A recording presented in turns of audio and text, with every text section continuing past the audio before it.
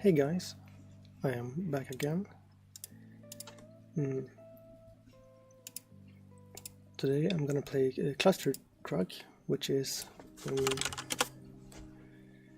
a pretty zoomer-friendly game because it's basically a mix of like Minecraft parkour and Subway Surfer.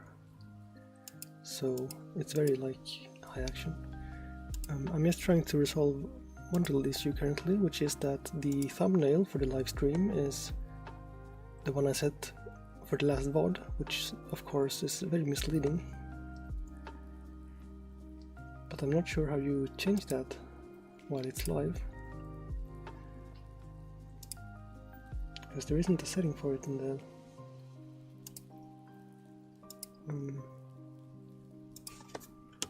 because this is like the dashboard thing. Oh, there's here. Never mind. Well, I would need to make one real quick then. Let's see, this is the old one. If I just hide everything here. Bloop. And then paste that one.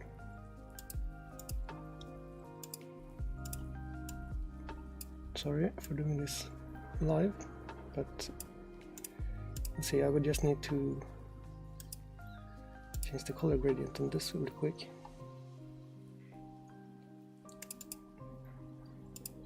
So that it looks like the light is from this.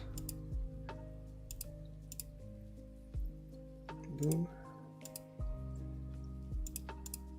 And this is a one-off, so I don't need a number or anything. I should save it as like a new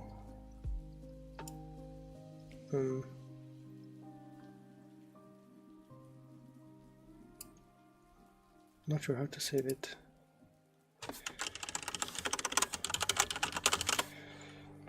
Okay, 1 second, and then just export it. JPEG, and here, and here, and there, and there, and ClusterTruck. Yes. Okay. Thank you for your patience. I will now modify it.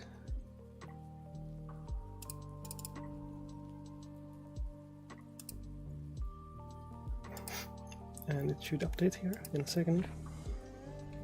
Yeah, oops, I spilled my Pepsi. 1 second.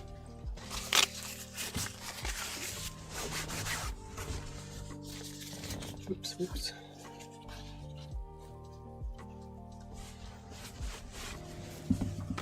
Professional, not a professional streamer.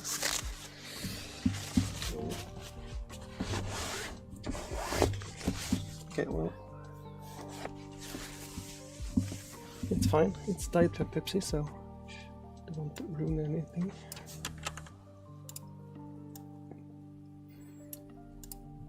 Okay, sorry about that. So now we can indeed get going.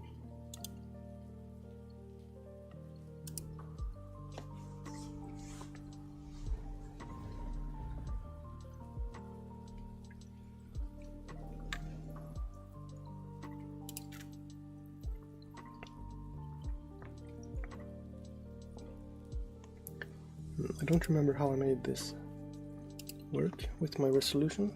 We'll just try.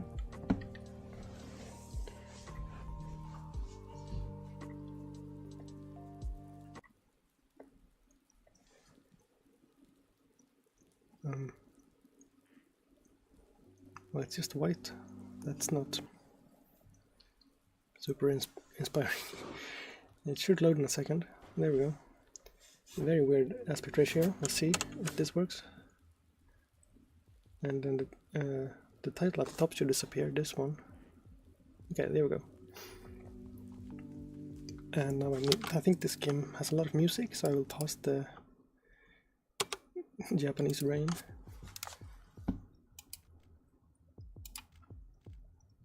See if there is music first.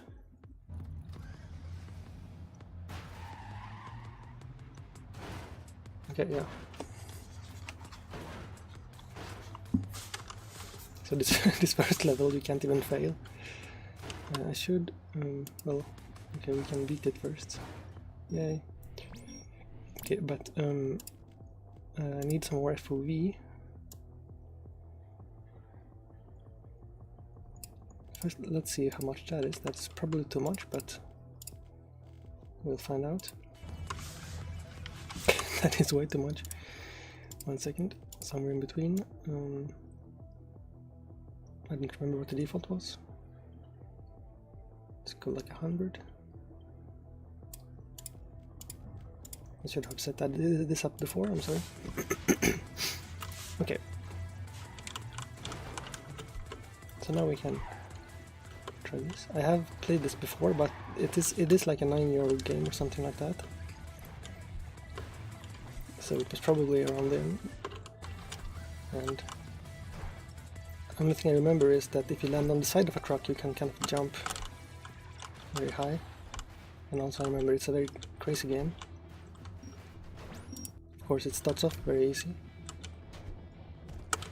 Oops. So I'm trying to sort of learn the mechanics. The controls are also very like floaty. So need a second to like that because the jump is sort of continuous while the game decides that you are allowed to jump. So if you are like against the side of a car and you hold space, then it sort of jumps not exactly multiple times, but sort of for a longer duration, if that makes sense. So it starts off very tame, but then gets progressively more problematic to navigate.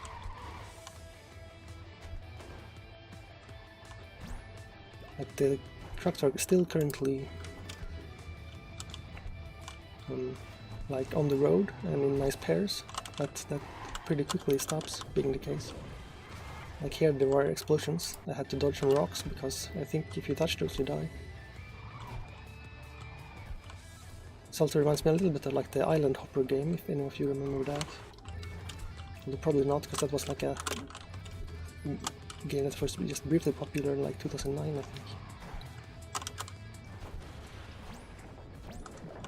Well, see, like now everything is getting more complicated. You have to sort of remember how the terrain works. Like there's an entire mountain that explodes right there.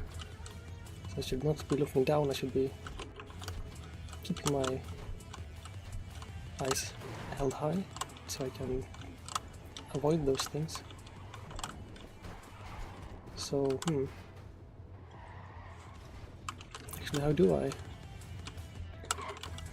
So I'm just gonna check what the music levels are like.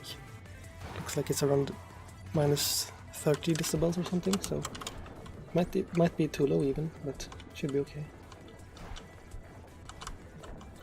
Because apparently I can touch these, but it's very unpredictable. So I just kind of CS surfed on those. That's not the intended solution, I'm sure.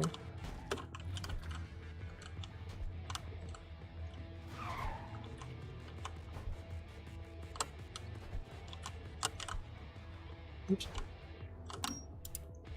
Okay, so this first area with the desert is a little bit boring, but if you hang in there it should be more interesting.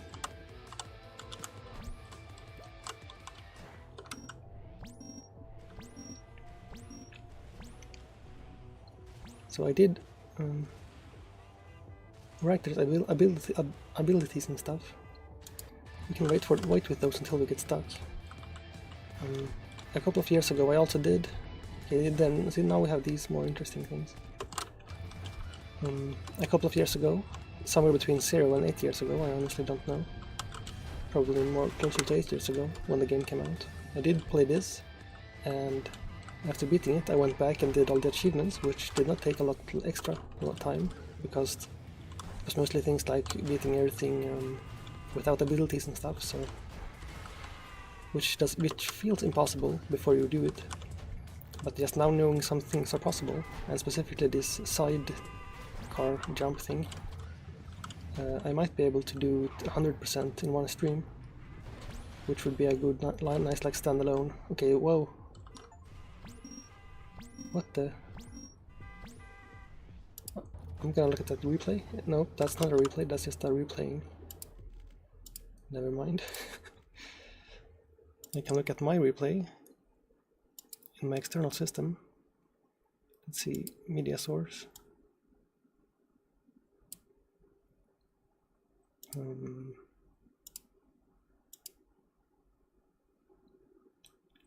Because here, I hit this in some way, this pillar.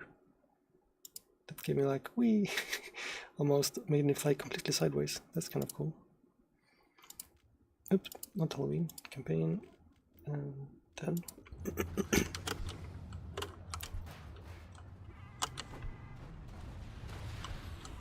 No, this is the same map. I had to push this button, I suppose. Yeah. So now we are in a different level. I did try to find some way to mod the cars to put a different texture on the side, because I feel like that has good like meme potential, because they're all white trucks, so if they all instead said something funny, that would be more interesting. But apart from custom maps, I could not find any such mods.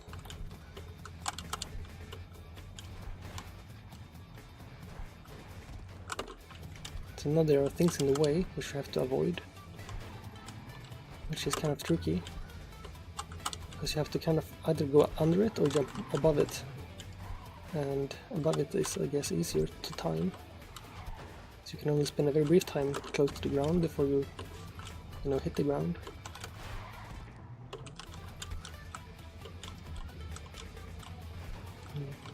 But I remember liking this game last time I played it, even though it was a long time ago. So I feel like it should be interesting still.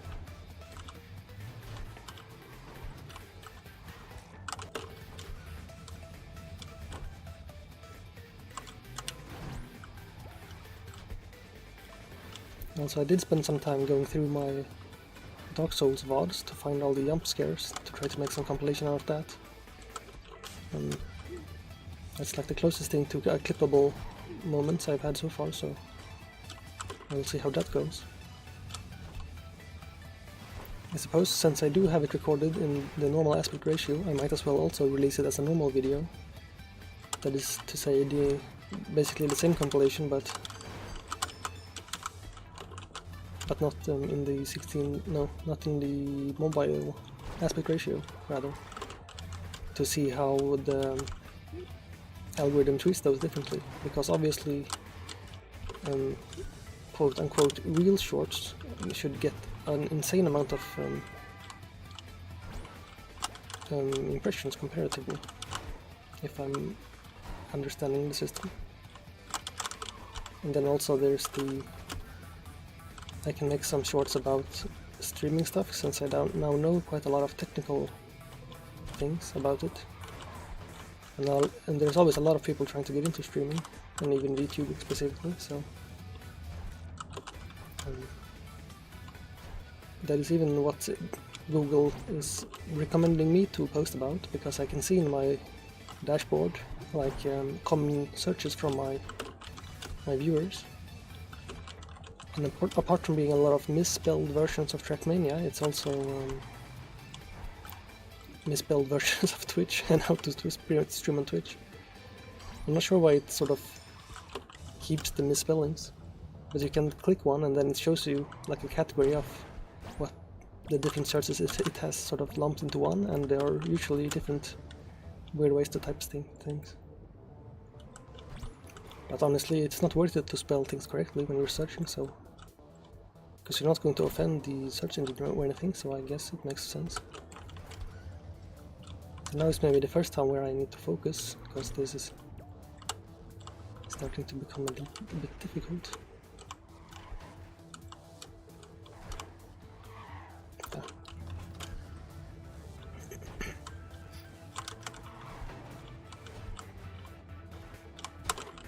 I'm also playing this with the trackball, because I'm yet to get my new setup mouse thing.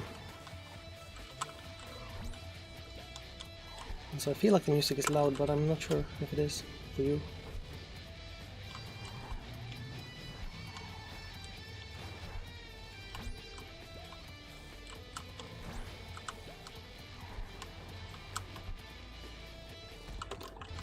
I kind of forgot I can just stay on the cars. Or the trucks. And I don't always have to jump.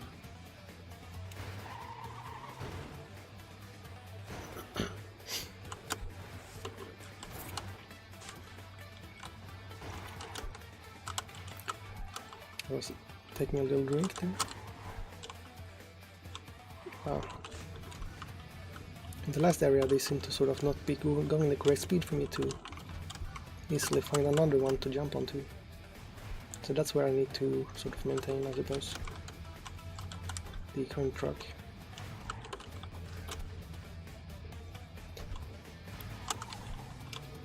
Woo. But it is very like fast-paced and exciting at least.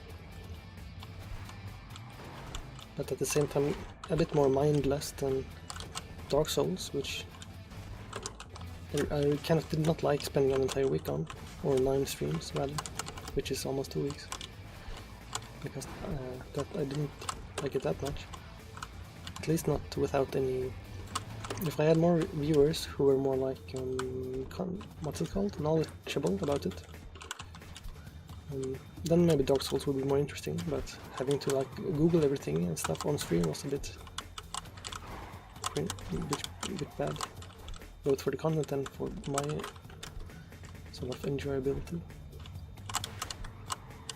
because I kept worrying I was doing everything incorrectly. But I did beat it in the end, so that's nice at least. And now I have one playlist on my YouTubes,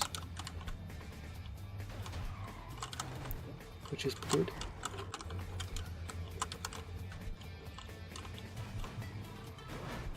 Also now I know how to set the thumbnail on the screen, so now I will probably make one for next time beforehand, so I don't have to do it live.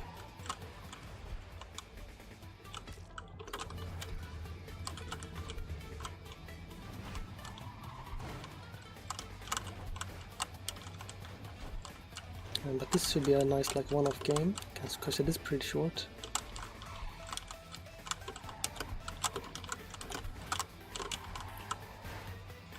Okay, instead of trying to go fast, I'm just trying to complete the level now, which seems to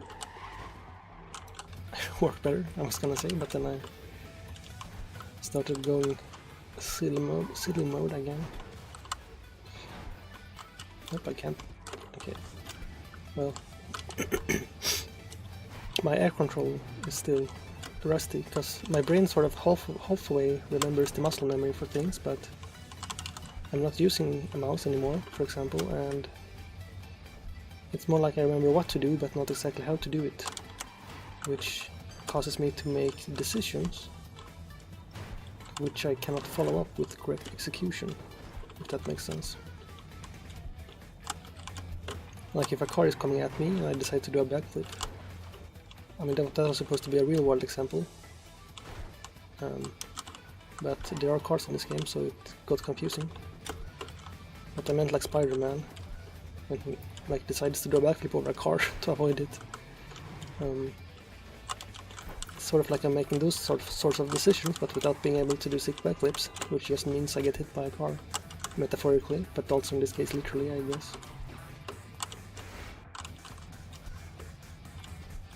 I'm not great with analogies, apparently.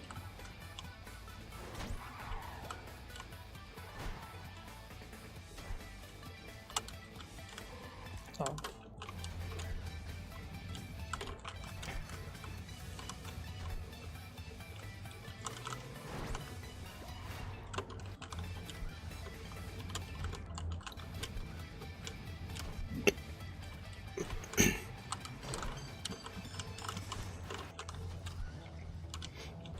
So I wonder, because this category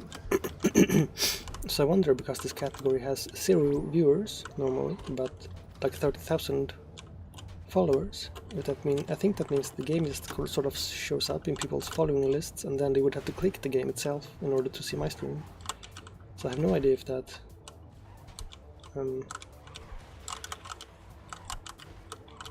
sort of will get me any impressions or not. There we go. I took way too long on that level.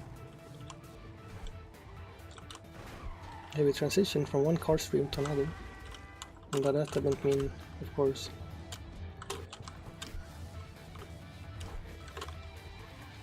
that type of stream, but rather a different road, I suppose, in this case.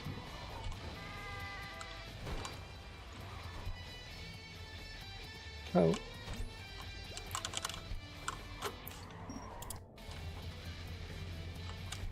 Okay, so far so good. Making some progress now. See, here's things that suddenly got interesting. There's like flying cars and it does get a lot crazier towards the end. Well, here we already have an obstacle course. But for example, the last boss is a big like truck mech or something like that, which you have to climb a mountain first to get to. We already tried, which is insane. I remember that being pretty what's it called? Satisfying when you got the hang of it. So I do like this game still.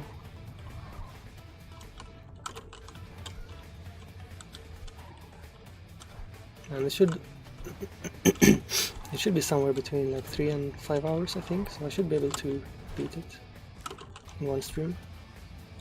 Especially since I do have played it before, even though it was a long time ago, so...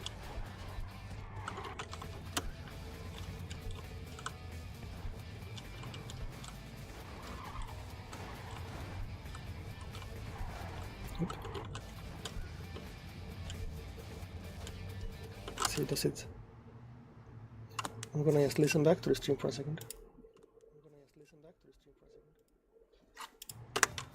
The delay was not sufficient for me to do that in that manner, because it's only like a second, so I will need to do it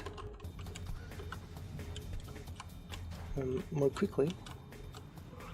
I just go and escape and then unmute that very quickly.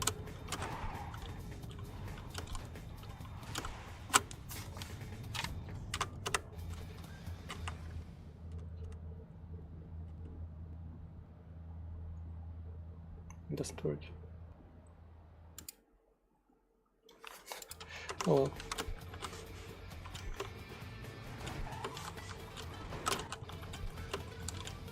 I'm pretty sure it's pretty okay. It's just very like high energy music, so it like feels loud, but I'm pretty sure it's not actually loud. So my spacebar is still mostly broken, so it's not very consistent.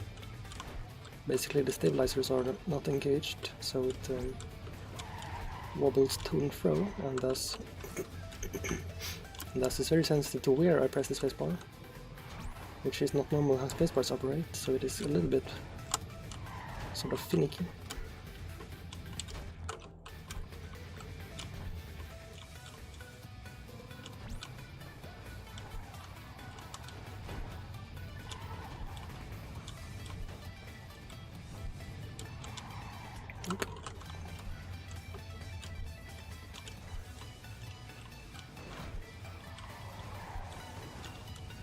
If you bought one of these cars, I mean like a full-size truck, to build like a van life style setup in, that would be kind of insane, because these are larger than normal apartments, most of them I think, or at least than small apartments.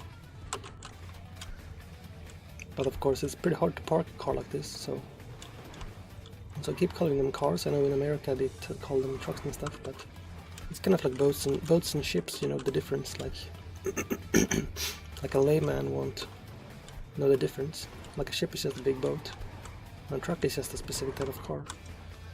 We can call them like cargo cars in Swedish.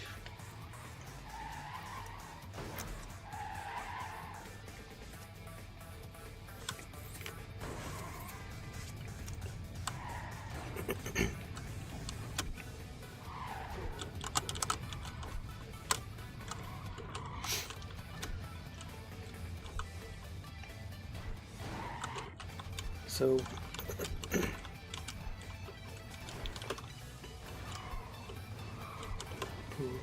I would not want one of these to live in, but a normal van, like the panel van or whatever those are called, like a sprinter van, or similar. Those I would be very happy living in. As I'm currently only using a few square meters of my apartment, half of it is pretty much empty now. So the only tricky part would be some sort of bathroom solution. But if you have electricity, which you can with the electric vans, I feel like it would be pretty easy to set up electricity. Although I'm not sure if the electric vans are affordable yet, but eventually they should be. And then with some solar panels and stuff, yeah, I feel like you could pretty easily live off-grid. And if you decide you don't like it, you can always just buy like the cheapest possible house and then just like sort of park it outside and still kind of semi-live in it. Or just buy like an empty lot, I guess, what do you call them? Like land. Oof.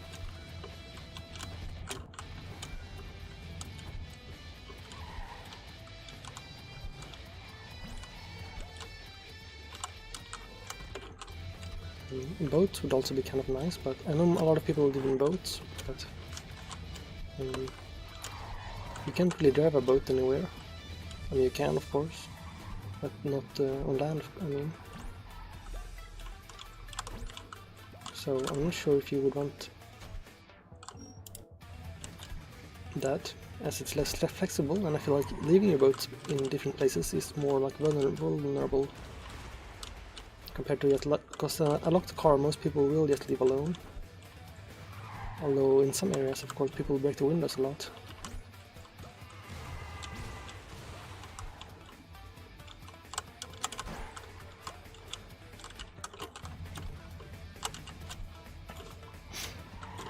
But just put your like computer or whatever expensive things you have in a way that makes them really hard to find. Because nobody's gonna break into a car and then spend like 30 minutes looking through it. Or at least I don't think so. It would mostly be smash and grab sort of things, where they would take whatever's visible. So if you have a gaming PC or something like tucked into a corner, like behind a panel, then it should be fine.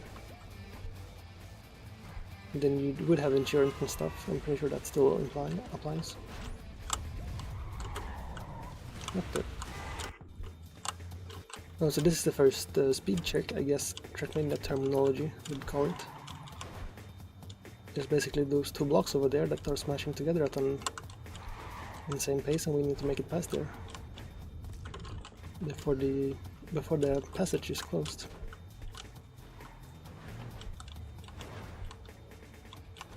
So for that, I guess we need to not touch any thing that's not angled correctly. That was pretty good.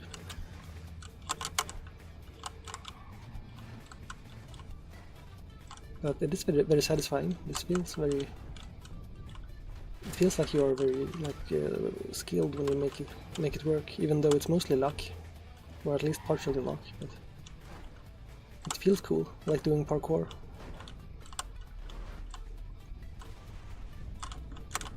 Oops. So I definitely recommend trying it. It is a pretty cheap game, I think. So, because it might be. It's kind of hard for me to tell if it's enjoyable to watch or just enjoyable to play, but I definitely feel like it's underrated either way. Because it's like very cool and fast-paced, and somehow the simplicity of the graphics is kind of nice.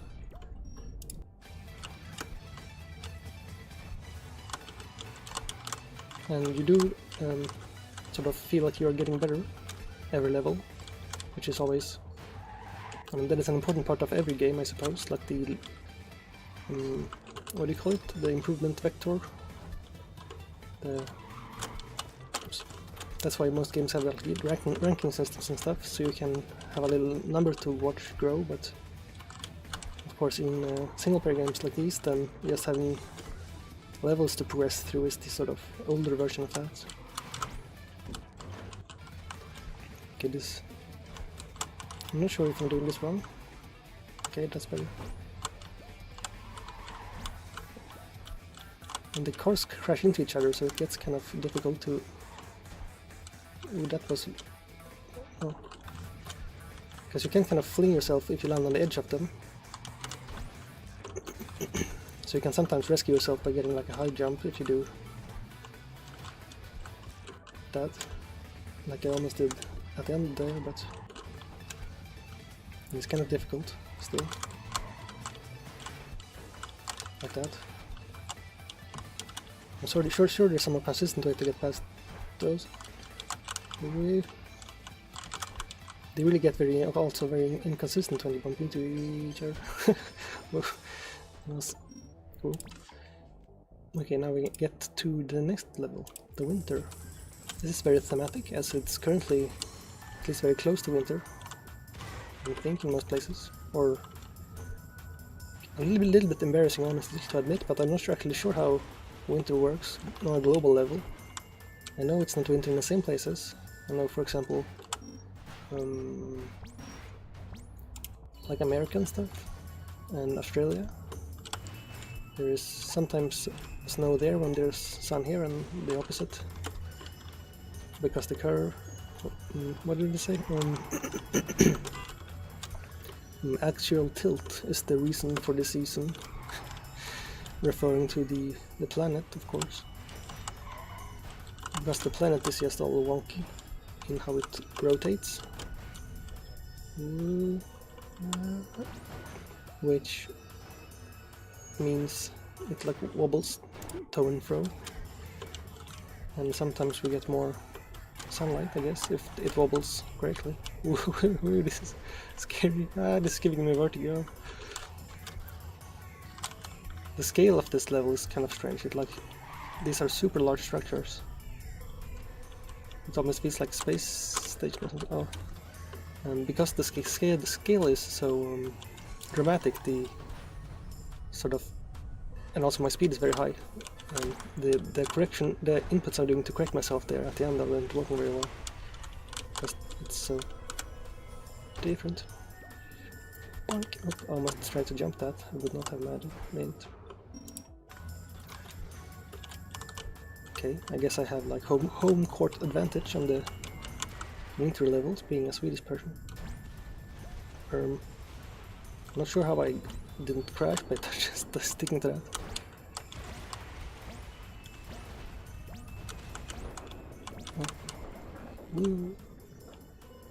Ah. That's pretty difficult. Still have to get used to the sort of I don't know what to call it, you know, like whenever you're learning anything you have to internalize the model to make sure your expectations align with the outcomes, otherwise your inputs will not produce the desired result. That is true for any game, of course. Okay, I got stuck on a lot of explosions.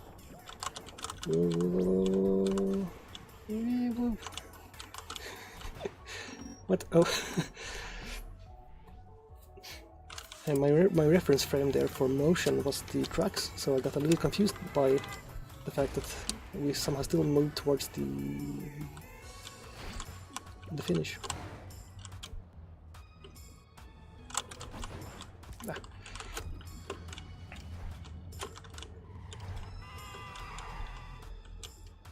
So usually I kind of dislike games if they seem easy to make, just because, well, partially honestly it's just jealousy or envy, because I feel like I put more work into projects that have failed than people put into projects that succeed, but that's of course not fair. One of the prime examples would be Minecraft, although current Minecraft is a bit complicated, but the first version of Minecraft that went viral was very simple, which made me upset, because at the time I was like doing more complicated things. I hadn't even learned most of the things I now know. So the hardest part of making a game is just knowing, sort of, I guess, finding an idea that has a high enjoyment to effort ratio. Because some games do require years of effort, like maybe Skyrim or something like that, you know. But a lot of games like this are still like fun for a couple of hours, even if got ran over. Some games like this are still fun for a couple of hours, even if they maybe didn't take too long to make. And of course I can't tell exactly how long this will take to make. It depends a lot on how they made it. Because for example, if they used an existing graphics engine and an existing physics engine, then it would mostly be sort of just tweaking the physics or behavior of things to make it predictable enough that it works. But this looks like Unity, I think, from the shading and stuff. I can tell from some of the pixels. No, that's not. I don't know. I was trying to reference the meme like from a long time ago when someone says like, I can tell it's photoshopped because some of the pixels, and having seen quite a few photoshops in my life, but I didn't quite adapt half of the sentence, so I just said half the sentence and it didn't work. Nope. Whoa, whoa, whoa, whoa. So I need to focus again, I suppose.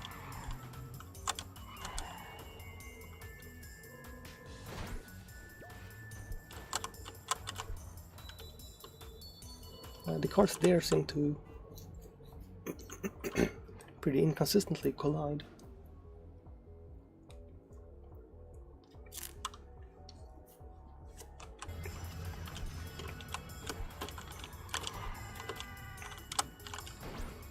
Oh, I just realized when I first started it yesterday to check if it would allow me to resize it correctly, because not all games do work with my sort of because I am capturing my games, rather I'm running my games on the same screen as OBS and all that, my chat and OBS, I mean,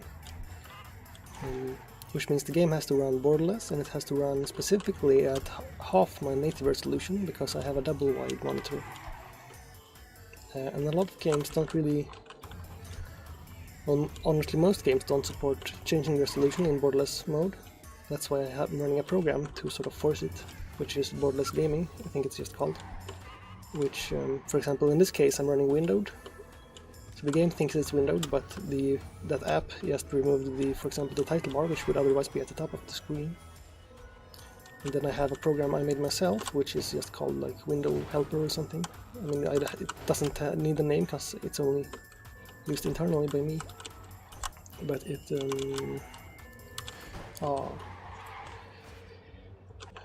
lets me resize windows with some hotkeys.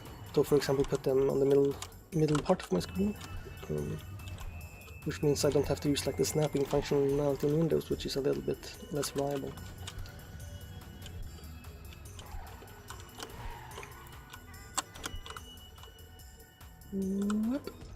Oh. This kind of makes me want to play other like high-speed FPS games, but I still feel like I would want a better mousing solution than the trackball for that. I need to stay on those cars a longer time, or because those down below are not a continuous flow of cars, but a specific number of cars which you need to wait for. Because there's a first and last one there. Schmack.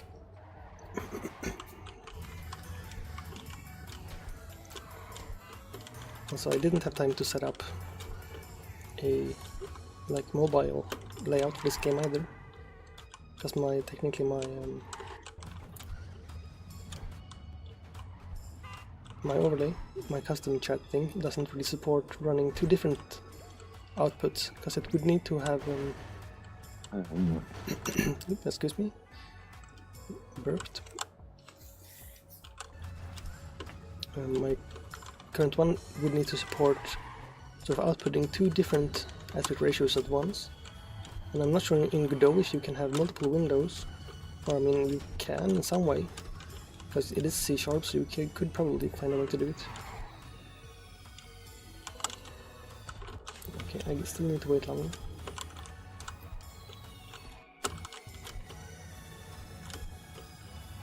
But I think the easiest way to make it would be to simply grow the main window to such a degree that I can fit.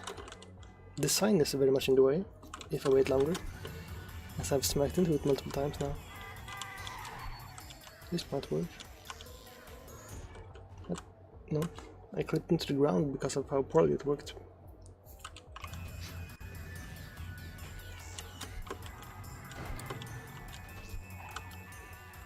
Uh-oh. So I can't keep track of which truck is the ones I'm failing on.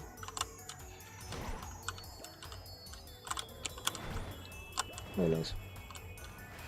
Woo! Well, the goal is this.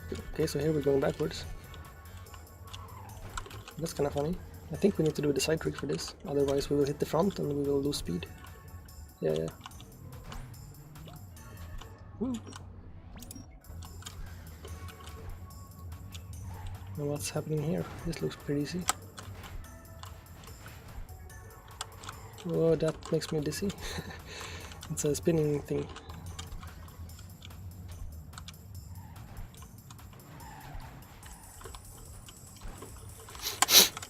Sorry. Nope. Oh, we can't go too fast because we have to wait for the cars. Just like real logistics, there's a cascading problems if a truck is delayed.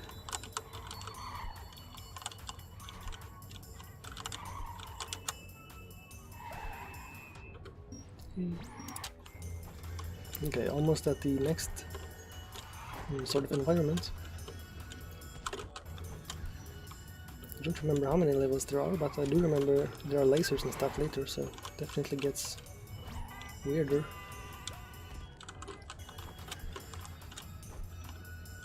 And so I kept trying to generate AI PNG models to use, but it's really very hard to make them generate sort of matching things that you could that you could make animations with, and then you run out of like the API limiting stuff. So I might have to download a local model so I can run it more times, or even like reprogram it, or retrain some parts of it possibly even.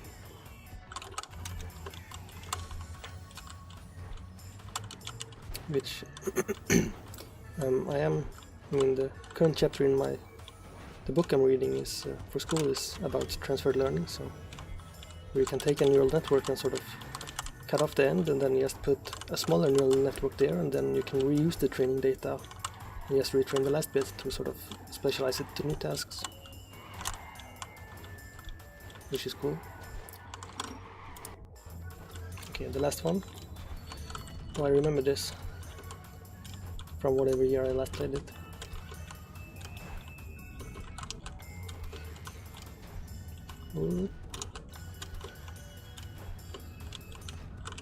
But I felt like more people needed to see this game, so although not many people are seeing it currently, I suppose. Maybe on the YouTube someone will watch it afterwards.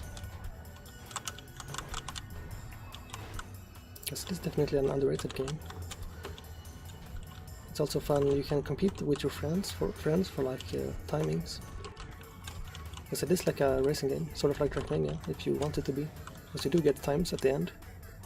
And then with the abilities and stuff, there are different ways to do every level.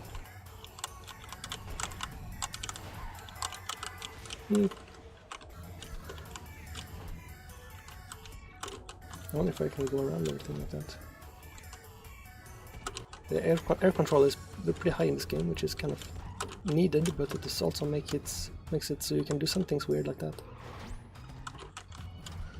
And for that one, I think maybe you do need.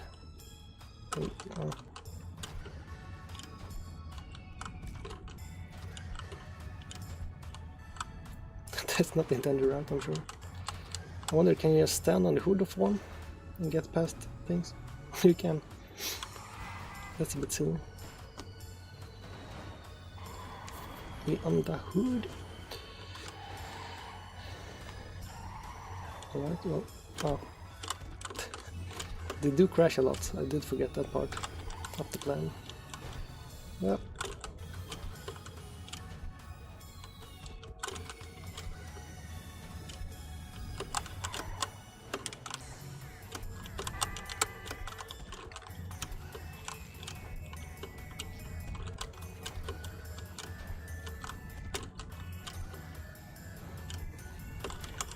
Because a lot of games are meant these days to have like infinite replayability and stuff, that you play them like roguelikes and stuff, you know. So this is kind of nice that it has like a fixed short little campaign and then you're done. That's because then also the concept doesn't like overstay its welcome, because it is of course not too much of a complicated concept. It's just like haha funny cars, which I guess Trackmania is also, and that works long term, but yeah. So it's kind of hard to avoid all these things.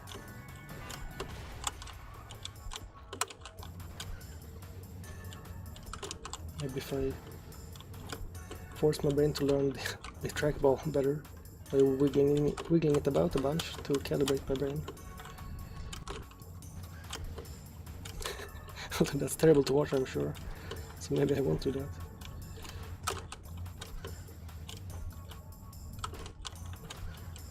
I meant just like sort of initially. I do like jumping on the sides of the car, but maybe I shouldn't do that. I should find that better. Okay, so the first one I don't need to do it for, but then for this one maybe. I also seem to maybe jump higher if you sort of time it right. Oh. Whoa, that's a very hard jump.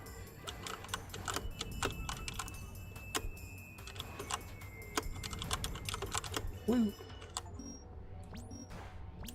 Alright, and now we can get into the laser world, which sounds cool. Whoa. We're in the party town. Ah.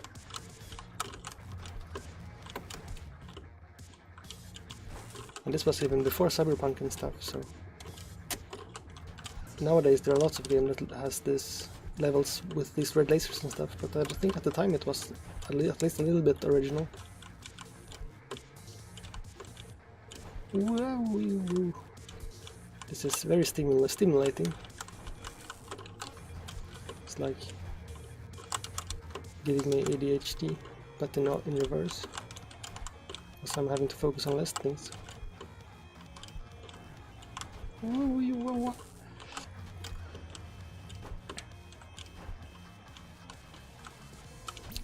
I sort of really like in this game just not planning things out and then just going really fast and then fixing it with quick reactions like that. That's more enjoyable than trying to sort of plan it out. Right, this is a speed check. There's like those countdowns rather. Time downs, just not what they're called. That's a brain moment.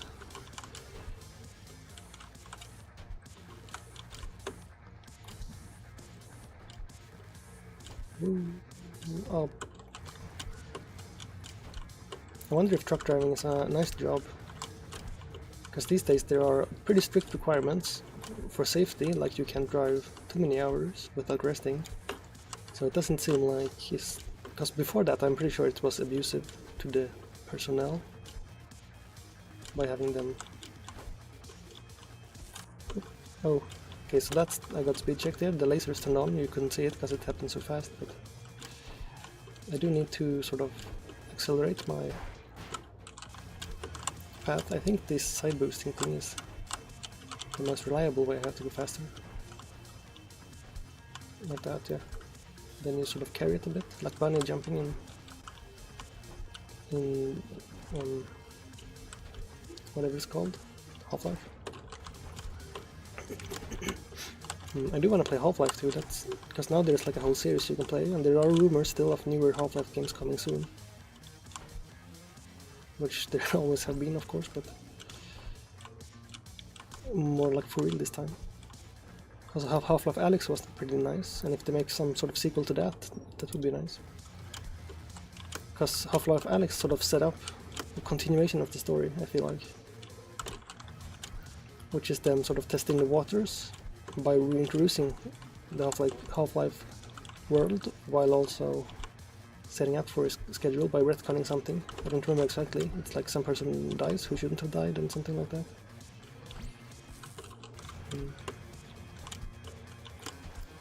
And I think also recruiting Alex Vance to the shadow government, or whatever it's called, the G-Man in his enterprise, whatever that is, very unclear if he's even human. I mean, he's not, some sort of multi-dimensional thing.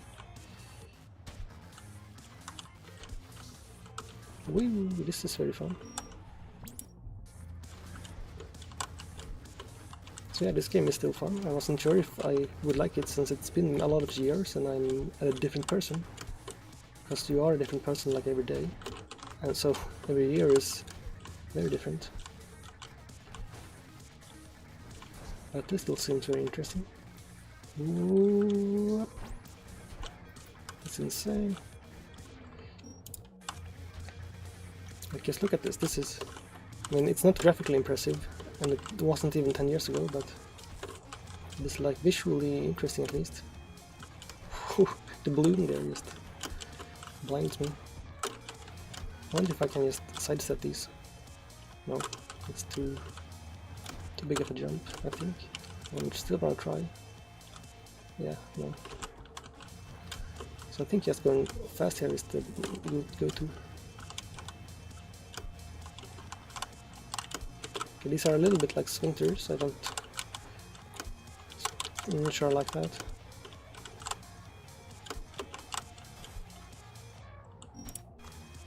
What the? Pushed me off.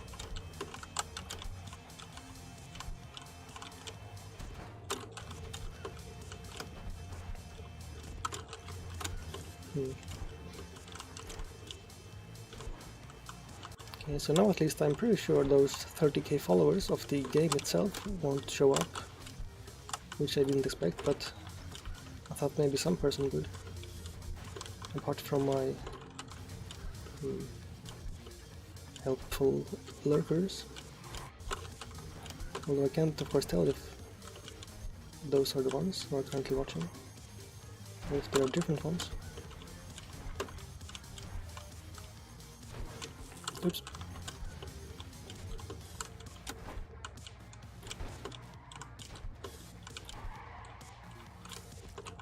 But games like these that you can't finish in one stream seems a lot more sort of like a smart investment rather than longer games like Dark Souls, because you don't want to commit to like 10 streams or like 50 hours or something if you don't know if it will perform well. At least not while growing. When you're big enough, you can just pull viewers into any category.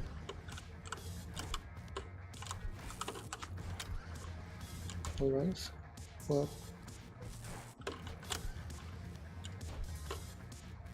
that is topical, little bot, but I don't want to pay for viewers. That's not really what I meant.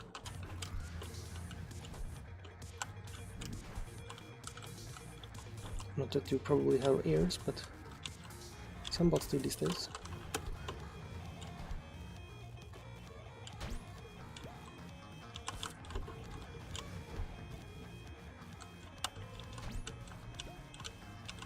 Also, I tried the GPT voice mode, I mean the chat GPT, and that kind of works.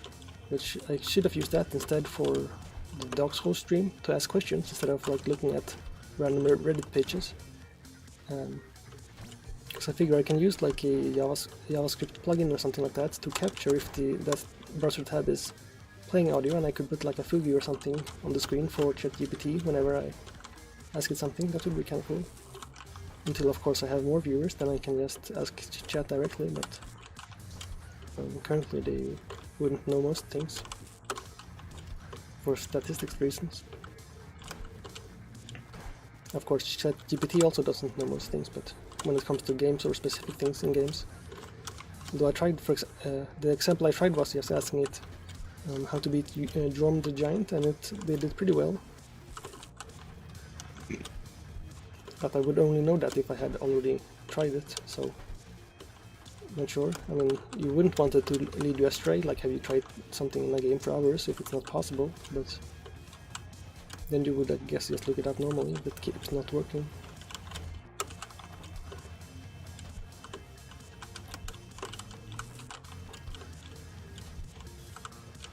Also, I should still add a URL filter to my bot so it automatically deletes those messages with URLs unless permitted. Woo! Lasers.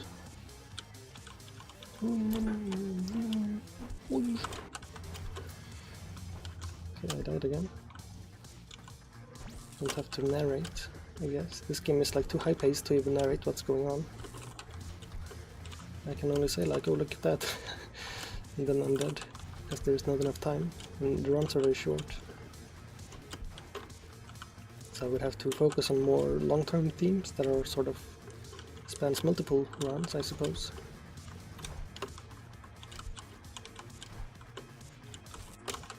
There is like a shader effect thingy around these lasers that it looks like a dirty lens, kind of. But actually real lasers do kind of look like that, which is weird. I wonder if that's like a diffraction rating of the dust in the air, or like your eyeballs or something.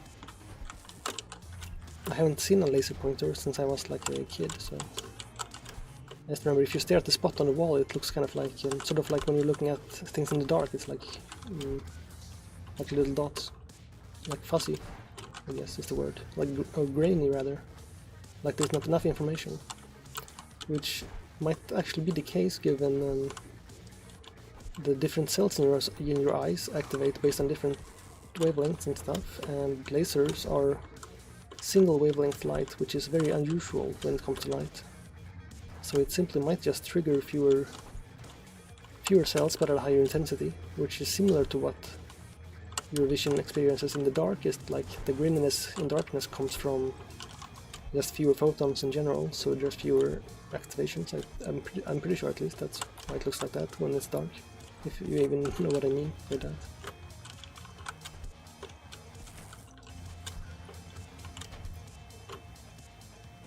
I also haven't been in the dark for a while, like outside.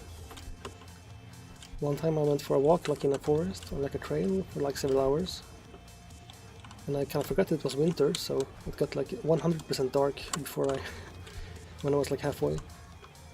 So I could only navigate by like seeing the moon suddenly sometimes being on the ground, which of course then meant there was a puddle there, which reflected it, so that was kind of funny. But luckily I am biologically male, so I can be outside in the dark and not worry about my life. That's one perk, I suppose. Privilege checked. Or something like that. Although I did kind of keep looking behind myself a few times, because I did get a little bit scared. I also walked past some person who I also couldn't see until he was like 1 meter away, which was kind of freaky. So I just kind of said hi when I heard his footsteps. Oh. Well, I even died onto a car. Okay, I have to be even more... I have to think like a brain-rotted zoomer so I can react fast enough.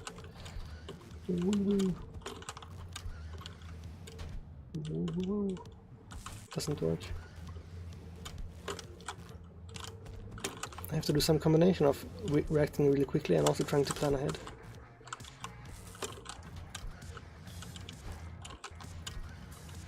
And I'm also dying a lot because I tried to do like the side jump, but mostly for fun, which I should not be doing when it doesn't benefit me. Woo! Oh. It's also kind of inconsistent when it works and yeets you into the air, so the sort of height component of the lasers is difficult to dodge for that reason, whereas going side to side is pretty easy.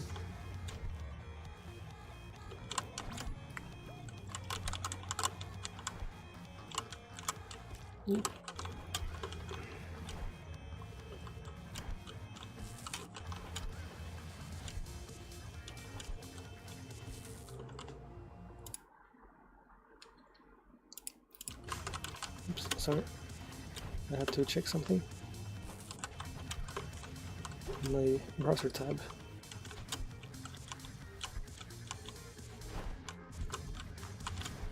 Whoops. It's a little bit... I mean, it doesn't get very frustrating because it's still pretty... like the retries are so short. Okay, that's just... okay, I have to concentrate, I guess.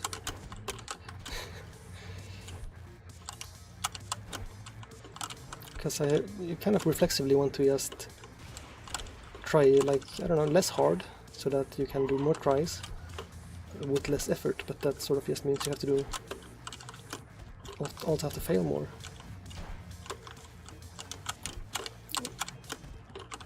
While putting more energy into a few runs is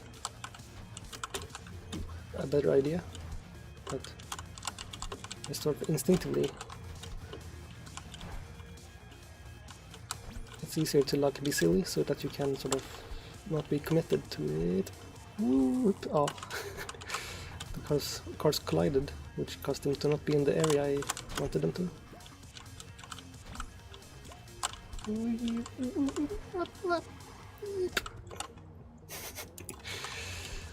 Okay. And this isn't even like the hard part of the game yet, I'm pretty sure.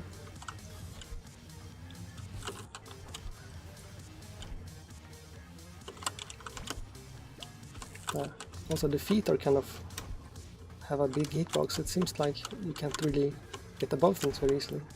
It feels like you should clear them and then you don't. That was just unlucky.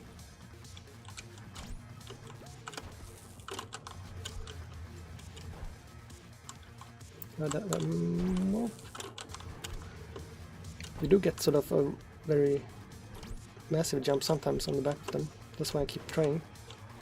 But that's a lot of speed. Oh.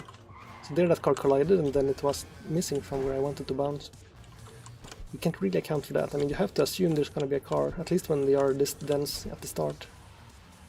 So like here, I did a little 360 to catch up to it. Or the opposite, catch down to it? No, that did catch up to me, I guess.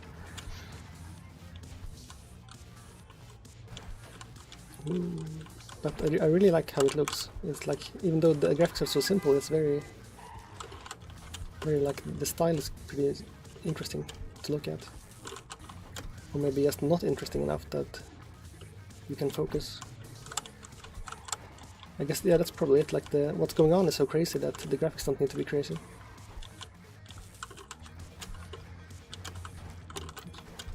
I'm trying to do the side bounce. I think if I want to see what happens if I start to run with that. But then I have to sort of slow down when they're going very quickly, so it's kind of hard to... yeah, there. And that might work, because that's... no, it's kind of hard to time it.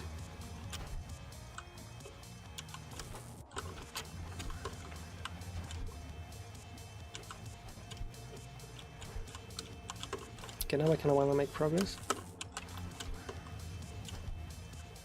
Because now I'm tired of this level, even though if it still kind of looks cool compared to the other levels.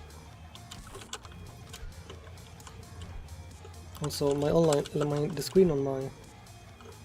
no, the chat on my screen is the Twitch one, and I haven't yet implemented functionality for it to detect deleted messages. So even if I were to ban that user, the spam bot, it wouldn't remove it. So that's something I also need to remember to implement. Because it is a custom implementation I made in Godot, which isn't completely done yet. It's just I wanted to try it first, because I do like the style of it still. Okay, I am... let's see, does that stop every sound? Okay, I'm gonna just go pee real quick. I will put you guys on the BRB screen. Daily dose of internet. This tortoise was so thirsty that it dunked its entire head underwater for a drink.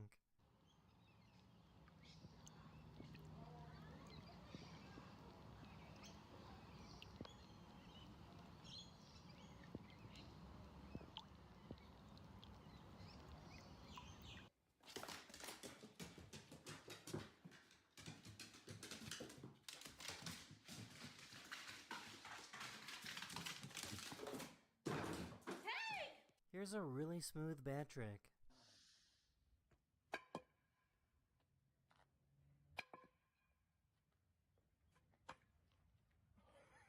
This person bought a cup of coffee and used a drone to go pick it up.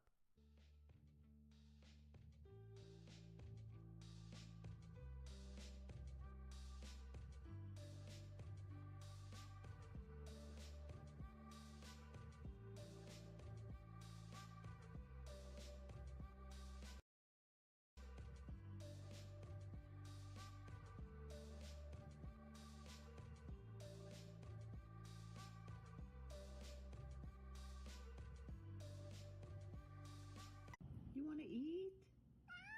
No, it's not time. You just ate. These apes have a really unique feature about them.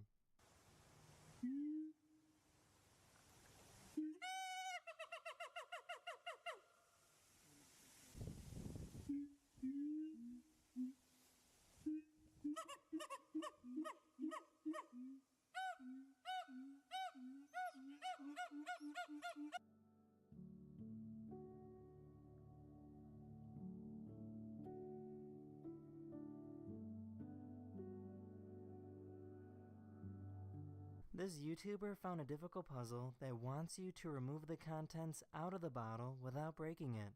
The first step is to use the rock to undo the screw.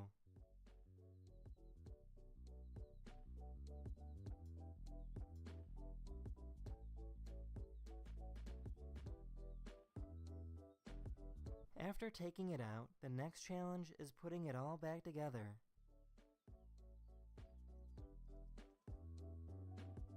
This cat has a strong sense of fashion.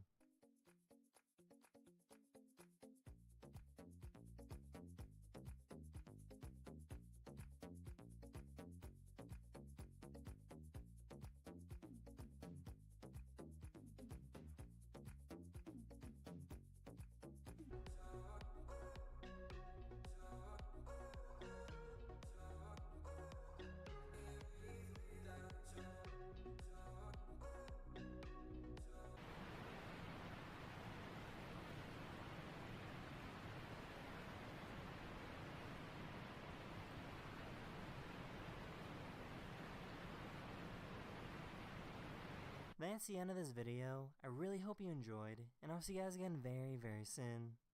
Later. Hello everyone, this is your daily Boop. Okay, I am back.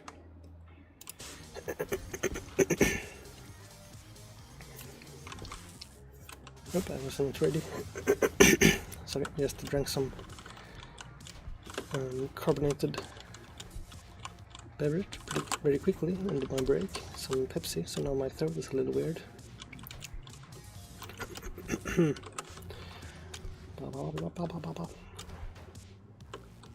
Testing, saying words, 1, 2, 3, blah blah blah blah. Okay, now my voice works.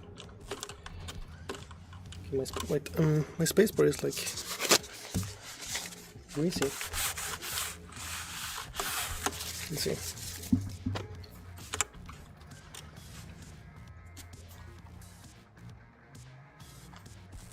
Also, there's not multiple musics, right?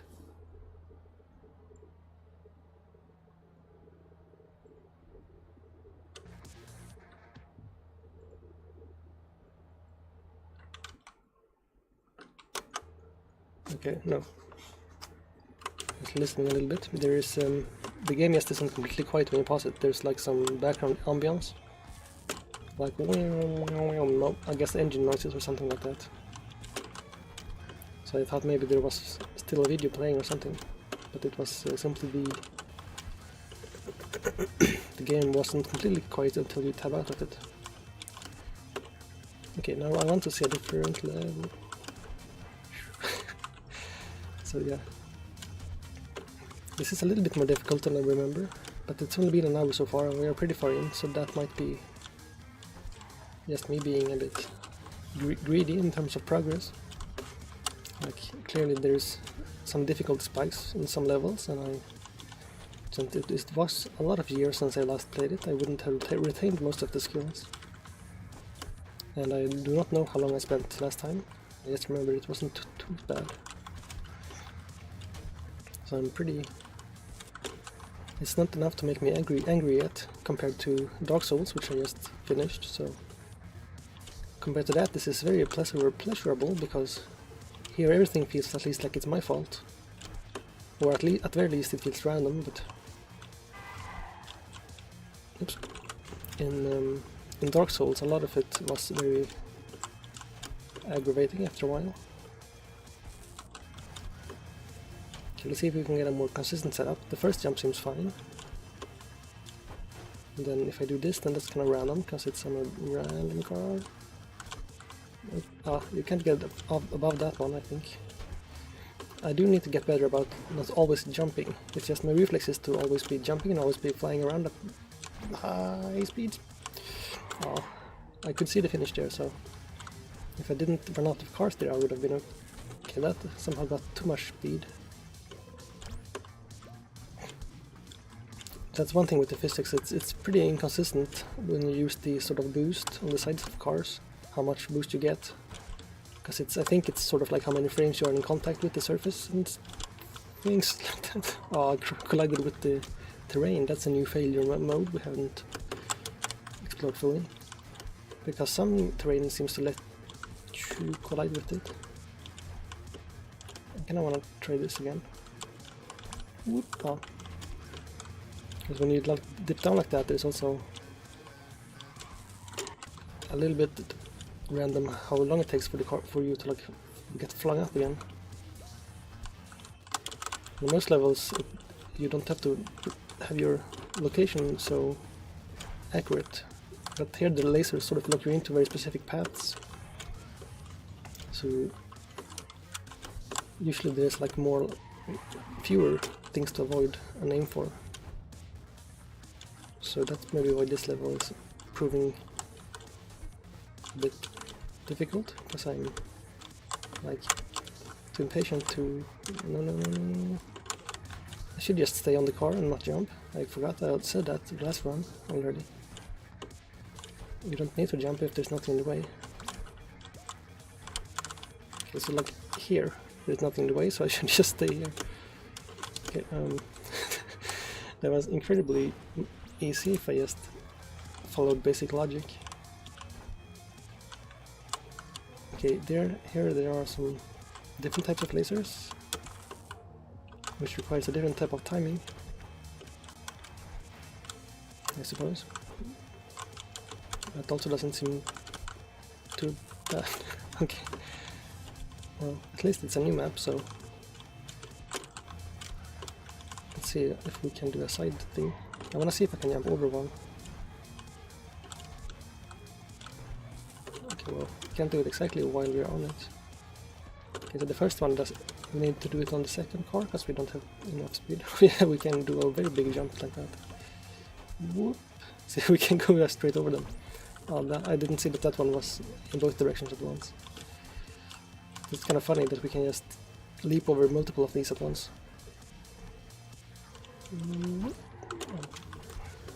So there also comes my... I do have a sort of silly desire in most games to do things the wrong way. If I feel like the wrong way will work, even if it's like less probable than the easy way. Well, yeah, I mean, even if the right way might be easier. If I sometimes get like a feeling that I can do it in a specific way, and it's the first way I think of, then I kind of want to do that usually, even if it's not the right way, which is probably frustrating to watch.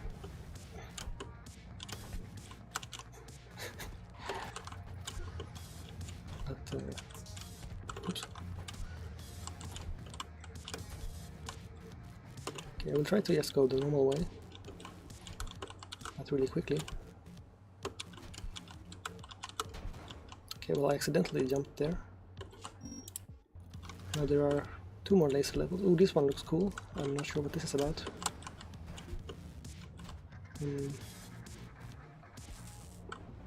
I'm just gonna observe. Okay, it looks like these walls here on the side are moving, blocking these lasers. I'm gonna solve this by simply jumping over the lasers, so that my timing does not matter. That seems like the most reasonable solution. Okay, it doesn't quite work, because you can't consistently jump that high.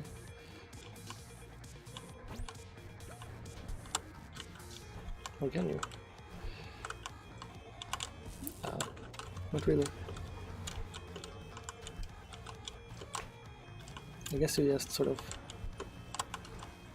do it normal way. Okay, so there I had oh, that wall was too low, I think, because it blocked a few of them, but not all of them. But most of these seem like you can just wait. Oh no, it's not that simple actually. But the timing is truly aligned, it seems. Well, I will just sort of YOLO it and hope it times out some. I mean, it works out. Okay, so I need to dip below for some of them, I think. I will try here to go this way. It seemed like it worked. So we just go straight until past the first two, and then we do a high jump, and then, okay, then we can maybe need to do double high jump. So these two, and then... no, okay. Doesn't seem like that plan works very well.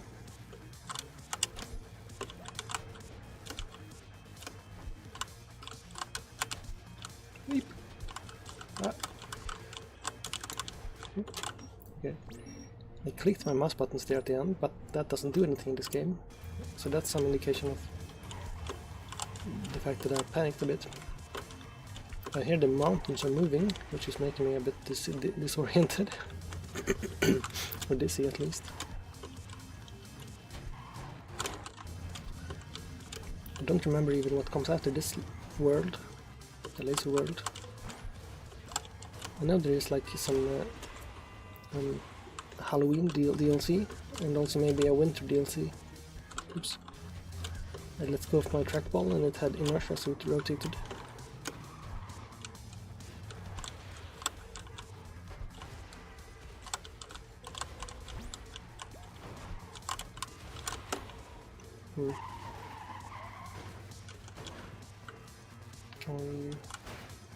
Or we could just ride it.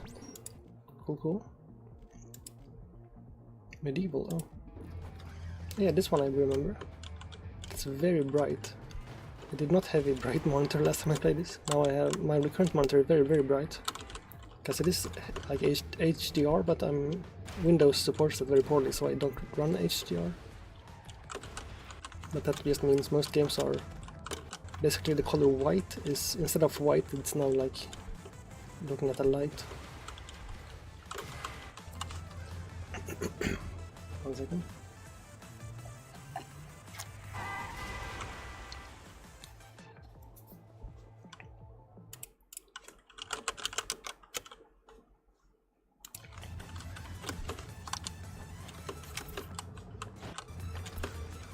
That's why I think flashbang emotes are very common in most Twitch chats and stuff.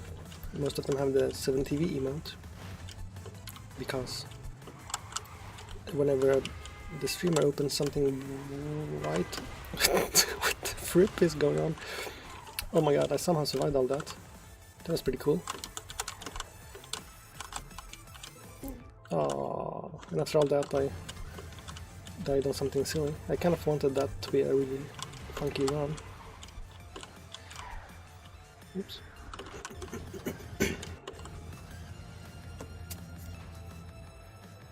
So the music is even crazier now. Also, they do honk, so my choice of title seemed appropriate.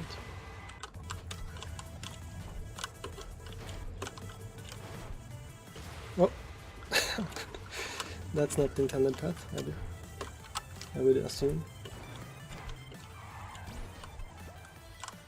So we can't really jump to the next one there because the gap here is too big. Uh-oh. Oh. So if the cars go at the specific timing and those pendulums go at the specific timing, there's not much we can do there. Except to like plan out which one to jump to. Okay, there I lost my momentum, so I couldn't jump away from the one I was on, it seemed like. Okay, I did like a side boost thing there to try to go to the next car, and that worked. Yippee! Yippee! I was trying to say, but my vocal cords didn't manage that high pitch noise. Oh look, this is like Minecraft distance.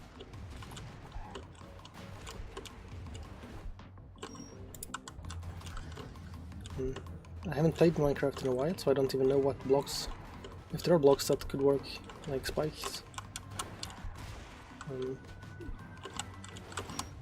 I think, because you can't move cactuses, because they like pop or whatever.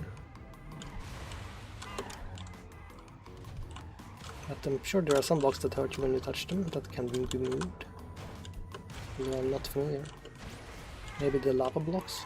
Like there is some that are like... Whoa. Oh. That was by far the most airtime I've had in this game so far. It's a launch of a flying truck, like that. They launched of it right as it was launching, that was pretty optimal in terms of launchage. But that does get more normal, I think, as the game progresses. We will see a lot of silly orbital maneuvers. Is it the same level, or did I do something wrong? I wanna see. No? Okay.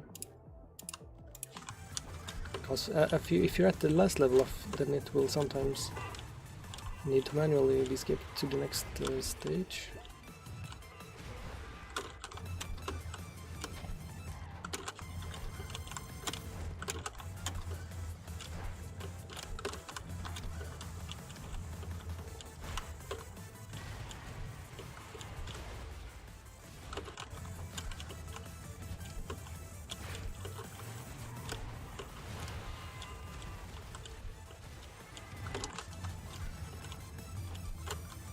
So, like, I would never make a game like this because it's too simple.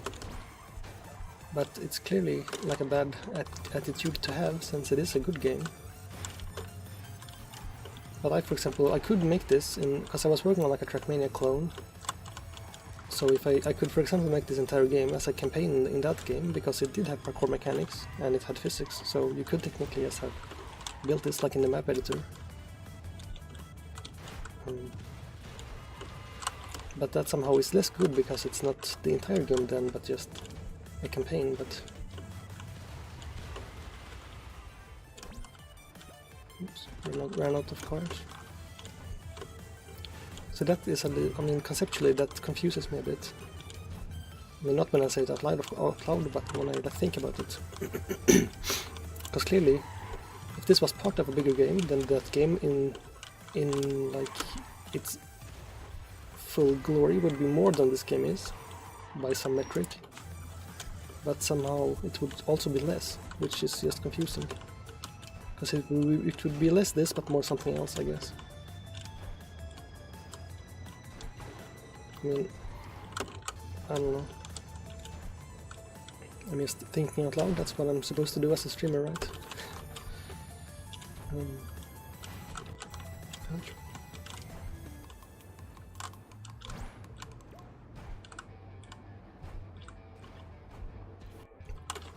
So these are just like lasers, but with less clearly defined hitboxes, I feel like. What the? I thought I could touch the flares. I mean the what do you call these? The triangle stripies?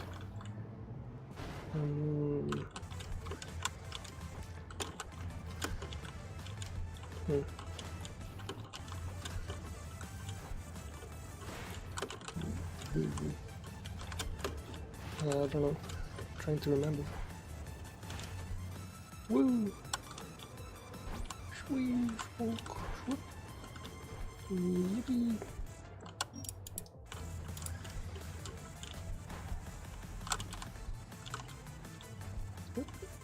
What the? Ah! That's crazy. No. My arm is itchy, so it feels like there's a spider there, but there wasn't.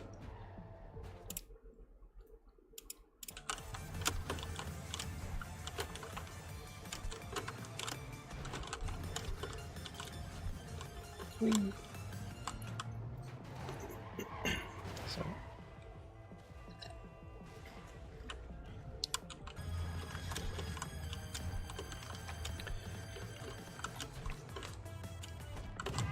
I should be less impatient.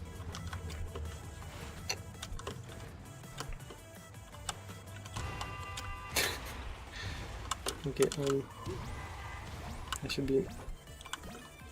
Okay, no, I missed all the cars. I'm not that patient. Okay, so, but I think if you miss the initial launch, then it's too late.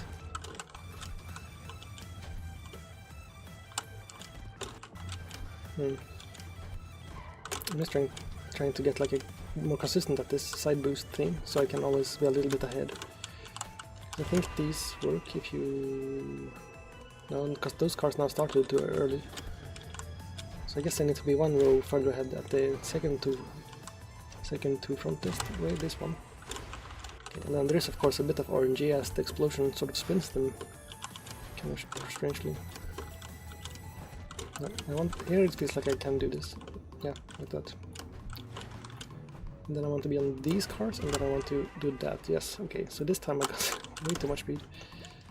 And somehow lost it all 1 second later. I don't really understand why that happened. But it is, I guess, there is a lot of little weird things about the physics here, so can't expect it to always be like fair. Even, like this time I went entire. Okay, I don't think I can jump to the next cars, they are just a bit too far apart here, that's what's going on.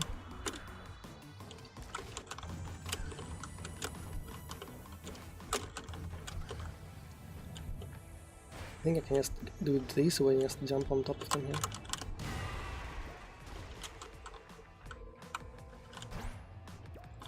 Okay, so that time we could... Okay, let's see how this goes.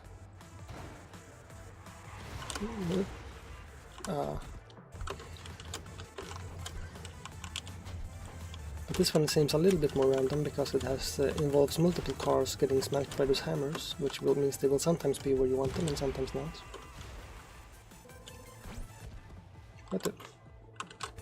But I died up in the air, so it seemed like I got away from the car before I hit the ground.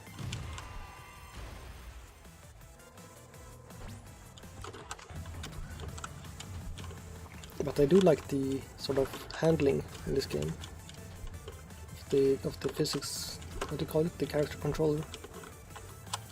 That's been nice. So I would maybe try to emulate that a little bit for my game, because I did in my Trackmania clone I did have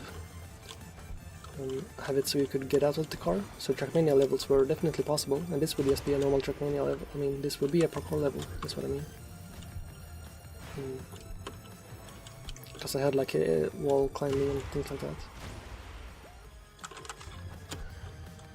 The only reason I stopped working on the project is because I wanted to move from C++ to from Unreal Engine 5 C++ to Godot, which is C#, and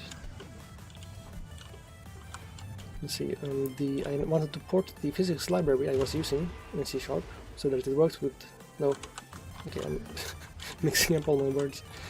I was trying to port the C++ physics library, which is the one called Jolt Physics, which most famously is used in Horizon Zero Dawn, but that's not a game with a lot of physics, except for like decorational, so I'm not sure if that's a good...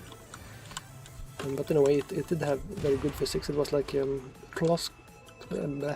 cross-platform deterministic, which means I could, for example, use the same inputs on like mobile or on PC and then validate those replays and do multiple cross. Why does it? I see words. I keep saying close instead of cross, which is very strange. But then I could do cross-platform multiplayer, for example, very easily with mobile, and having a game like Trackmania accessible natively on a mobile device, I feel like would be possibly enough to make it at least somewhat likely that it could like blow up in terms of user base, because there are so many mobile players that would play Trackmania if it wasn't mobile. So if you somehow manage to reach those users, more than other similar projects I've tried to, then maybe it could take off on mobile, and then it could of course take off on PC either at the same time or separately, or even before, but then that's less useful for growth.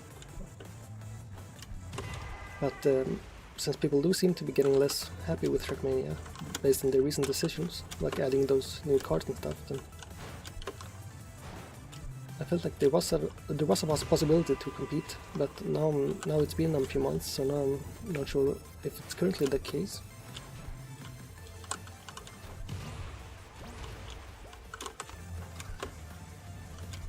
But I would also need to either find a new physics engine or try to finish porting that one, but that was kind of difficult.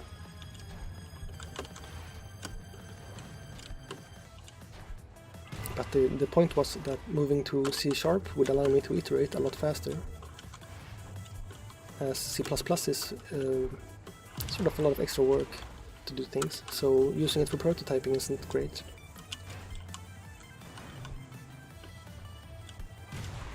As you sort of need to think more long-term maintainability and stuff with C++, unless you want it to become very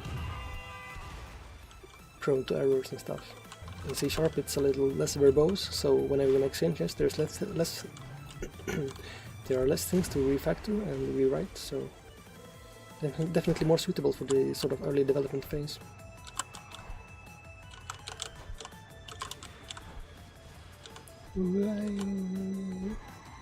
Oh.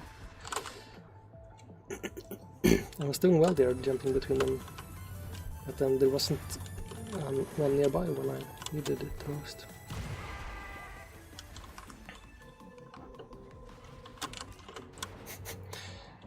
Ouch.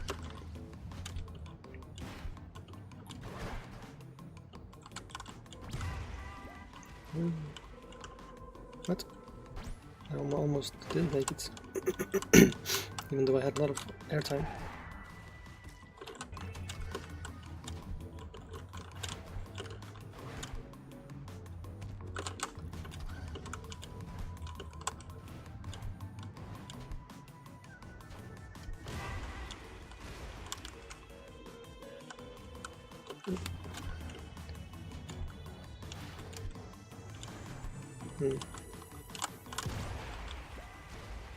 I don't think this is enough speed. Nope.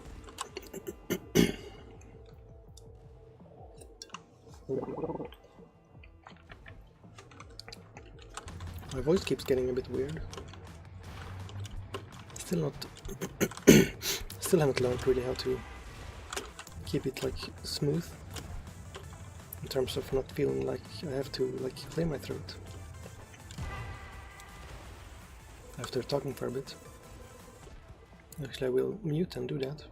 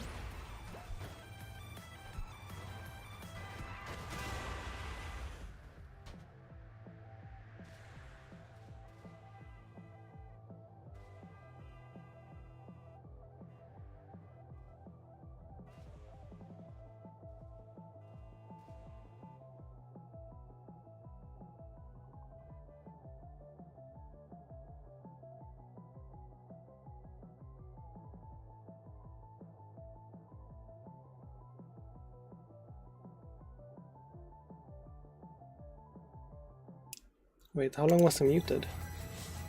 That is bad. Terrible streamer. Damn it. I was probably just muted for like an hour. So sorry about that.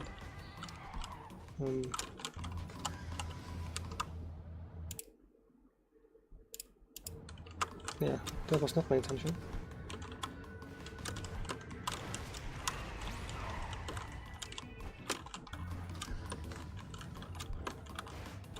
Oh, that's really actually super aggravating. So now I'm gonna be distracted by being sad about that for a second. Because I said a bunch of interesting things.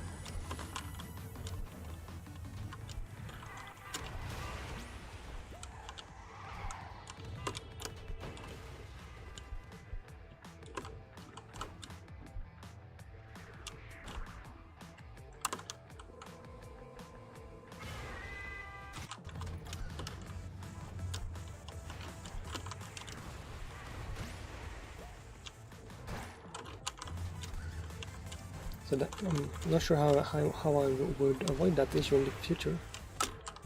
Other than having, you know, at least one active chatter.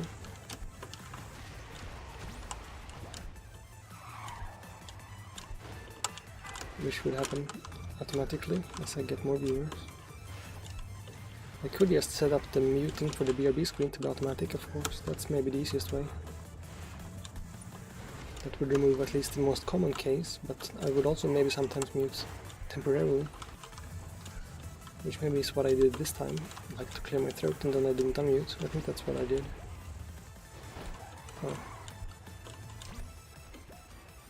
Well. I just have to sort of add a subroutine into my brain to keep looking at the little microphone meter to see if it's gray or not.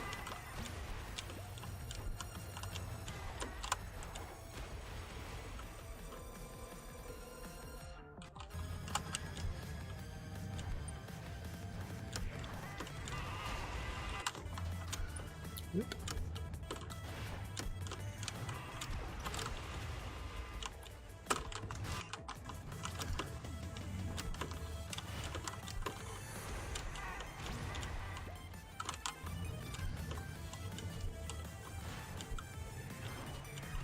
Honestly, that got me like so distracted because of how... Because now the quality of this recording would be a lot worse, given I was quiet for such a long time, unintentionally, since I wasn't quiet in the real world, of course, but simply the audio feed was accidentally muted.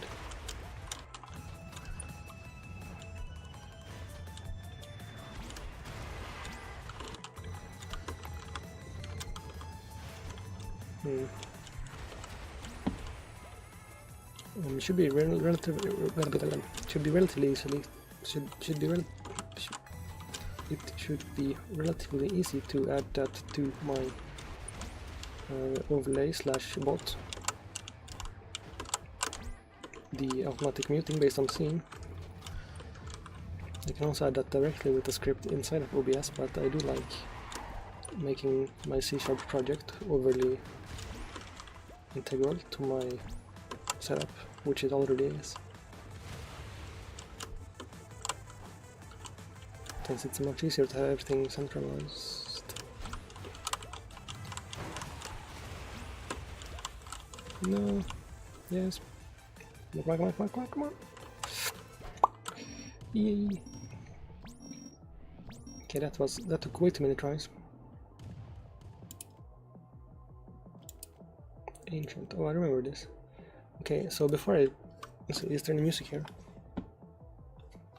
Okay, I will take a little break.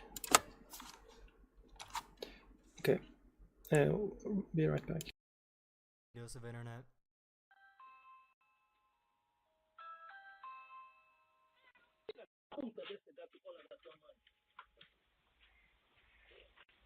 Oh my god. This is my new carpet. It's new! Come on, man! No! This driver likes to scare people with a scary mask while he waits at red lights.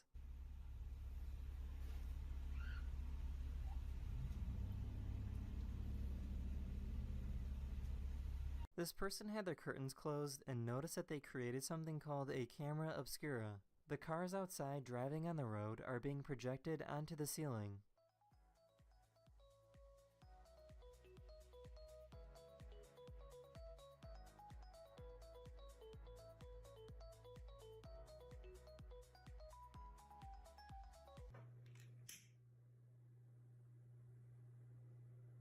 The streamer's cat really loves her.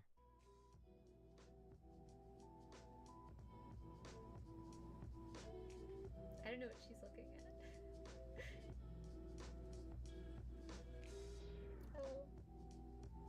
Here's an extreme close-up of what your blood looks like.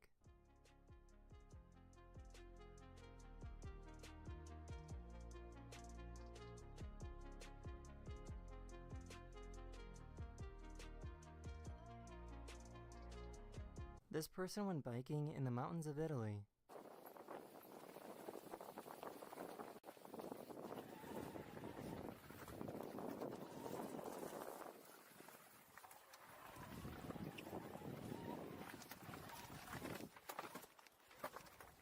A giant crack formed last week in Antarctica. The iceberg is larger than New York City and is moving away from the continent.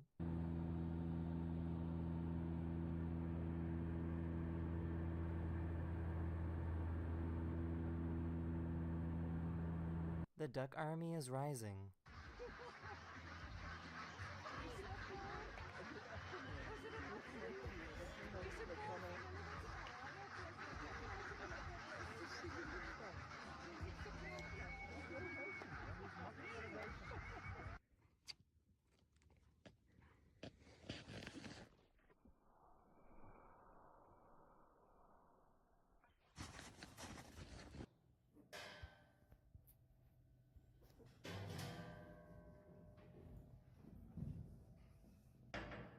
This is what it's like to work on top of a wind turbine. That's the end of this video. I hope you learned something new, and I'll see you guys again very, very soon. Later. Hello everyone, this is your daily dose of internet. I busted the wall.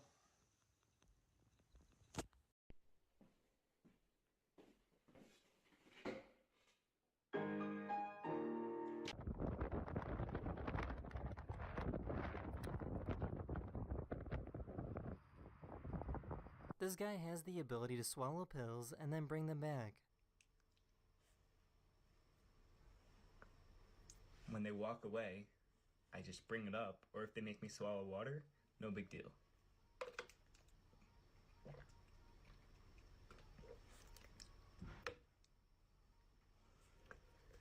And then I just... Hey, get out of the road! Come on! Hey, frickin'... What the? I found a video of an extremely talented archer.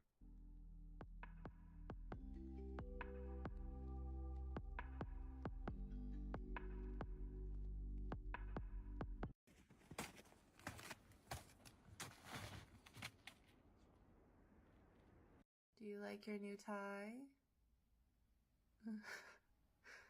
It makes you look very handsome.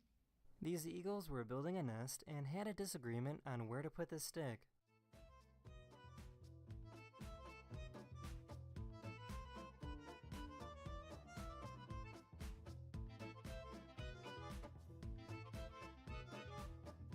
This video got over 100 million views on TikTok.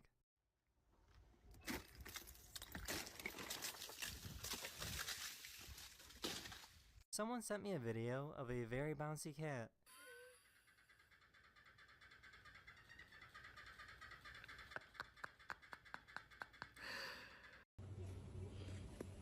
Oh my... Lucas, what the hell? One came from up there! Why would they do that? I don't...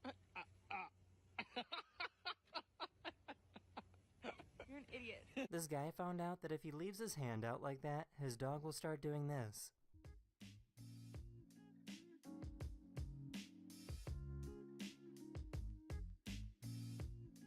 that is the end of this video. I really hope you enjoyed, and I'll see you guys again very, very soon. Later. Hello everyone, this is your daily dose of internet. This boy has scoliosis and is using this device to help straighten his spine, but he also knows how to do some cool tricks.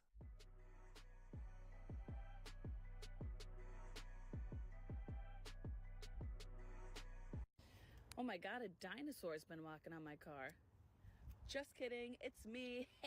I don't know about you guys, but I think this dog looks pretty innocent to me. Did you do this?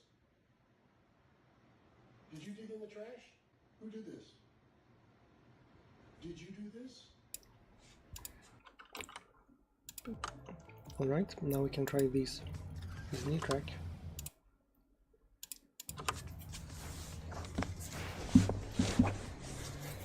So I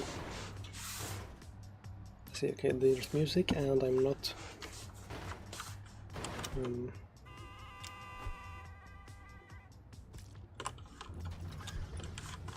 muted.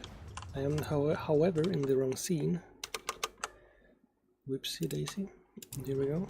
So the game was cropped. Almost did it incorrectly again. There is a lot to keep track of with the streaming. I'm currently still not used to it, as I have only been streaming for a couple of weeks. And I also keep changing things in my setup, of course. I did get some water instead of Pepsi to see if that maybe reduces the rate at which my throat will get weird, which it should, hopefully at least.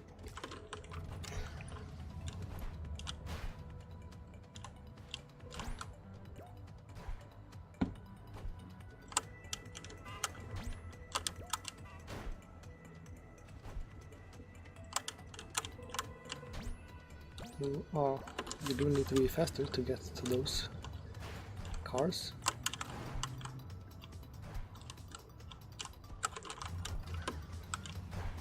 I like that there's different music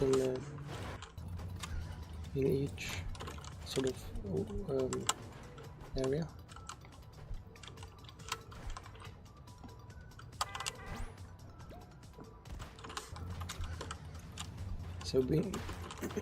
So being faster seems kind of difficult, given you still need to bounce on all the cars.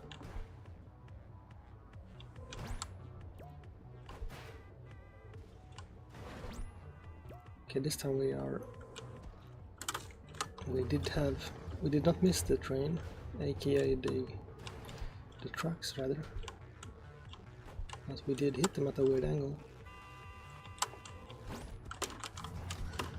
So if you're wondering why I keep hitting the ground next to the side of them, it's because I'm trying to do this thing where I boost off the side, which gives me a lot of speed and airtime, like this.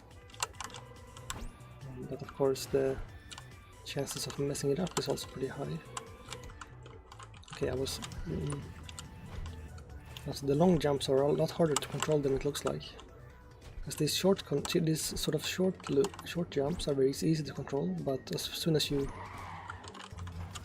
gain a lot of speed, your air control drops dramatically. Or maybe it stays the same, but its relative effect is just sort of smaller in comparison. Like it feels there like you get from one side of them to the next in like one frame, so just a small window of timing. There I just narrowly missed 3 of the cars in a row, so it's unlucky, I guess.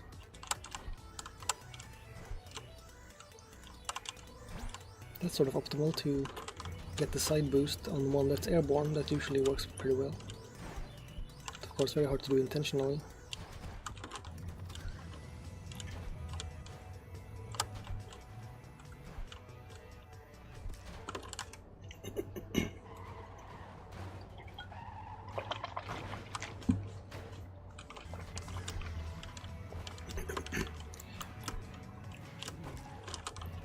So the water sorry, I'm just annoyed at my throat. What the frick?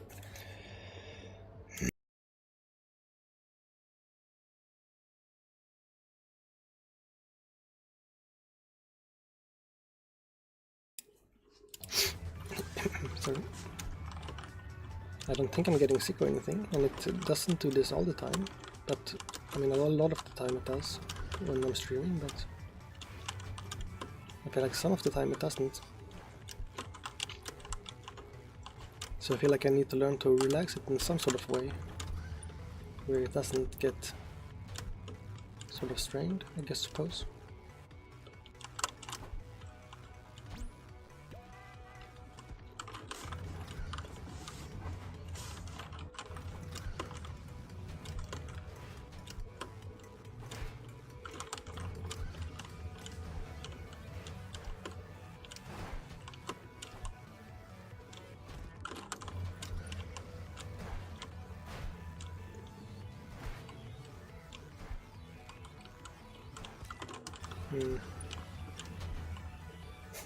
The squeaking of my spacebar is very distracting as well. Hopefully that's not coming through too much. I'm also having to hit the spacebar closer to the middle since the stabilizers don't work, which is making my thumb a little bit cramped, I suppose. Oh, the truck was on top of me, so I didn't crash, but I also couldn't jump, given trucks are moderately hefty when it comes to their inertia. And I also, in real life, would not be able to jump very far if I had a truck upon my noggin.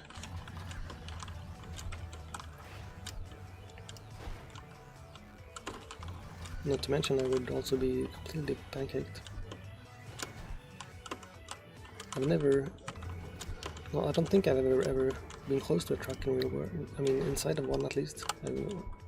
Close I've been probably even been on top of some, just like parked ones, as I was running around a lot as a kid, jumping on things. So now I'm doing pretty poorly. See, I moved my keyboard a little bit again.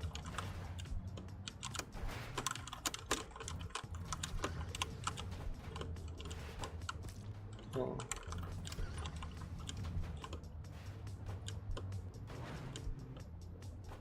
I wonder, yeah, the spacebar actually is probably the main issue here, as it makes my jumps inconsistent, as it's not working great. So I'm trying to decide how to get around that.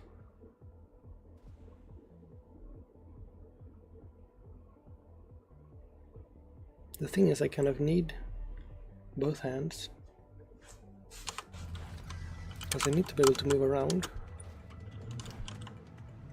So it would have to be a different key I could use with my thumb, and there literally aren't any. If I remove my spacebar and then use C or something, does that work? I guess like left shift might work. Let's try that. And main menu, options, controls. Jump. Oh, what?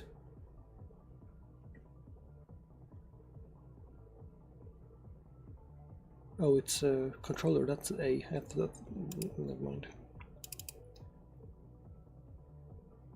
Rebindable in the launcher. Oh, come on.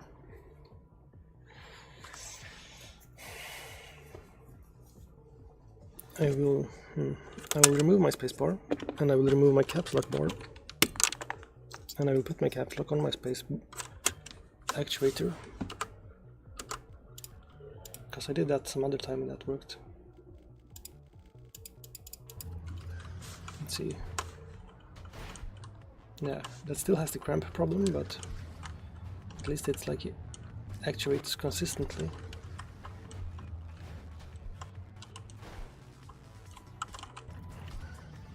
Now I need to get used to that as well.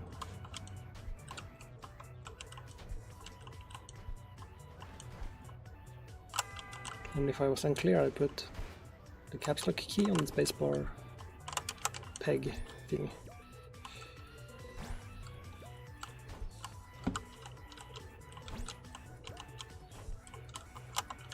Oh, it don't work. So it's not like I have a tiny spacebar, which means the stabilizers are no longer required for it to actuate. and it cannot wibble and wobble to and fro, and as such it is now should now be more reliable in terms of responding correctly to being pushed.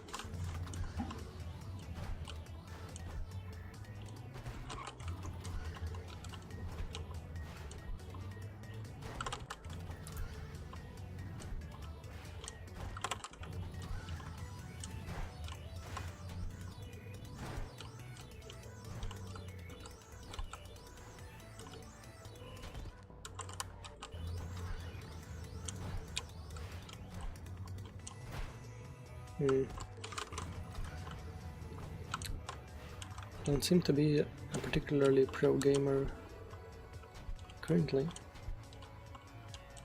which is making me a little bit feeling not very confident with this.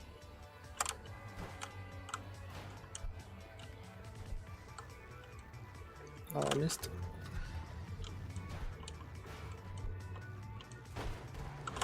Fripping frep.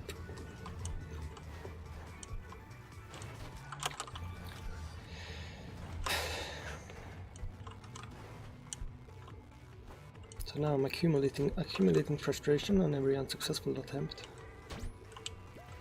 which only resets if I succeed. And probably not even then. I'm not sure how the neurochemical stuff works. So this probably doesn't work. I don't think I can. No, I can't wait that long. So we do need to be bouncy.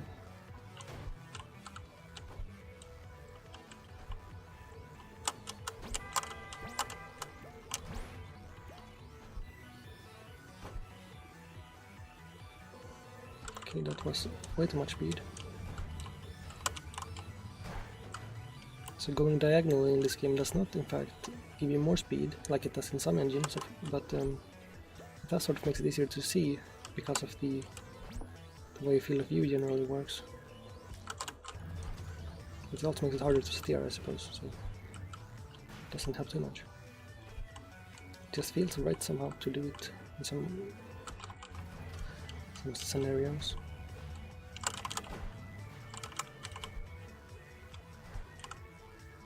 Okay.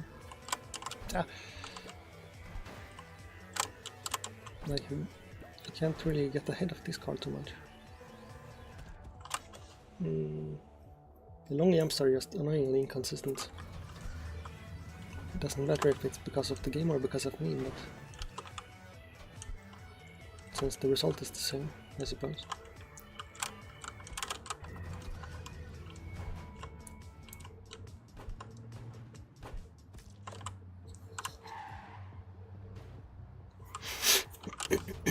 I also don't particularly like it when the cars are stationary at the start of the level, because then it's very hard to aim, because you look at them and then since the background is a single color, it's very hard to see sometimes.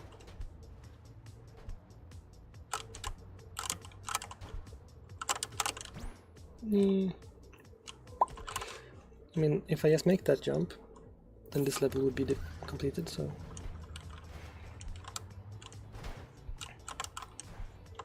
that's what I need to do. And I guess at this point you are supposed to use the abilities and stuff, which on my first playthrough I would have been using. I just assumed my skills would have carried over, even though it was like maybe up to 8 years ago, which of course is maybe unreasonable.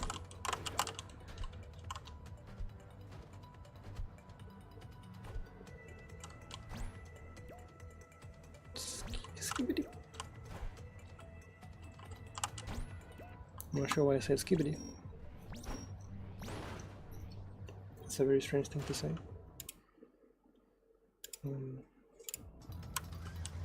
Okay, we made some progress. Now we get a new flavor of pain.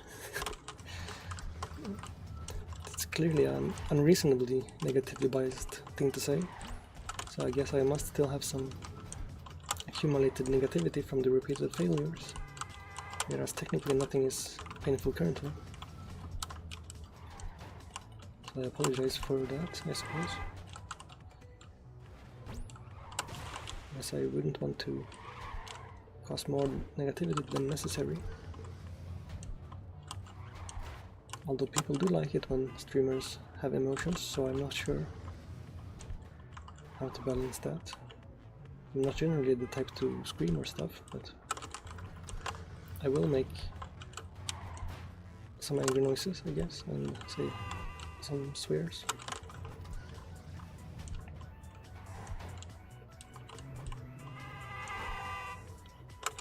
So the caps lock spacebar seem to help a little bit, although my thumb is still cramping. So maybe I will just order the cheapest keyboard I can find, but that just seems pretty like poor value. And there is of course the possibility that it is not going to be good, and then it's extra wasted money, but because I don't want to spend like $400 on like a good one when I'm maybe about to build a custom one. I just can figure out how to order PCBs, or how to design them rather. Ordering them is probably the simple part.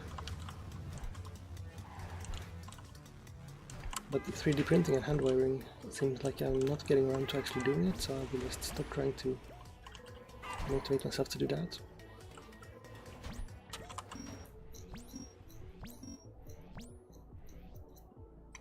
Right, we're making some progress now, that feels better.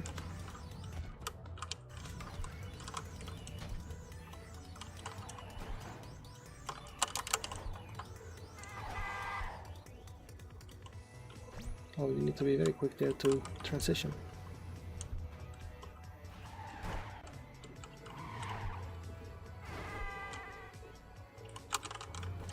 Okay, much quicker. I need to do the side boost thing, I think, to get enough speed for that.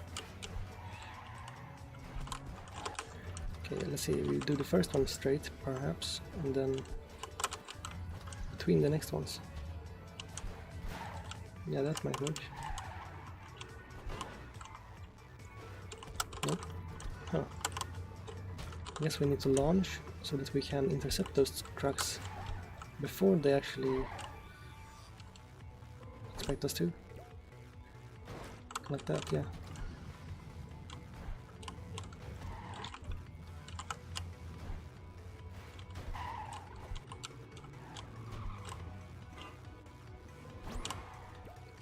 Lost all my speed there.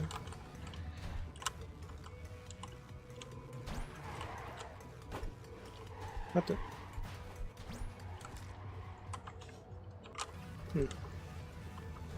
Not even sure what killed me there.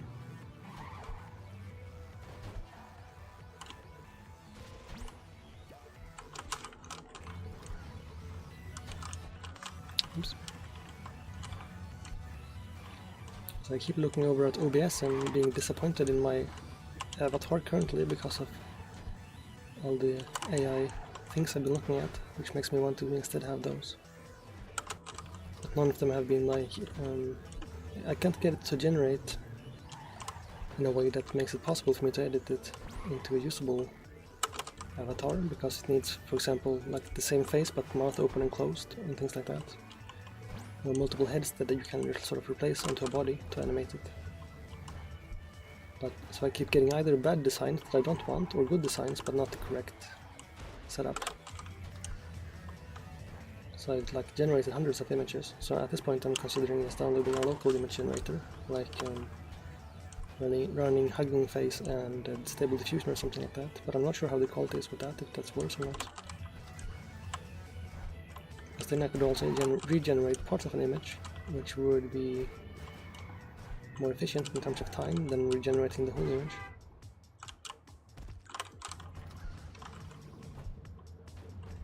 Or I could like just find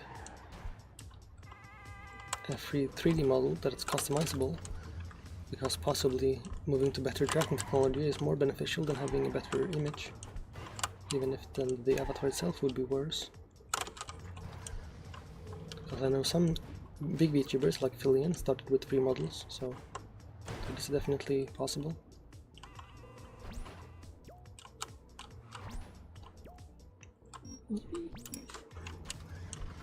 Okay, made some more progress. There's like truck crossing here.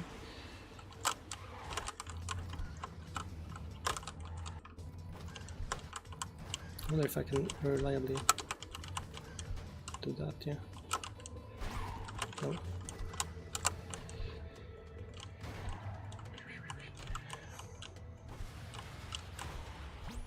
Ooh.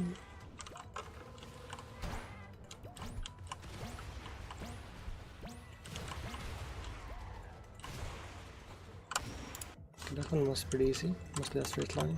Just had to not explode. They spend most days not exploding, so that's pretty easy to achieve.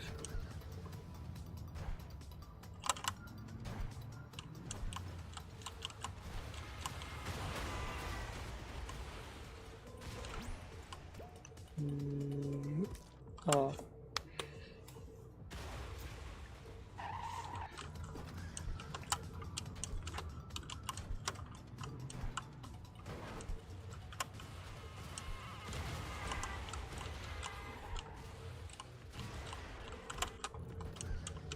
Since a little bit RNG in terms of getting a truck at the end there that's not exploded in the wrong direction. But definitely doesn't seem bad, this one. Given it's mostly a straight line as well, and you just have to sort of jump to the exit. Like this. Oh come on, that's clearly past the finish line. That's some bullshit, as they say. The people who are unhappy with events that are unfolding and find them unfair. That one. Okay, halfway now through the medieval section. Again, I'm not remembering how many worlds there actually are.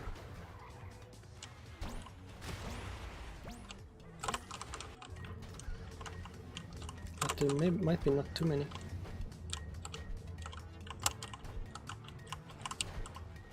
I also don't remember what the achievements are, but... Ow.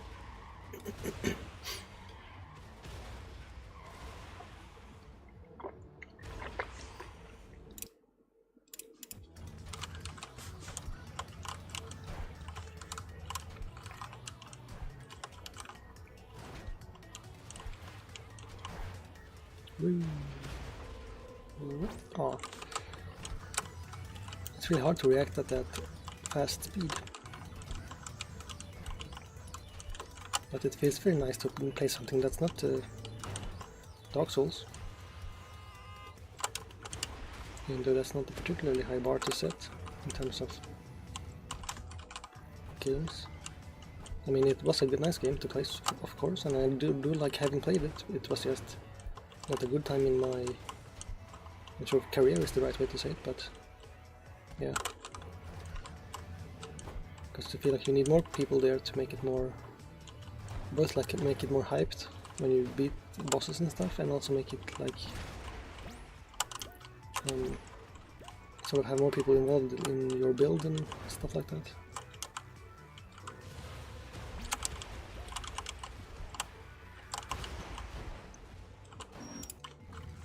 And more people backseating.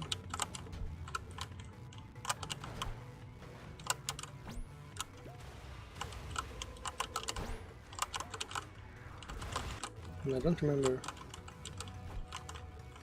I mean, I have seen this map at some point many years ago, but I do not recall what happens here. That's an explosion. At least Dark Souls prepared me for things being confusing and then randomly being exploding. So that was a lot of how the bosses worked. You went in there and then you are like, where is the boss? And then it teleports behind you and stabs you in the back, literally. So I'm definitely more accepting of weird surprises in terms of difficulty. And now feel that anytime you fail but you learn something, that's still progress. Which is, you know, a reasonable mindset, but not one that everyone has. So definitely it's a useful one if you don't already have it. Oopsies.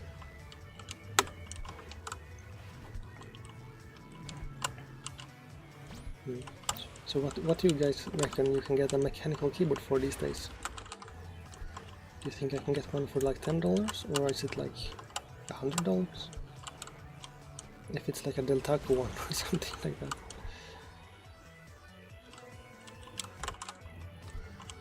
I think maybe $30 perhaps.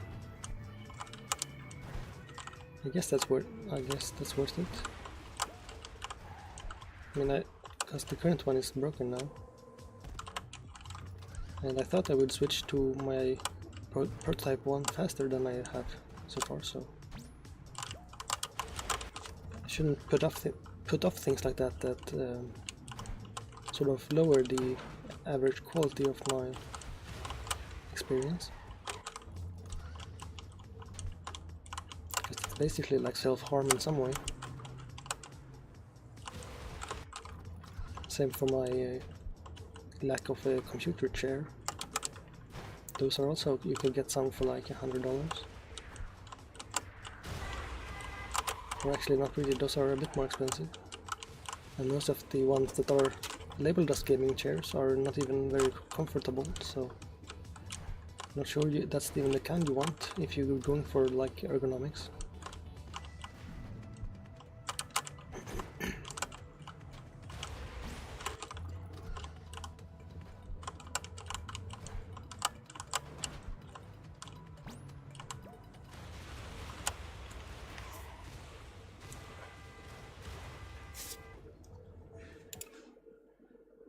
So let's see, I'm gonna look up ClusterTruck levels, just so I know.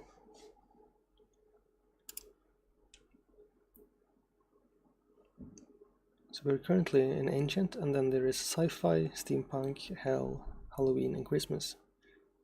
And I think for the main playthrough, the Halloween and Christmas are not included, so it would be Medieval, Ancient, Sci-Fi, Steampunk, and then Hell. And Hell is the last one. So we are at least more than halfway, I would say.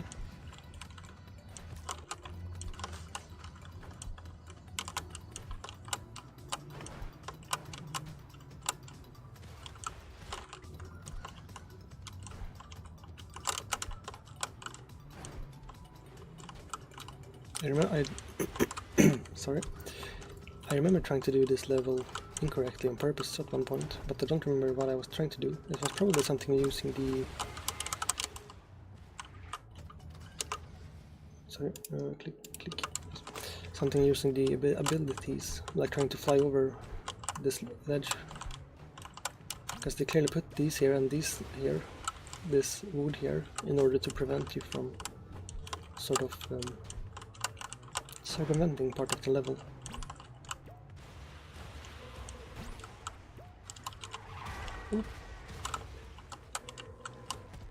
It's really hard to land on those.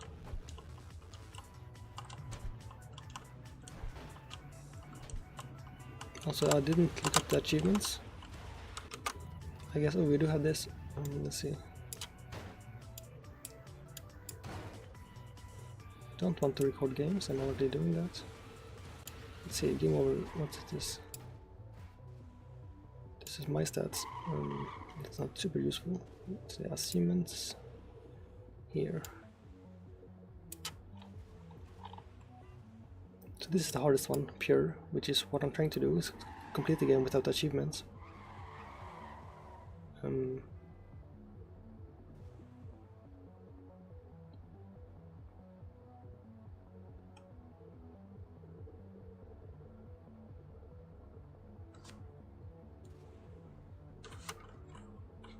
You do need to beat your friends for one of them.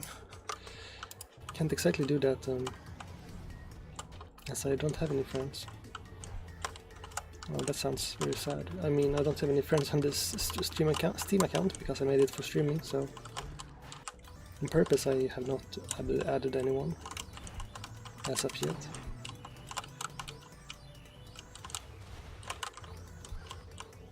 Although that might mean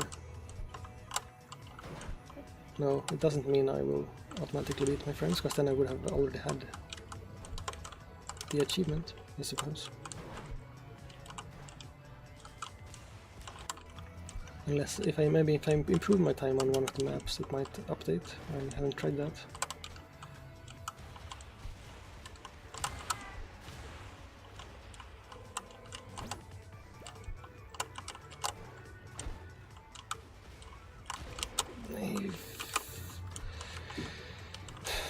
It's incredibly hard to land on them. I'm not sure why. That doesn't seem like it should be that hard. Just you're going at such a velocity when you hit the ground that the tiny adjustment is very hard. Oh, there weren't any cars going my way.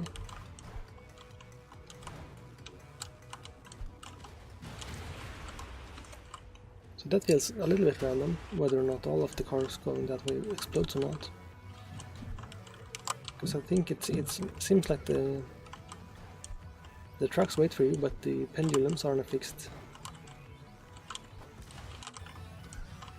pattern that starts at the start of the level, allowing you to desync these mechanisms unintentionally.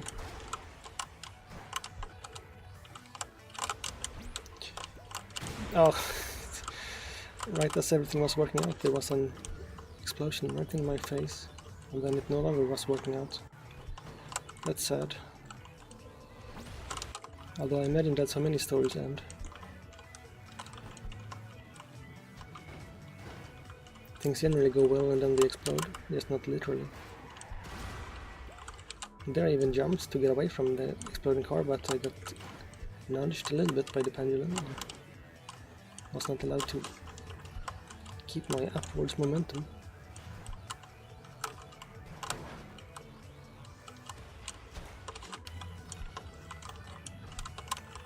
And it looks so easy, so that's why I don't like it.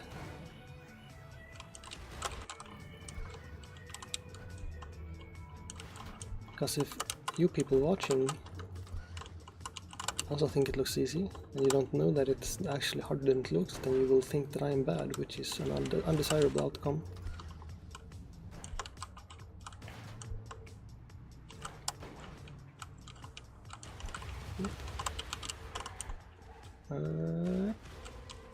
Yep. It's a very fast-paced game, even though it's somehow chill at the same time, sometimes. So I guess not at the same time, or in the same time as in the sense of it contains both, it matches both those descriptions, but not the same time as in any honestly, I don't think the game engine actually even can handle your speed when you're going that fast, because I'm clipping into the ground and I'm also clipping into the trucks, I think. So even sometimes when I hit them I just slide off because it clips me into them and then pushes me out the side. I've seen it at least a few times. Or it doesn't update your speed correctly when you hit them. But I think that's just because they used a Unity or something and didn't opt for a more accurate physics engine.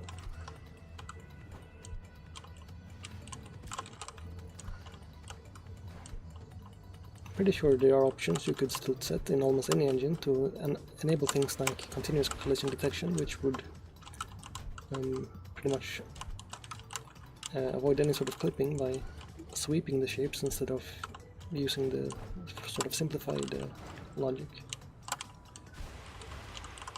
So holding space helps a little bit because then you bounce on them instead.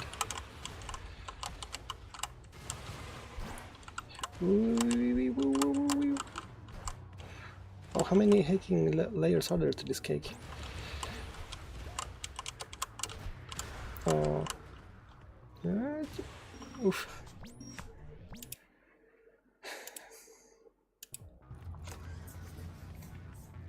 Okay, good.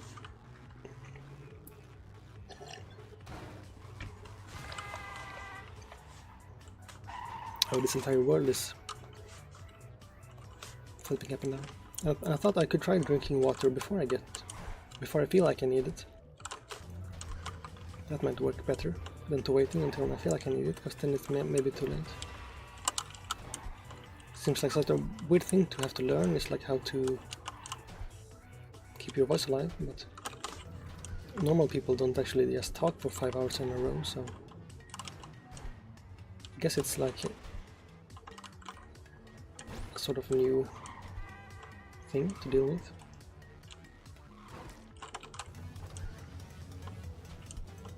This one doesn't seem too bad. I just need to wait for more cars to get closer to the ending.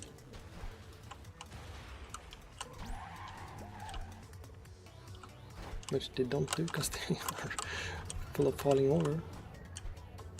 So I guess I can't rely completely on the cars for this one, because the cars are failing me. But then at least it's RNG, so I don't have to feel too bad myself.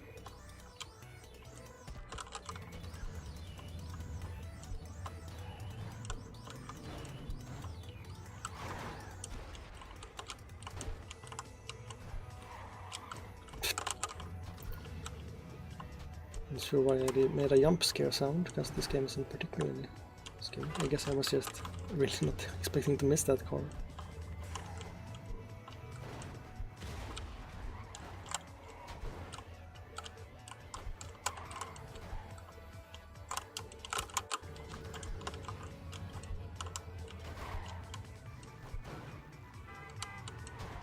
Oops.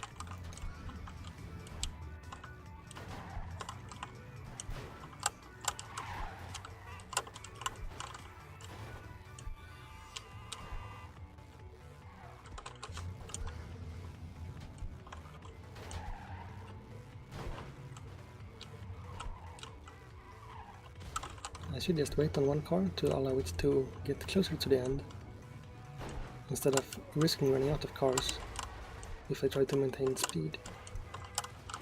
Although this part is very confusing.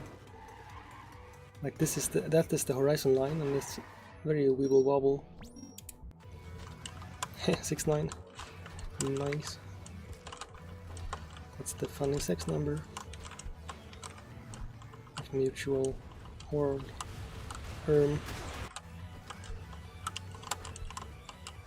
got Indiana Jones. Oh, I need to switch to here. I didn't see that part. Let's see if we can do a little... I want to do a side boost to get enough height to transition.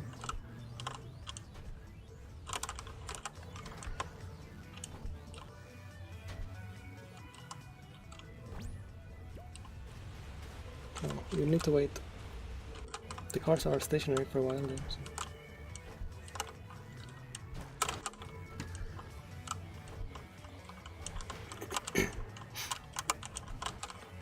Also, if I ever get any money, which I mean I will have at some point, whether it be from streaming or because I get a job after school, but I might move to a different country in Europe, because Sweden is honestly kind of boring in many ways.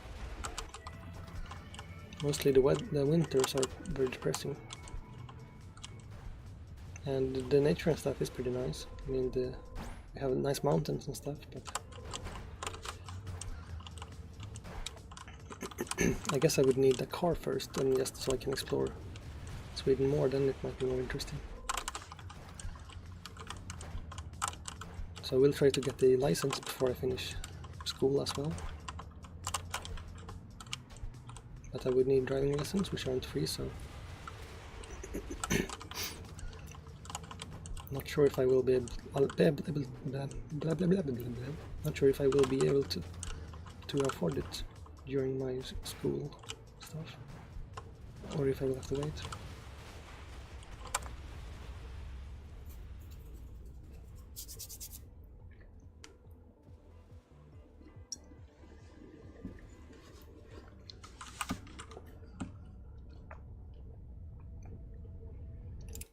I'm just gonna check something.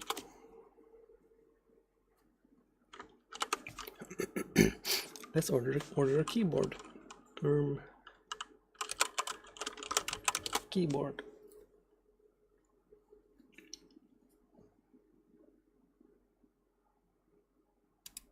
So this one is like $30 from the Del Taco. That's pretty much, well, no, it's not the same layout as mine.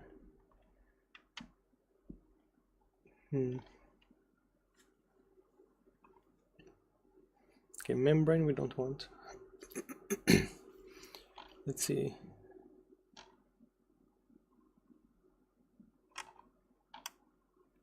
We can sort them by newest.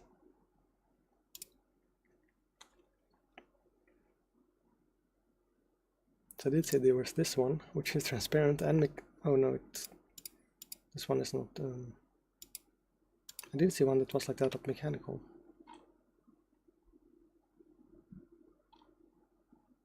I'm pretty sure. Well, I don't have to order it right now. But there seems like you can get some. Wait, we go to. There should be a category for it. Computers and accessories. And then keyboards and mechanical keyboards. And let's see, out of all of these, there's one that is that one, which is like $35. And if you go to cheapest, there is still that one. Yeah, this one, there's this one for like $60, which is mechanical and transparent. And I wonder, because if you turn the lights off, this one looks kind of funny, but not particularly good. And the keys look like they would rub off because they're not double shot or anything. But yeah, okay. So I would lean to spend at least $35 or around $35 or $30 or something. I'm not sure what the exchange rate is like currently. Woo.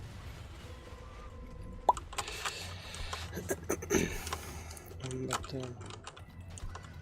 probably worth it, given the current one is in such a state that I cannot use it anymore to type, given space is such a frequently used button, both in typing and in games.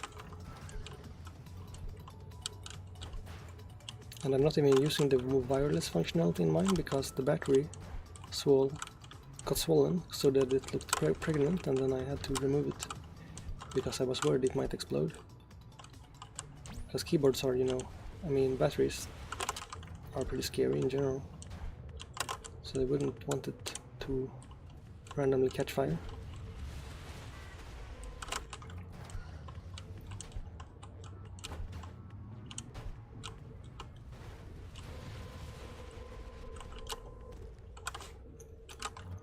These high-speed jumps are more difficult than I remember.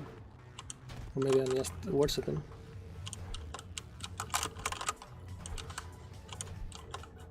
I think the thing is, there are some skills that you only really need for the last few levels. And after you master those levels, then you can go back and do all the previous levels without the abilities pretty easily. And as such, doing it this way maybe is harder to try to do it like all of the levels without using the abilities, instead of first beating the final boss and then going back with your skills that you have been forced to learn.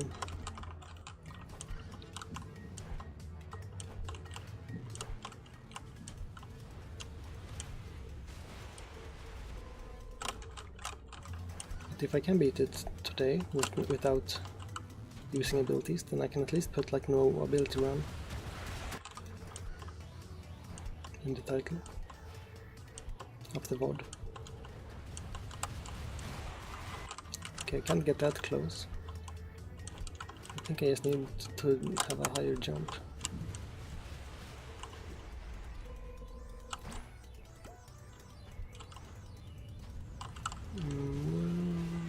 What the?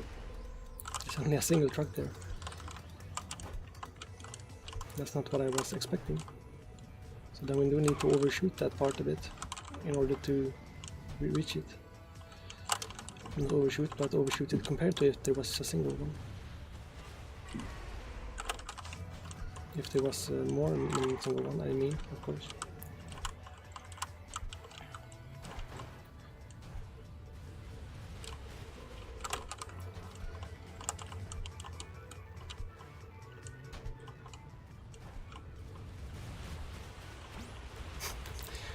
bonk.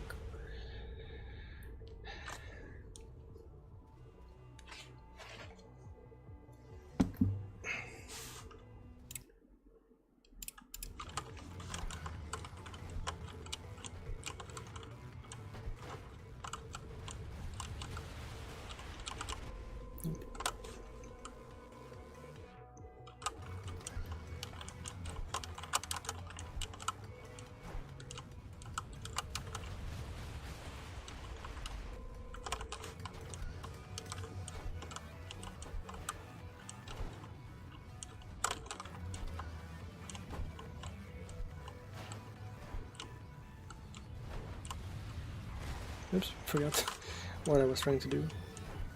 Just kept going forwards.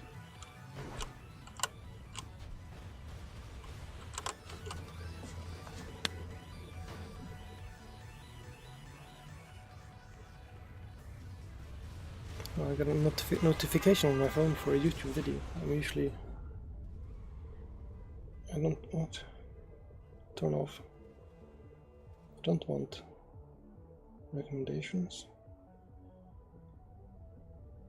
I never had recommendations on my phone before, like like pop-ups.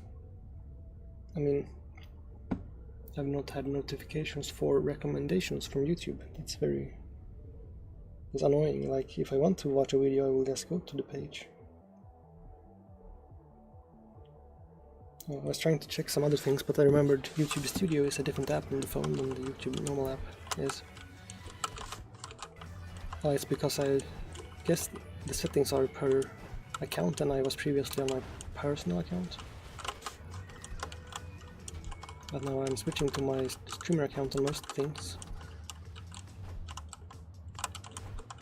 But then I do need personal accounts still for some private things, of course. So I have a different user account on my PC, for example, to make sure I don't accidentally leak some stuff that I shouldn't.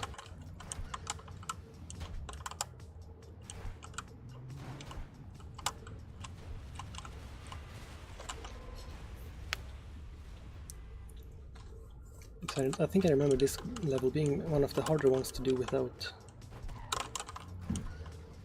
the boosts. I mean the abilities, which include boosts and jetpacks and stuff. So okay, so now how do we do this? Woo!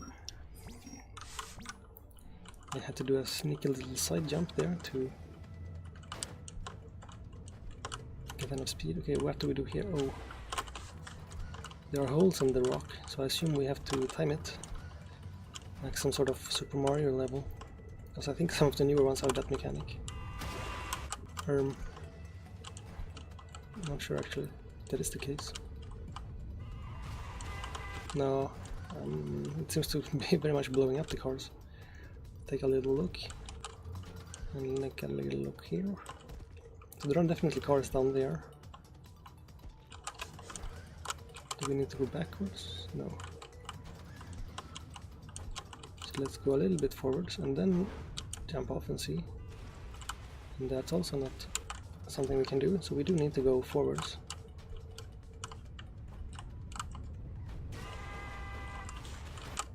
But we can't touch the rock. But it really doesn't look like the car survived impact with it. So how do we jump through it? I don't think you can jump over it, as it is a rather high diameter spherical nodule.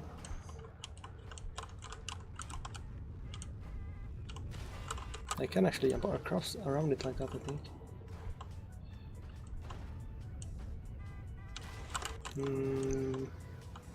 Mayhaps not.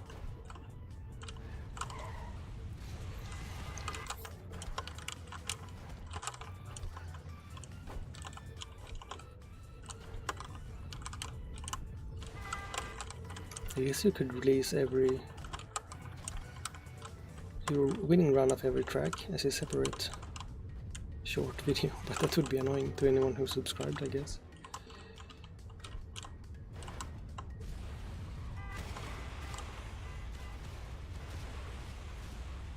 Oh, there's a hole there. So I think maybe you have to jump through the rock into the hole. That is insane. Because the rock would have to be in the exact right position for that to even work. We have to get there insanely quickly.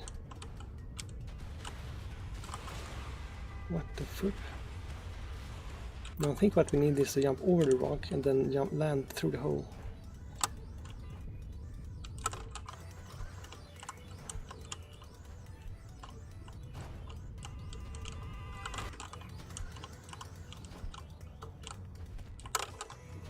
That seems difficult.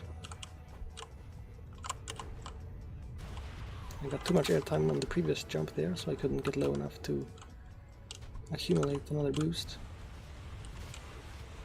Ooh, that's difficult.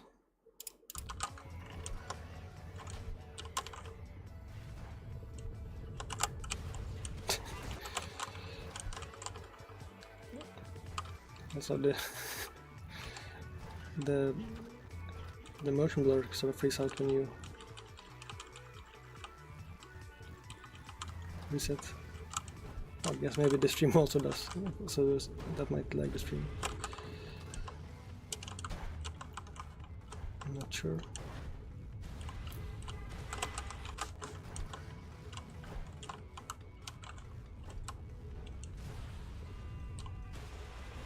What? That seems like almost too difficult. I'm not sure if that is the intended route.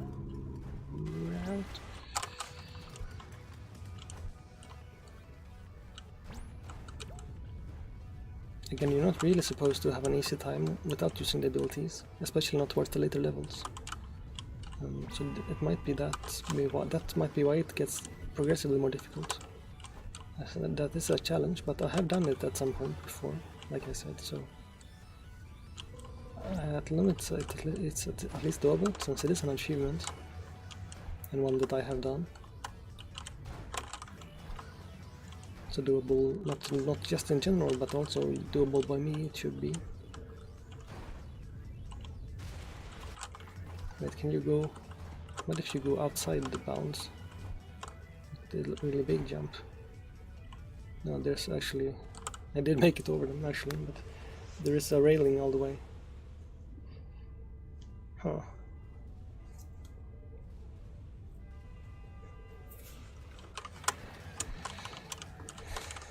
So what we have to do is just get there, but it seems so difficult. Like that, there I almost got there by pure speed. I'm not sure if that's possible.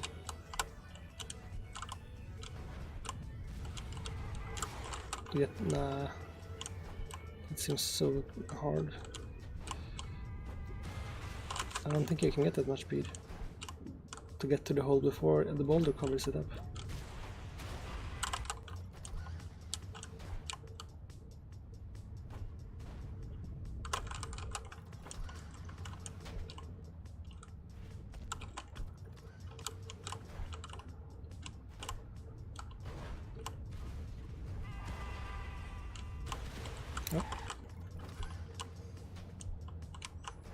I'm just gonna see what happens if you stay back a bit. Oh my god. It's so much easier. I almost did it there. Just wait until it rotates even more, and then it slows down a bit and then you can jump. God damn it. I spent so much time trying to do it in a more difficult way. Because I didn't realize the layout, I didn't realize the rock behaved that way. It kind of slows down right there, see? So then you have time to jump through it. I thought it would be much too fast to allow you to jump through it.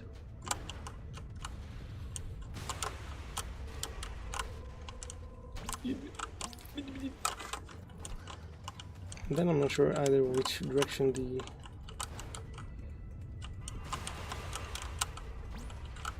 finish is. It's there. And then you have to go quick so you don't run out of cars.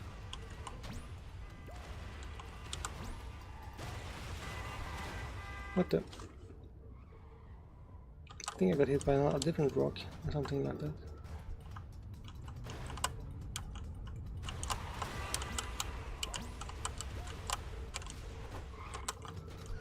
Okay, but now it's definitely easy compared to before. Now that I'm actually doing it correctly.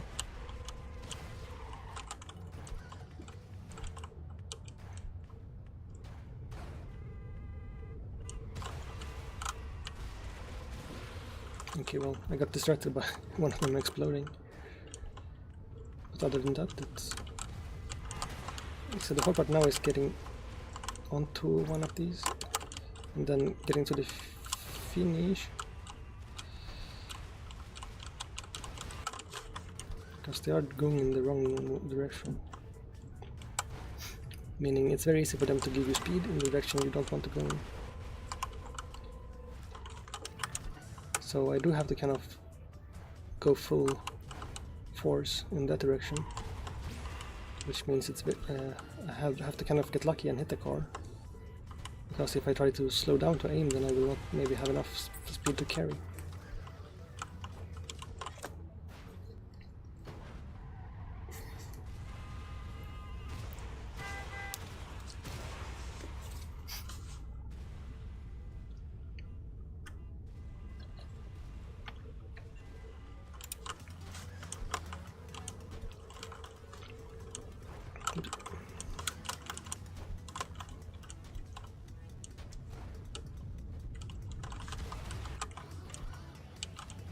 I was thinking about YouTube functionality. I remember there are chapters, but I don't know.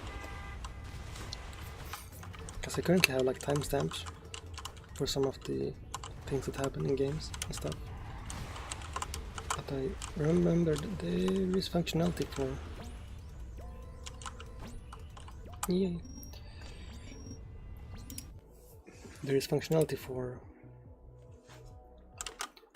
See, after there was sci-fi, steampunk, and then it's hell. So you might still do it, depending on how difficult this is. What the? Is that a UFO? Oh, it's a magnet.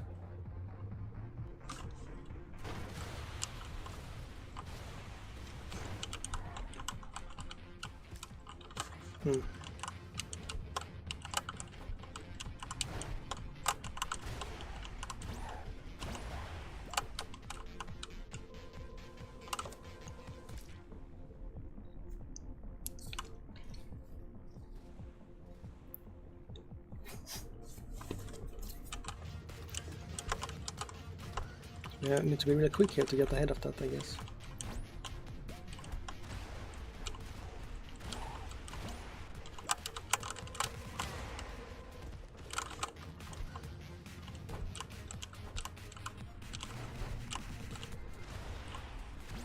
These tracks seem longer. I'm not sure if that's the case though. Probably not.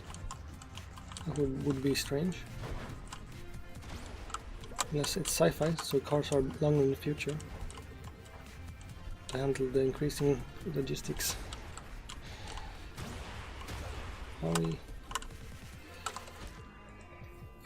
Holy speed check, Batman. That is very... You need to go super fast here in order to not get brain blasted by the magnet chip.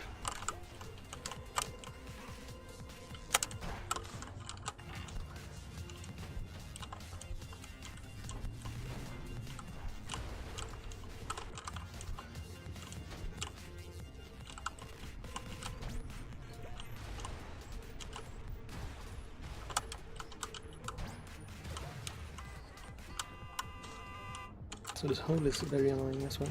Your speed is, you can't really, you have a lot of momentum, and the control you have over your speed doesn't really let you cancel all of it, only a little bit, so you have to sort of be on the correct trajectory as you enter the hole, which is kind of hard. Because you can't alter it as much as it might seem.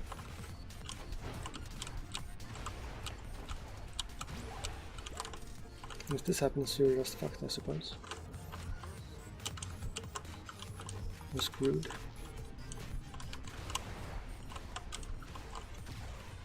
Oh, my brain just got tired, I think.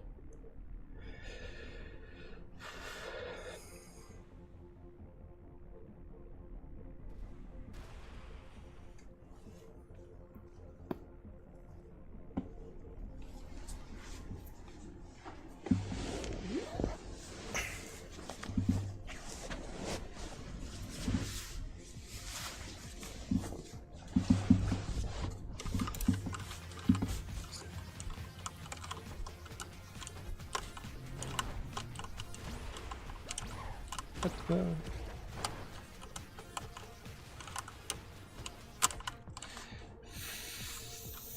Fuck.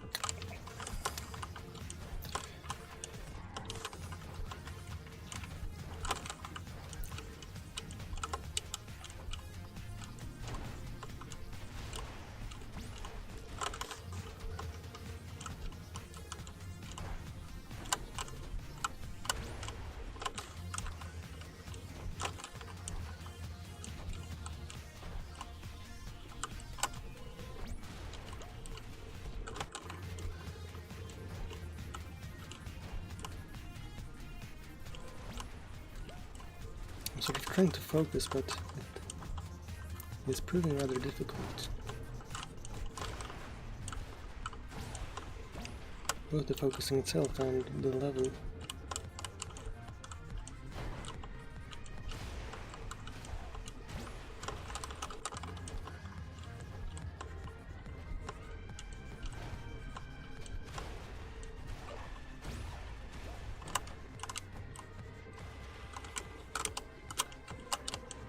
The controls are super weird. I think it's because that hole is angled or something like that. It's just you're fighting like gravity and a strange diminishing returns of your air control, and also strange like a residual momentum vector or something strange. Fucking spaceship.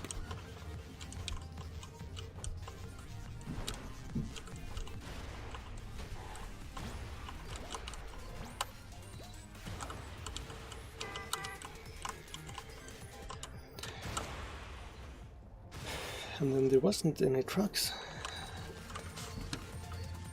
so we do need to go even faster, super fast, super fast, zoom.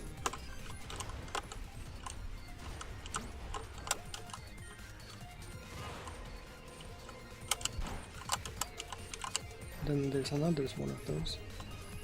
How do we get past that one then? It seems just RNG. At least for the trucks, so for me it could be timing. But some of the trucks will just get deleted by that.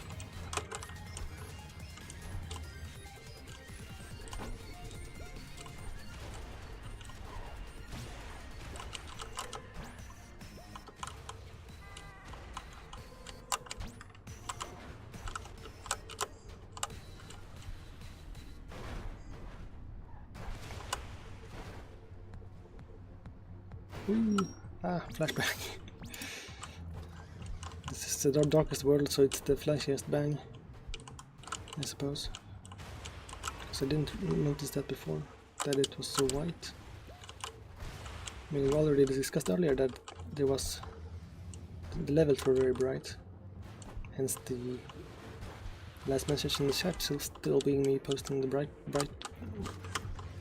emote. Also kind of hard to pronounce. Bright gay. Right, good. Ouch.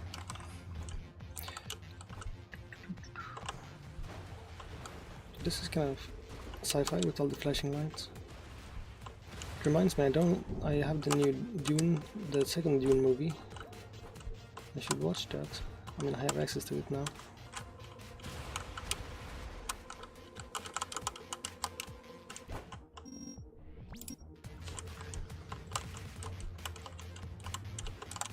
And I have some snacks and I have some soda. So that would be a good time. Okay. So that's clearly not my intended destination.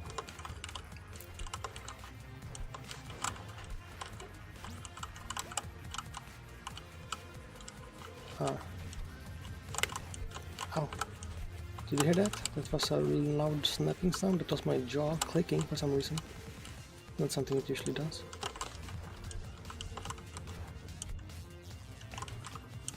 Maybe it also just has been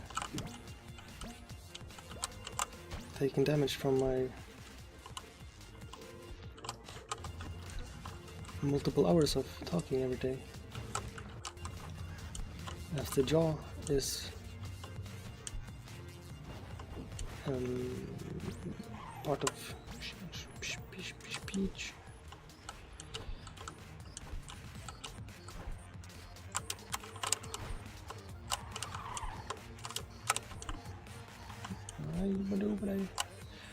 I'm focusing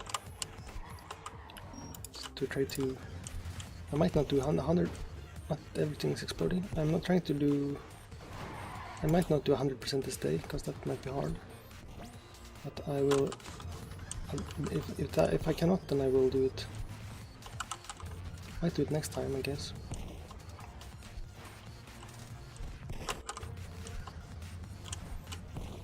Although it seems I would need a friend with this game in their library for that, since that's one of the achievements.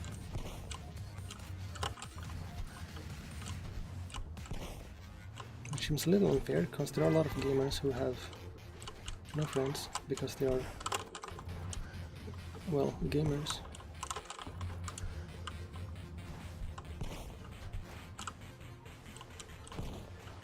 And I'm sure technically you could just find someone else who wants the achievement, and then you can beat each other on 2 different maps.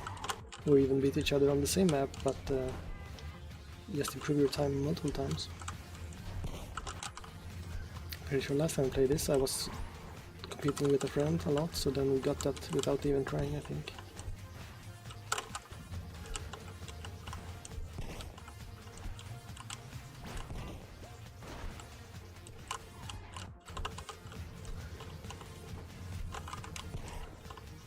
Oh, I got yeeted. Ooh.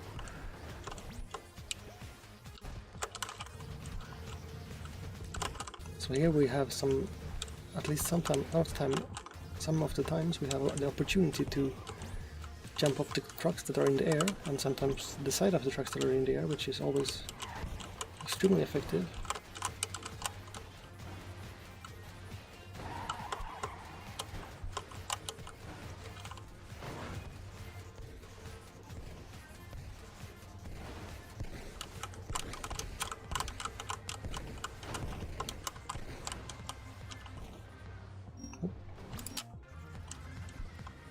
Alright, so far this level has been going reasonably quick. This world, I'm not sure what to call it.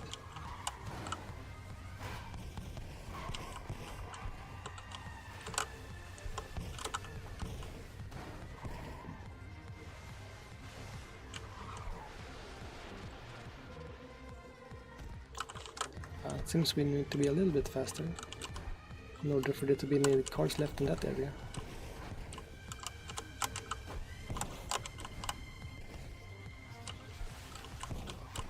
Okay, well, blew those up right before I got there.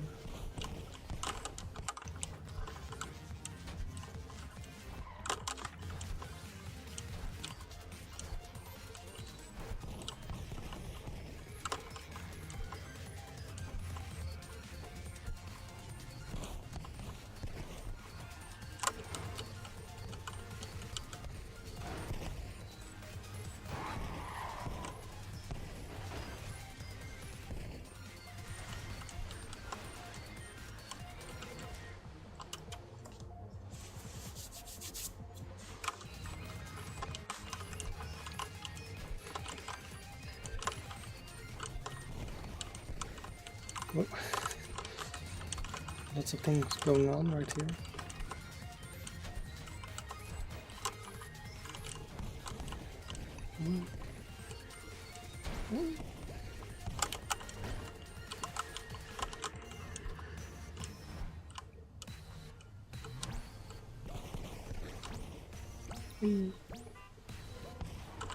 Ouch.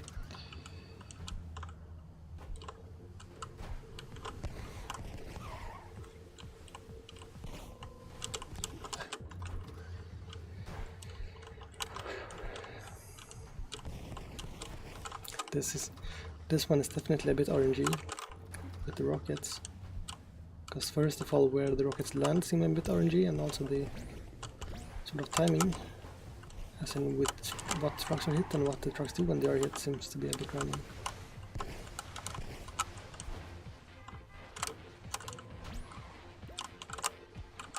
And then that part seems kind of hard. I do need to go a lot faster, I kind of forgot that part.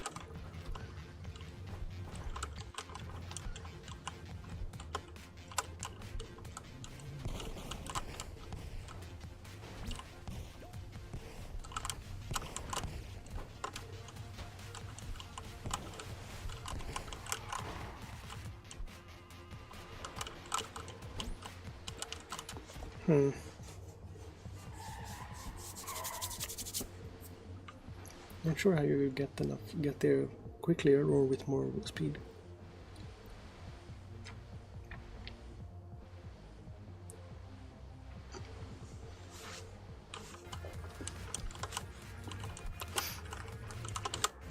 The back of my hand was a bit itchy, so I licked it like a cat would for some reason. That feels like a reasonable thing to do, because I tried scratching it and that didn't help, so that's weird, I suppose. Although I think it did help, because I figured if there was some sort of chemical there that was attacking my hand, then scratching it would not get rid of it, as that would just make it easier for it to enter my skin.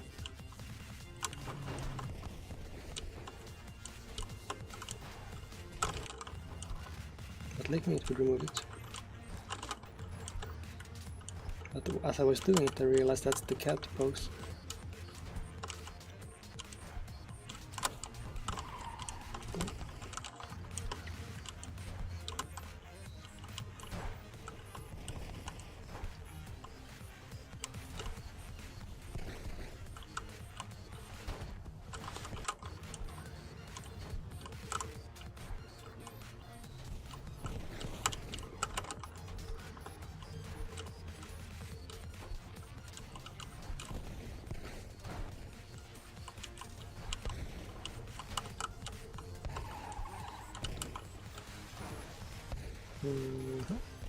And boost.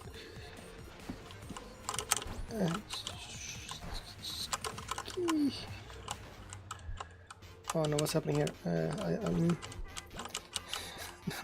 What?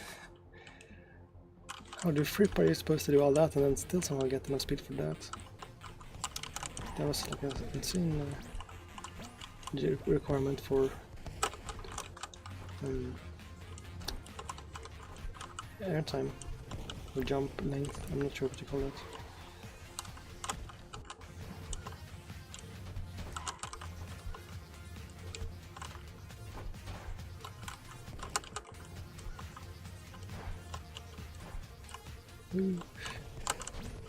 It really is very satisfying every time you do the side jump and it just launches you.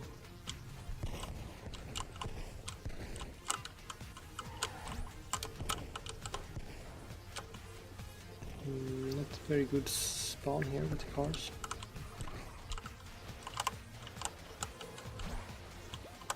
No. Can I wait for another car? Does it work?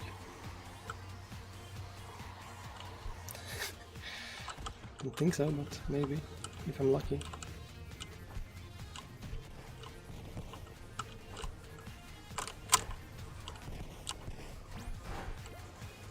Oh, that glitched into me a little bit.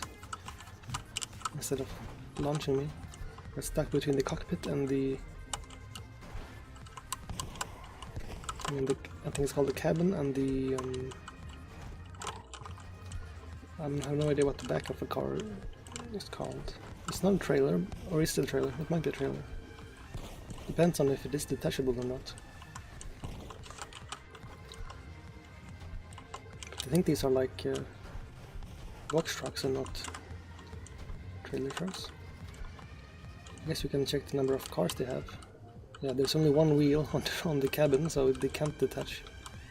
But that would of course be very silly driving around like that with just one wheel per side.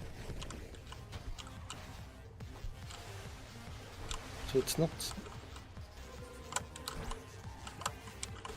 sure what you would call it then, if it's not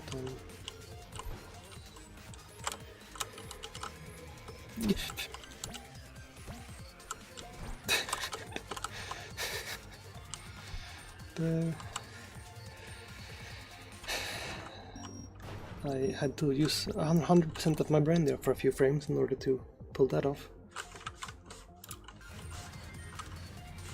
So I didn't leave enough brain power left for me not to say "ugubud" at the same time.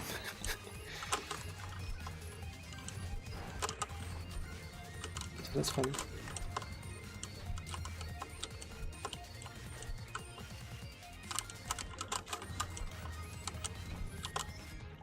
What? I hit the ceiling. It's silly.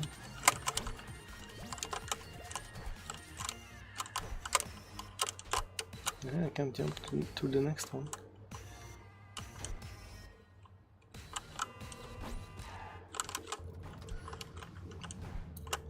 I still get surprised when I look at the OBS and I see the score system in the game lining up perfectly with the back of the chat. So it just looks strange. I mean, it's not perfect. When it's 3 digits, it's mostly lined up, I think.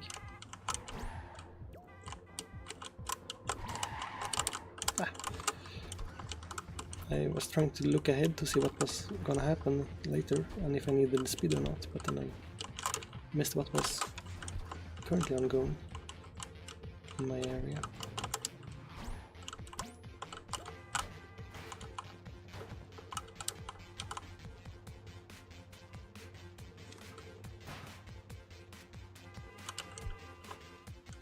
Oops.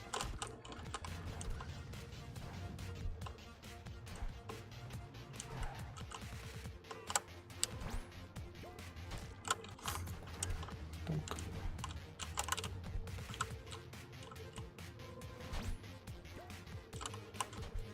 Wow. Hup. Hup. Hup. Hup. Hup. I don't have to say hup every time I hup, I guess. It's gonna get very repetitive. Hup. Hup. Hup. Hup.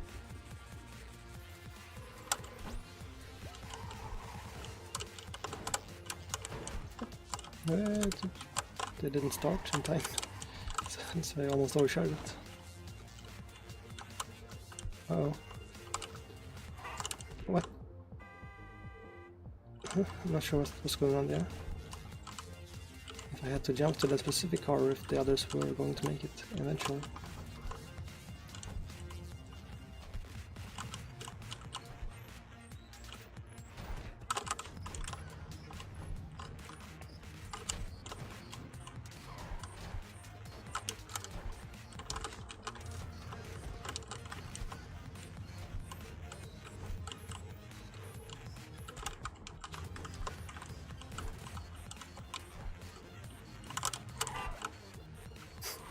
Honk.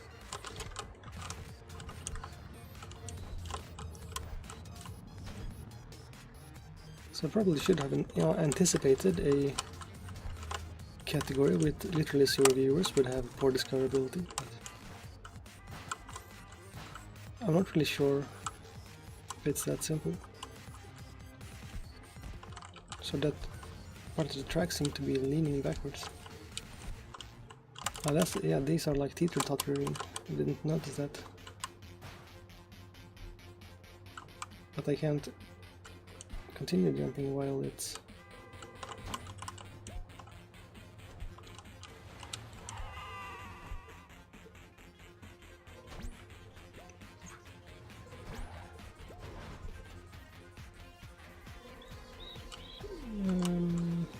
What? That was the only car left. How was I supposed to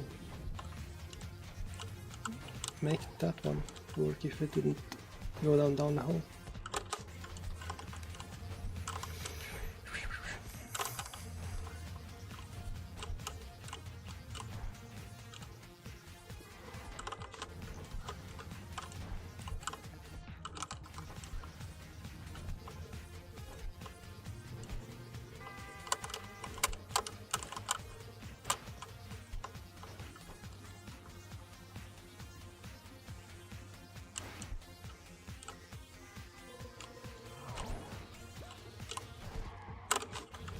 That one was angled, so I was wanting to ramp up with it.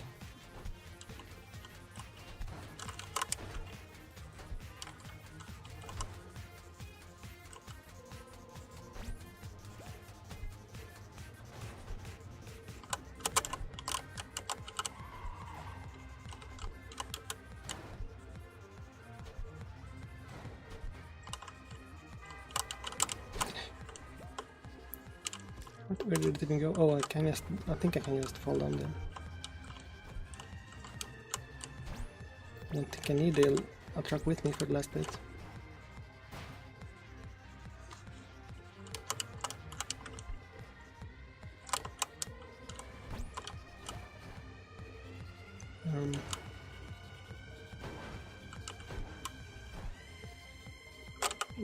You do need to be further ahead for that to work. But there is still, after this, the steampunk world, which I seem to recall was what is colloquially known as a son of a bitch, because there was a lot of weird jumps you had to make to like trucks stuck in walls and things like that, which aesthetically was interesting, but in practice very difficult to hit, if I remember correctly.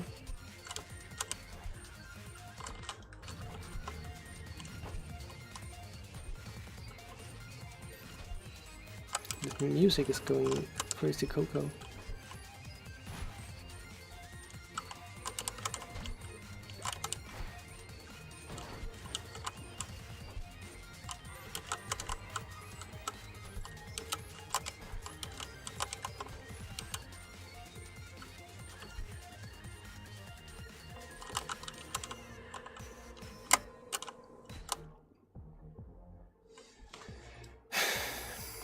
What? There's literally nothing on the screen but the goal. And you're telling me I'm dead instead of victorious? That's terrible news, given the circumstances. As I was expecting a congratulatory message, and not one indicating my failure.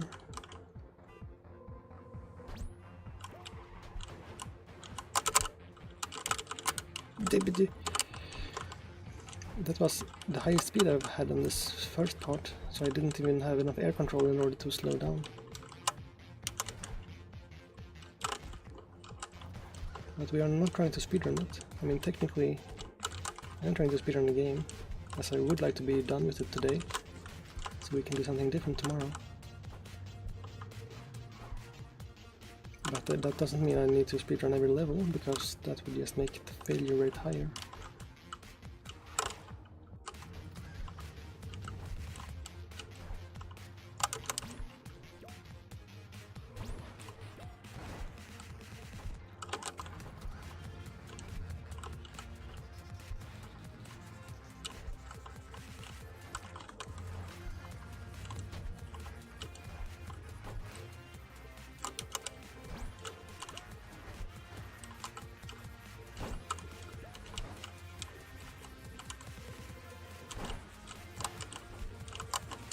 It's still pretty cool as a game. I do still think it's like just interesting enough just watching it. Even while I'm playing it, I'm like, oh, this looks cool. So that's nice. This part is like rotating, which is very confusing. You're like going through a pipe, and the pipe is spinning, but like not along its axis, but you know, in a different way. Well, I didn't beat Gregor, whoever that is. What?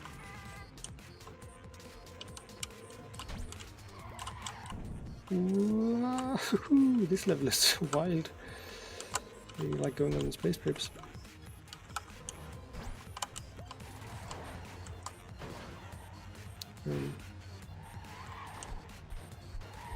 What the? What was supposed to happen there? I'm not quite sure. Truck me up inside.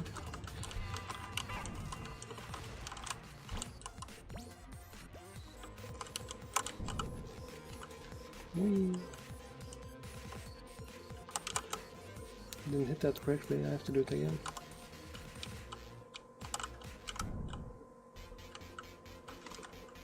No, the cars aren't where they are meant to be. You can go sideways to try to snoop the attention. I got an achievement, 10 seconds of airtime.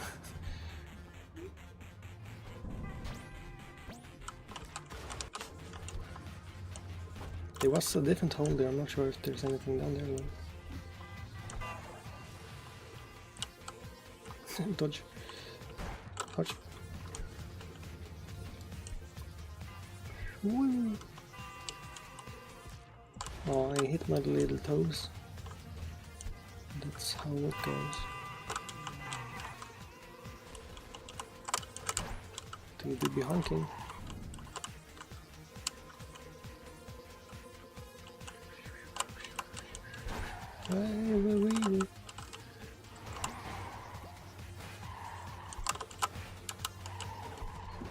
Fuck.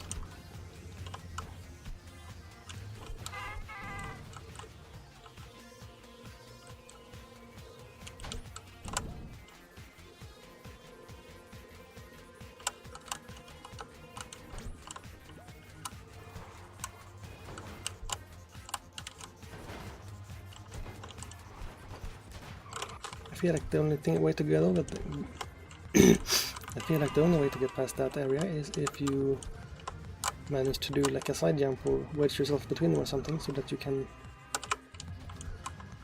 jump higher than the cars themselves do, because the cars don't seem to clear the ramp.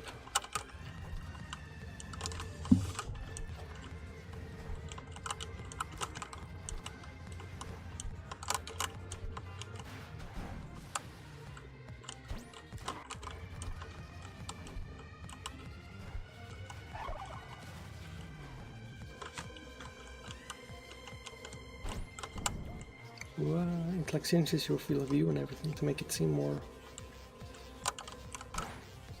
flowy.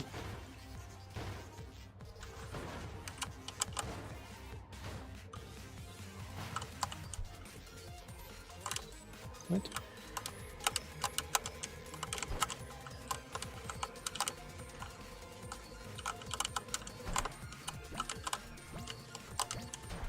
That's a strange level.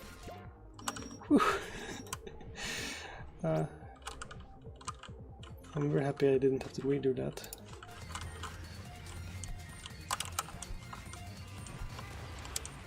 I am getting a bit like mentally and physically tired from this though, because it is a very high intensity game, as is probably communicated by the cadence of the musical part.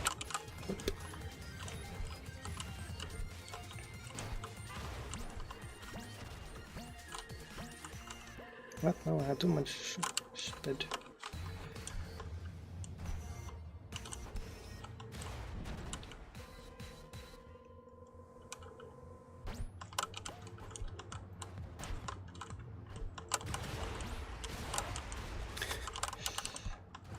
Truck bombs. Yay. No, not truck bombs bad. Truck bombs terrorism. I mean, ballistic trucks, I guess.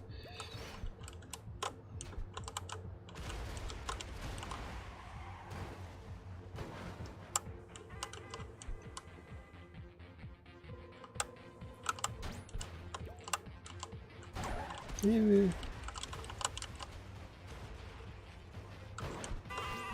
They designed this that's maybe the least successful sentence I've tried to say today. They designed this level such that the cars from the previous jump come landing on top of the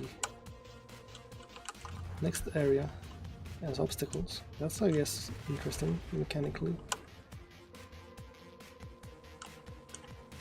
For the trucks to be both platforms and obstacles, and then also temporary obstacles in a future time. Honk.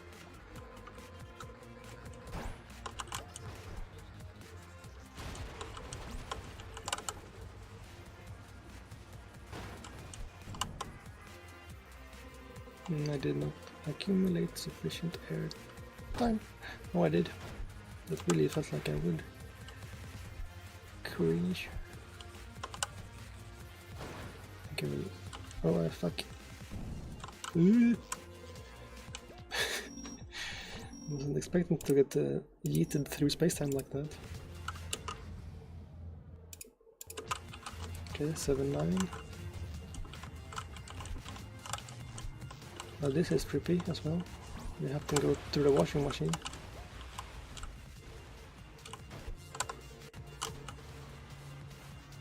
Uh-oh, uh-oh. Oh. Not sure what this strategy here is. I think maybe he'll stay back and try to wait to see which cars survive and then jump to those. The jumping backwards seems harder. Jesus, criminy cricket. This is a very destructive environment for trucking. What the flip? Okay, so we do need to move past at least where that happens. Because that seems to pretty consistently blow up a large portion of the trucks. Okay, this is... There are way too many of these pillars in this dryer. And also the bloom makes it really hard to see.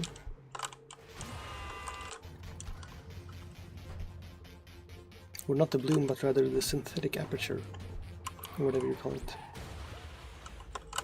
The thing that makes the dark... This almost seems like RNG that you need to even attract. Seems kind of RNG to even get one truck past all of this. Because they seem to be very much blowing up.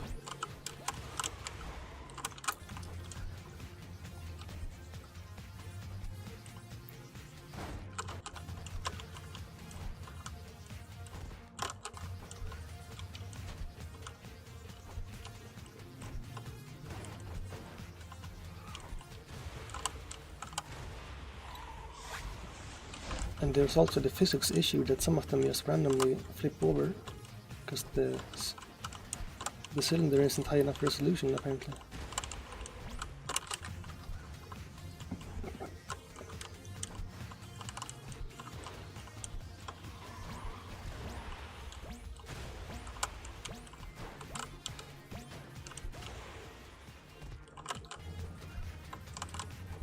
I'm not liking this one.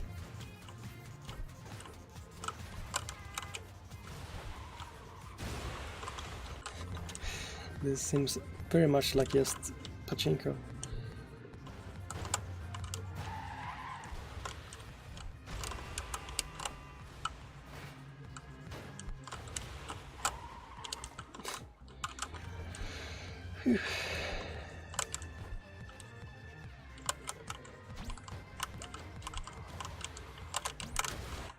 What the? Like, I don't even see what's happening half the time. Woohoo! I jumped through one of them. That's wild.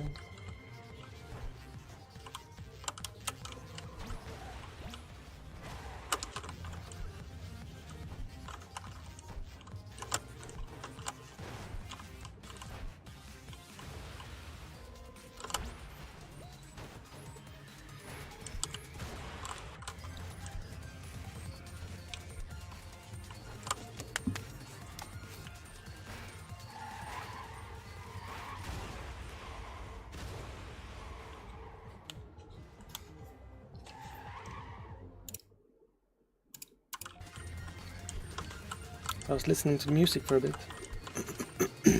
because I'm wearing my headphones around my neck so I can hear myself. I have to drink.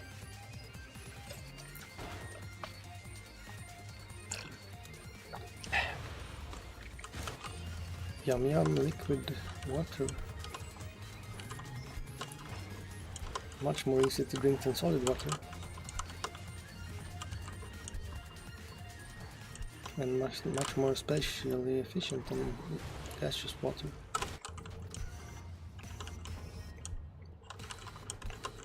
Do you guys know about triple state water? That's wild as well. Because if you increase pressure, then water freezes at a lower temperature. No, if you decrease pressure, then water... No. If you...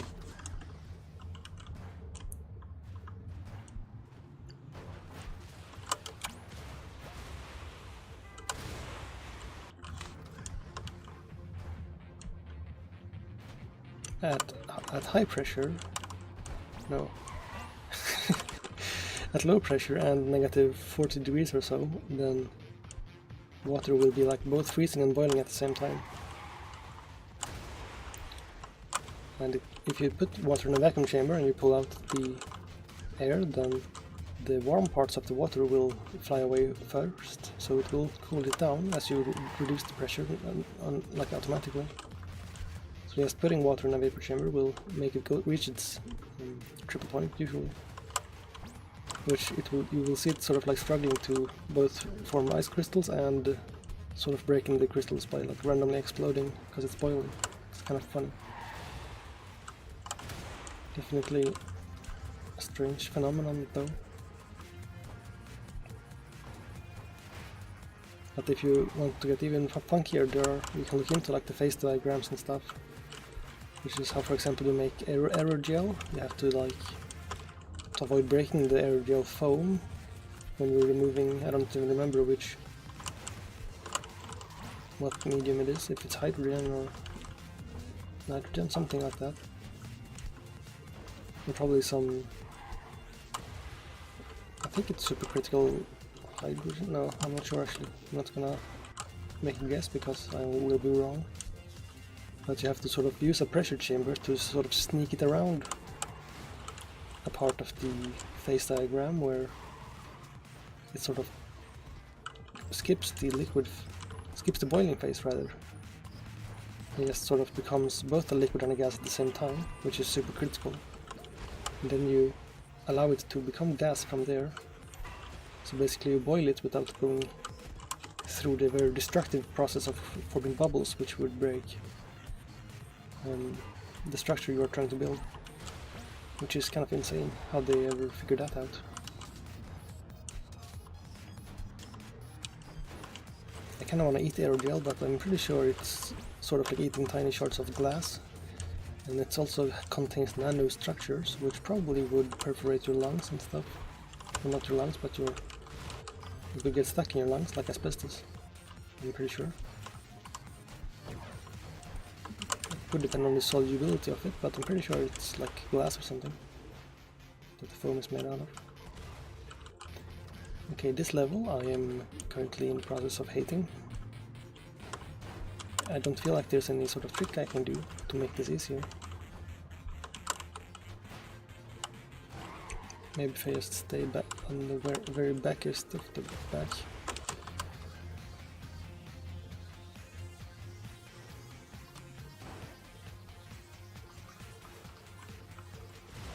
And then, nope.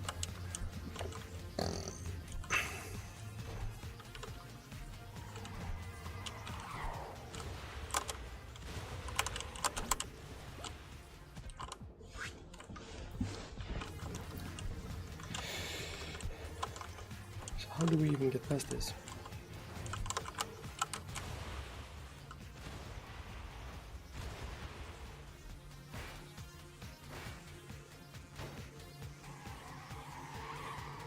No.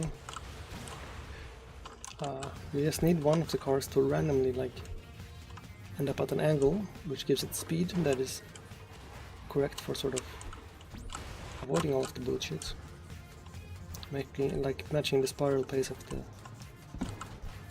pattern there.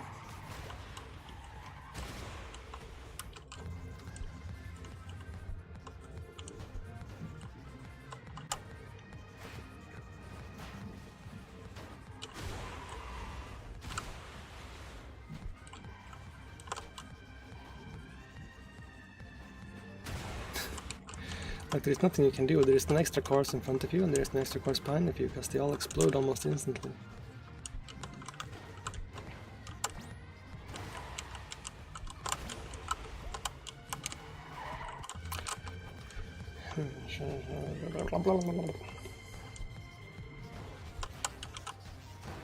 This is not so much frustrating, it's more like annoying.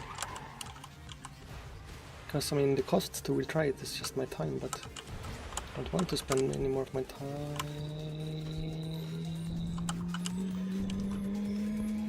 retrying it. Yippee.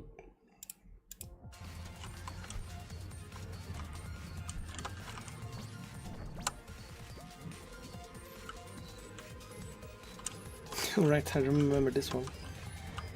And basically here they keep shooting trucks out of this hole, so you just have to sort of bounce on them until the finish line also comes flying. But it's a little bit difficult. I guess I can literally wait back here, unless that doesn't work.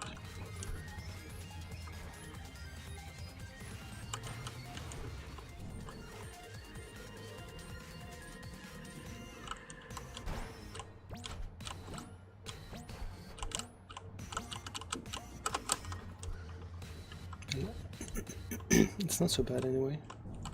I quite like it.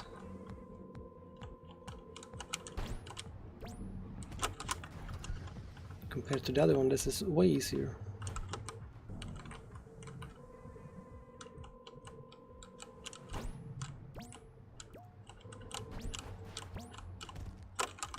Okay, I shouldn't be pushing too hard forward, as then I seem to end up under them rather than above them.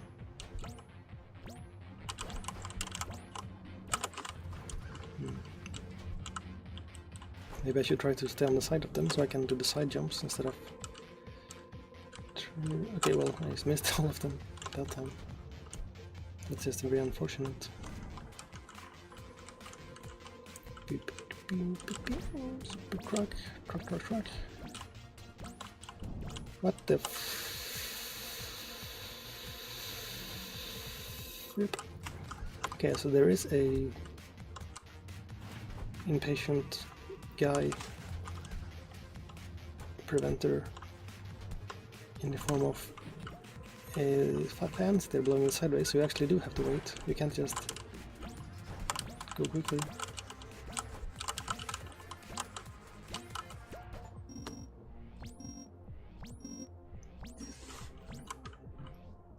Bright. Let's see. I met Buffalo Phil. I mean, I beat him. I didn't meet him. I don't know what that is. Okay, so there's Steampunk, and then there's the final one. Let's see, we do have like 1 hour left on the stream at most. Then I need to end, so we'll see how that goes. This one has pretty nice, I don't know what you call it, color correction, I suppose.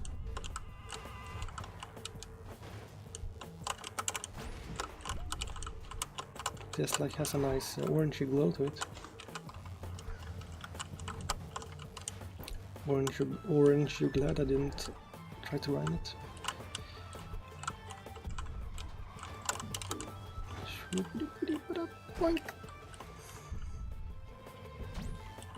So this is where I remember the most cursed bullshit is. Pardon my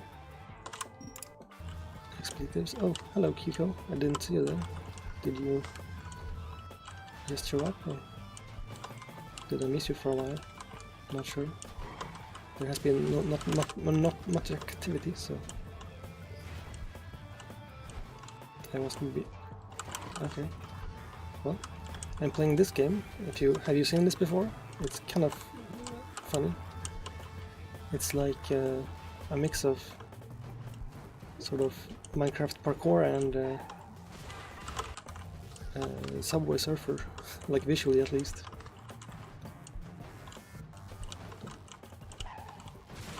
So very different from Dark Souls at least. My goal was to try to beat it 100%, like all the achievements in one day, but I'm currently struggling quite a lot with that, so I'm not even sure I will beat it normally. Also, why does this go? Oh, it has a different color. What? That's a troll level. That's really strange.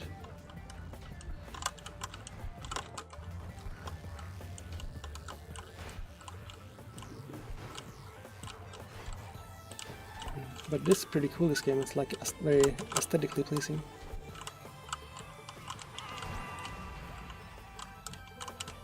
And kind of underrated, I think.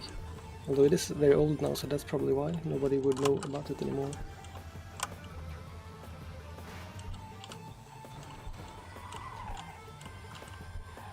I did beat at least I beat Dark Souls, so now I don't have to play it anymore. But for growth this isn't better because there's literally 0 viewers in the category. Oh well, I guess 3 now. But it said that there was like 30,000 people following the actual category, so I thought maybe possibly some of those might show up, but that doesn't seem to be how it works.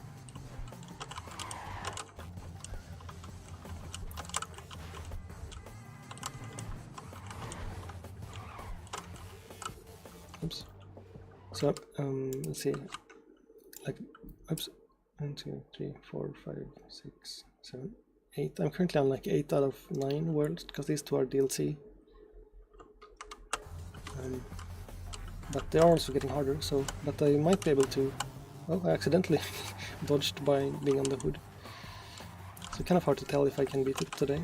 And then I haven't looked at all the secret achievements and stuff, because so they might also be hard.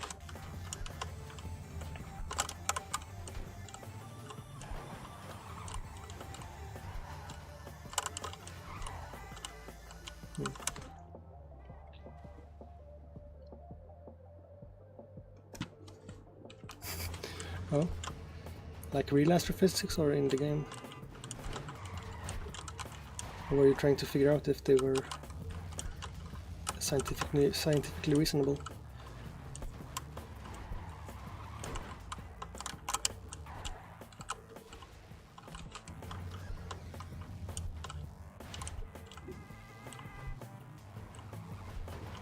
I also haven't played Kerbal Space Program. I maybe should do that sometime, but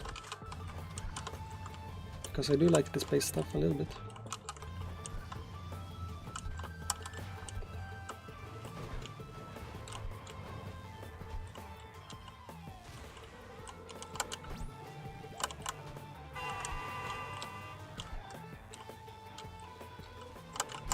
Ah, the finish was right there.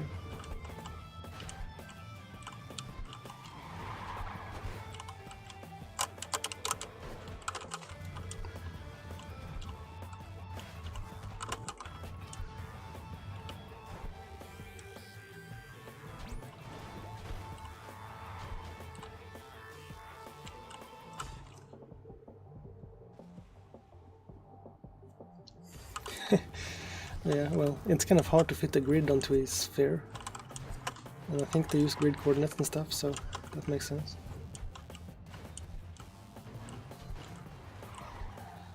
Because I have tried making procedurally generated worlds before. And I think the closest you can get is a... oh. Okay, well... still... yeah, the closest you can get to like a regular grid on is like an... what's it called? An icososphere? Which is like a... I think dodecahedron that you subdivide and normalize, but... because then you get sort of triangular areas, but they're mostly the same size.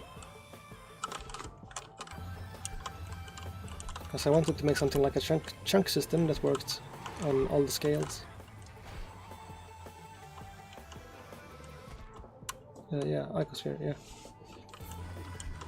But sphere, like, spelled correctly. Like a circle, I mean, sphere. Because I did use that one time. When I was playing around with shaders and stuff and trying to make, or using like geometry shaders to make real-time procedural planets and stuff.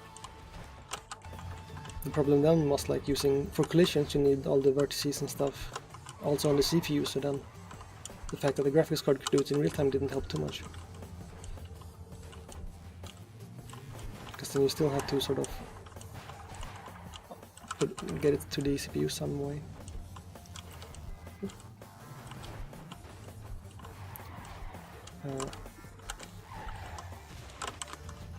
Not sure currently. I was going to try some AI project thing recently that would be using shaders. So I might start looking into those again. Those are also useful for streaming. I could make different filters and stuff. Not sure what I would need filters for, but probably something. Also, I fixed the chat a little bit, so now you can type your long words if you want to try to break it again.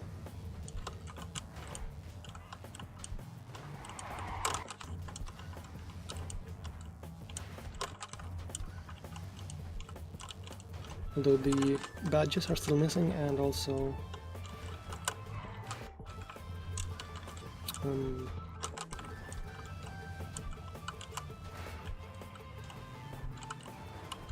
also the emotes don't like preload, so some of the emotes still fail on the first mention.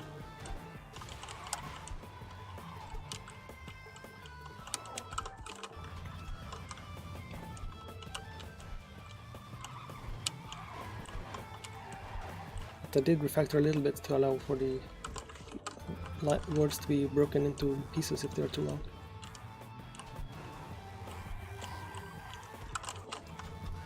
Mostly that, you know, except for example if...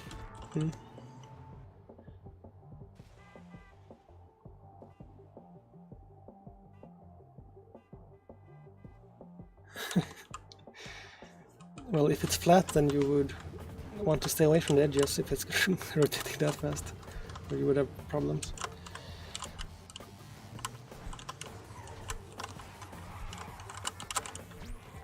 That's like one of the most annoying things in like sci-fi when they break rules, is like if they yeah, but like even in like somewhat realistic sci-fi series like The Expanse, if you've seen that, then in some of the ships they like rotate the entire ship pretty quickly, but in reality that would of course kill anyone not like right in the center. Although they were pretty good about putting the seats close to the center in like the racing ships and stuff at least.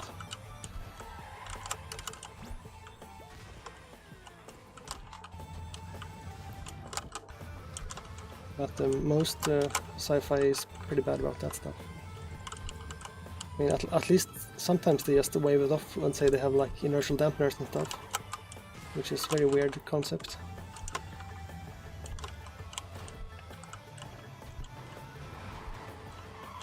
I don't know, this part of the game is pretty hard. Maybe I'm tired now. Because it's a very high-paced game and it's been 4 hours, so I will blame that if I can.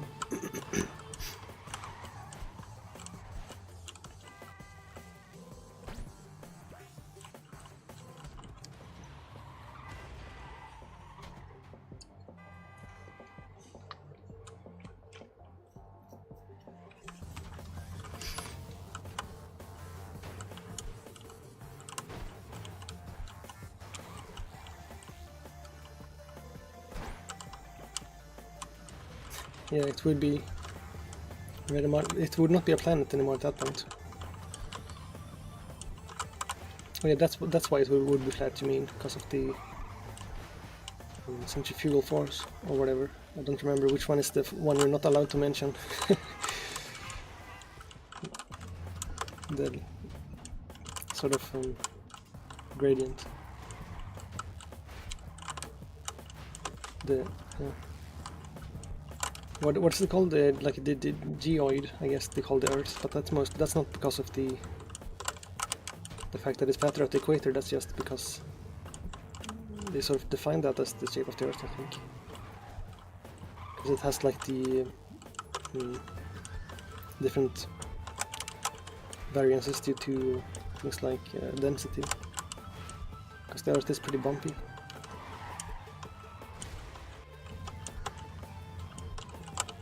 So I'm not sure what you actually call that measurement, like the flatness of a sphere.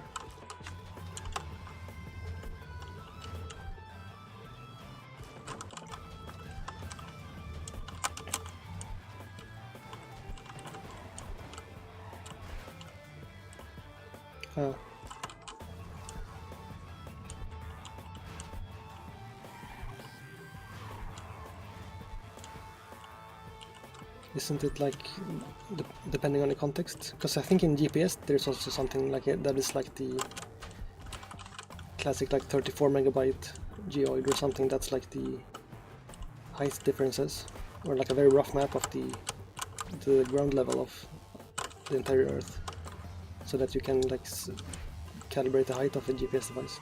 But maybe I'm remembering that incorrectly. Maybe it was just called something else.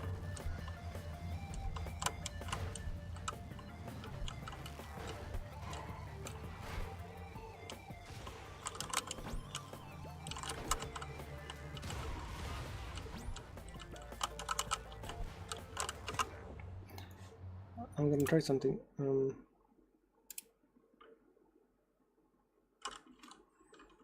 Yeah.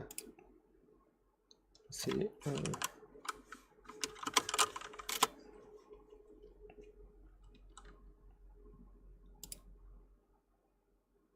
What is a geoid? A geoid is a model of Earth's shape that represents the mean sea level across the globe. It's like an imaginary surface that extends through the oceans and under the continents. Does that work? I can't hear it because it's too low, but you guys can probably hear that, right? I don't have the ability to hear or detect sounds, but it seems like you're referring to a sound that might be The music is too loud, so I can't hear it in my headphones. Sounds like your headphones might not be outputting the sound clearly at low volumes. You could try adjusting the volume settings or checking if there's an issue with your headphones. Maybe a different... Okay, it started replying to the fact that I couldn't hear it. So it said adjust your volume. I was just wanting to try the ChatGPT. I realized I can actually ask that thing on stream, since compared to Googling it's a lot less disruptive to the stream. So that's just the ChatGPT voice mode, but I haven't tried it until today. But this game is probably just very loud. Is the music in the game very loud compared to me, or just compared to that voice thing? Because it's kind of hard for me to tell. It sounds loud, but it might just be like high energy music.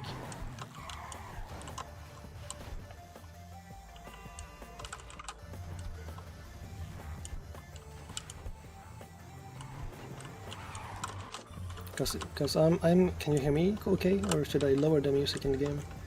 Because there wasn't anybody here earlier I could ask. Okay, well that's good at least. I did like accidentally mute for like an hour because nobody was around to tell me, so that was very annoying. But that's normal streamer things, you know. Or actually no, because most streamers do have viewers, I suppose. Mm.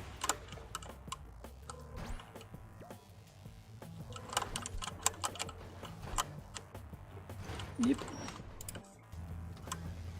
I'm gonna close the GPT thing.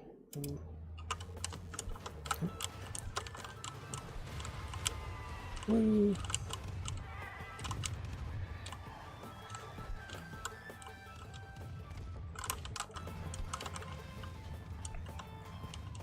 I do want this game to have like more... I want more people to see this game, but I can't help much with that since I have almost no viewers. But I still had this like from the start on the list of like games I wanted to play. Well, yeah, sure. Are you like really delayed, or what are you? Or what do you mean? Because I mentioned the chat thing several minutes ago.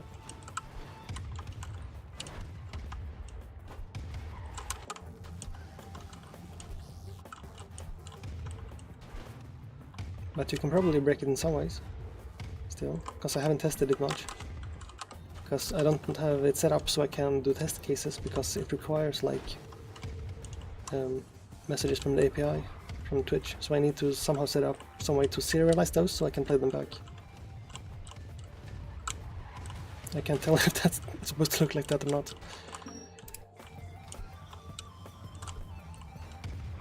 Okay, oh, do you have those really tall, funny ASCII things that are like, or maybe that is what those are. Those that are like people use to like clip out of height bounds, usually in ASCII or UTF-8 or whatever formatting it is.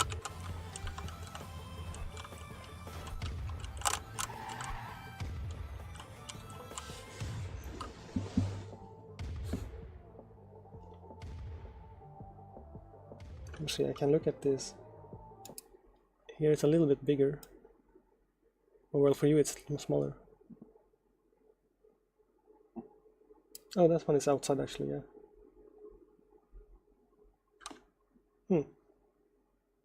I wonder why.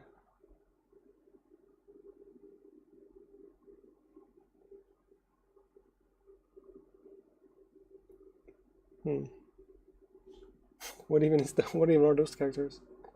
Are they like RTF or something like that? I mean, for some, I don't remember what it's called. They like the, because there is characters, right, to like reverse the text direction. I think those would probably definitely break it, because then it would try to make it like long in the different. It would like shorten it in the wrong direction or something like that. Oh, this map is cool. I didn't notice that was what's going on. Whee! Whee! Oh, I missed the last one. Okay, well that's not. I mean, that's an acceptable failure mode. I feel like. I don't think I have to debug that one specifically.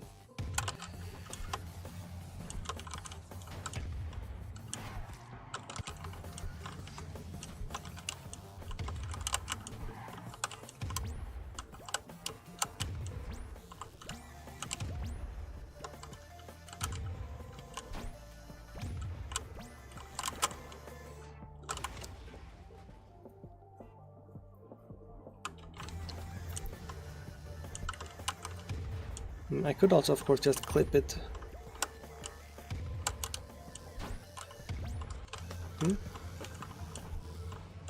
Oh. Because how it currently works it is, when it tries to add a word, and that word is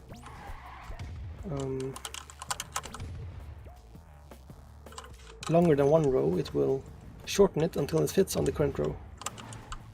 If that helps.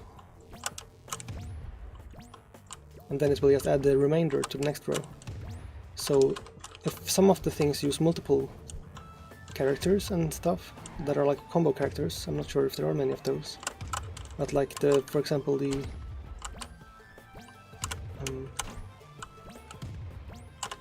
I don't know, try using a language flag and putting it right on a line break. You can just like add the underscores before it, because I think the line flags use multiple UTF-8 encoders, so then it might post them separately. I'm not sure. That depends on how C# if it treats it as one symbol or two.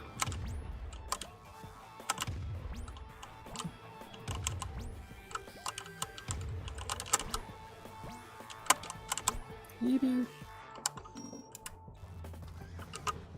I kinda wanna try that.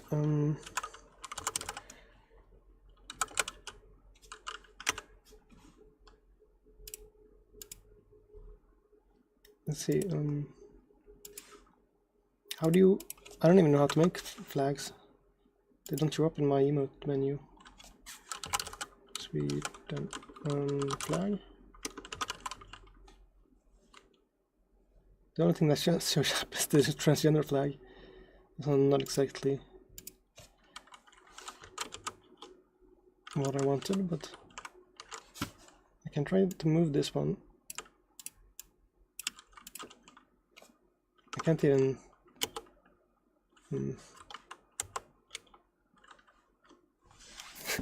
What did I even place there? It's just nothing. What? How did I send nothing? That's not it. I mean, it's even in Twitch, in the real Twitch chat, it's nothing. That's really strange. I just copy pasted some half emote, I think. So I guess we just found a bug in the normal Twitch chat also. Because I don't feel like it should allow any white space to be posted like that.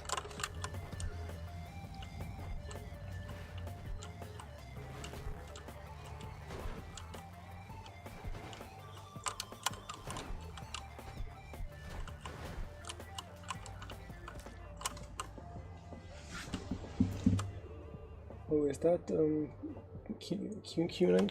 What's it called? Q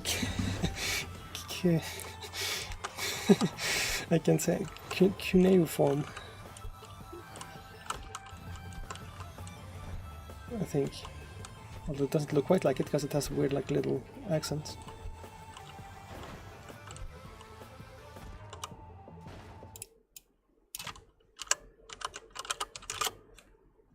cuneiform. It looks a little bit like this. Well, that's a terrible analogy. I mean, these are bad examples.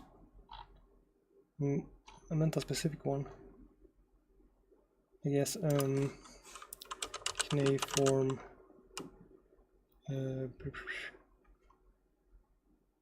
Sumerian. That was the like most hard I ever dug in my brain for something, but that it looks a bit like this one. But it has like more frills on top of it, but the like underlying symbols look like those. Except there are like more things on top. But right, it's like similar. They're interesting because you make these with like a specific stick. You just push it like this one. You can just push it into, because the one side is triangular, so when you push it into clay in different angles, it will make these different shapes. I saw a video about it sometime.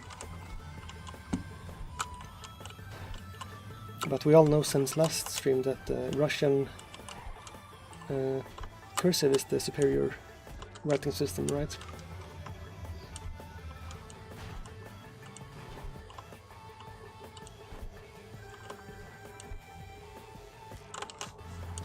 Maybe I shouldn't try to jump between the cars here. Because I can just stay on one, I guess.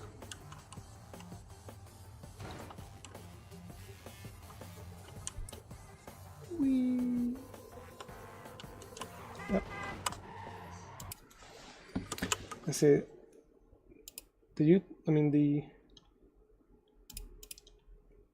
you just try some random symbols from the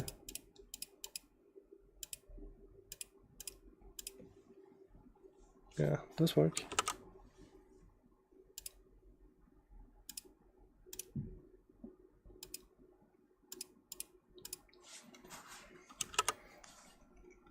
In fact, there are some that are like encoded as multiple symbols that may be line broken incorrectly, but I don't remember which ones that would be.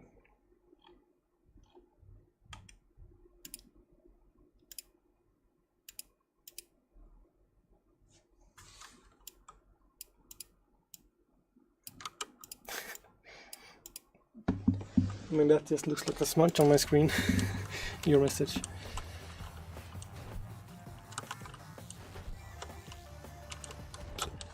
I also should make some system to also, let's see, this symbol.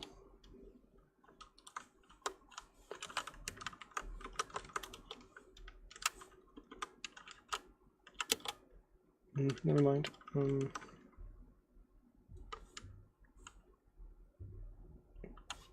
Oh.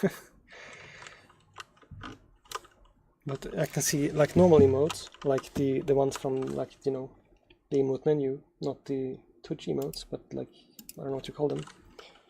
Like this one. If you see, if you compare the alignment of the, well, that one actually seems fine.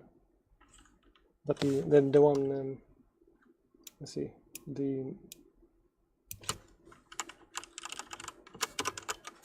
this one, some of them I think in mine are like aligned weird. No, yes, like when it was only one of them, it was.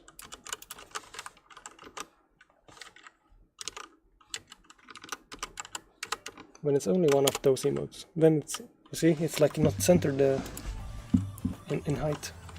That's strange.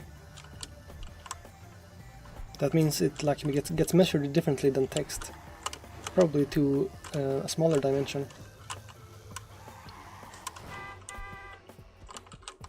Honk honk.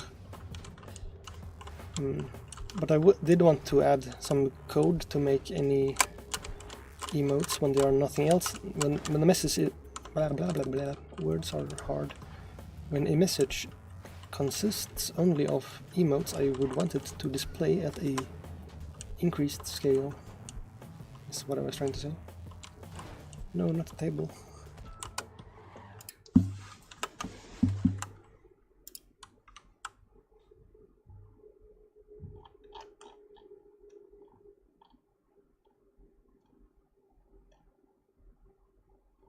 I can't find in the menu the unflip table one. There are so many in the Windows menu.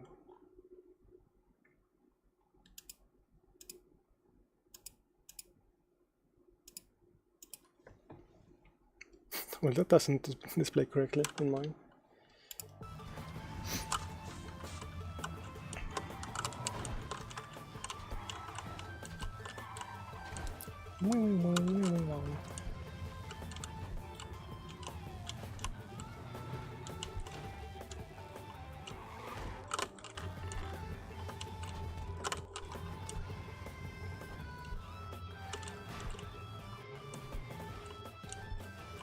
Oh, that's nice. On the you used like type racer, right, and not monkey type, I think, if I remember. Well, no. Yeah, I have to order a new keyboard so I can auto type, because my spacebar is currently so bad.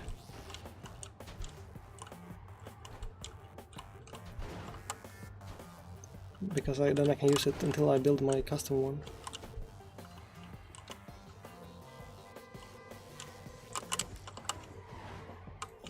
Oh, okay. What did you get on monkey type? I remember in their Discord you get like custom little roles for different speeds, which is nice if you join that. But then you actually need to type there for anyone to see it, so and that's a pretty silly Discord. But I was in there for a little bit earlier when I was oh, I think on my when I was used to my split keyboard, which I don't have currently, but I think I could do like comfortably like 150 at least on that. So hopefully if I make my new one I can reach that again.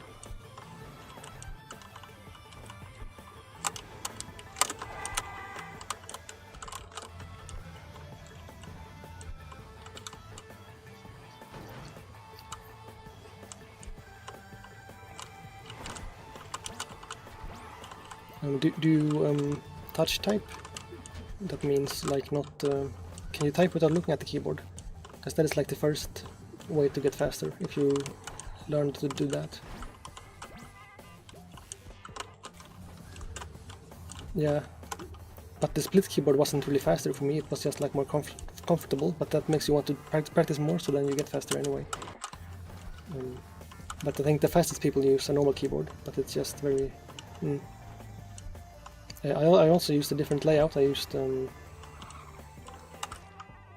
don't remember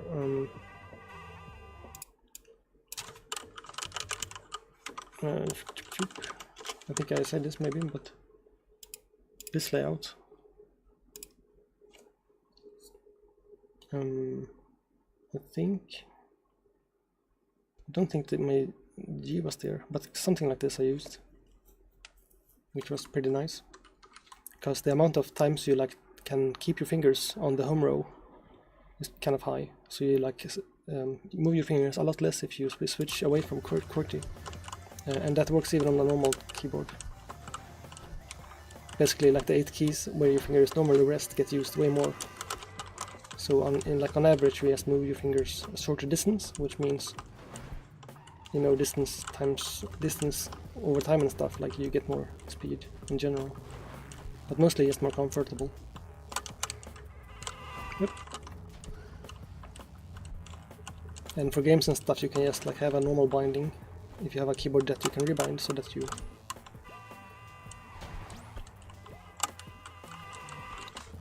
Yeah, but I mean, for example for mine I just had a gaming profile. I could just switch to it like literally about one button press. That was based on QWERTY instead, so... because it's not like you forget the QWERTY if you learn a different one, so it's not so bad.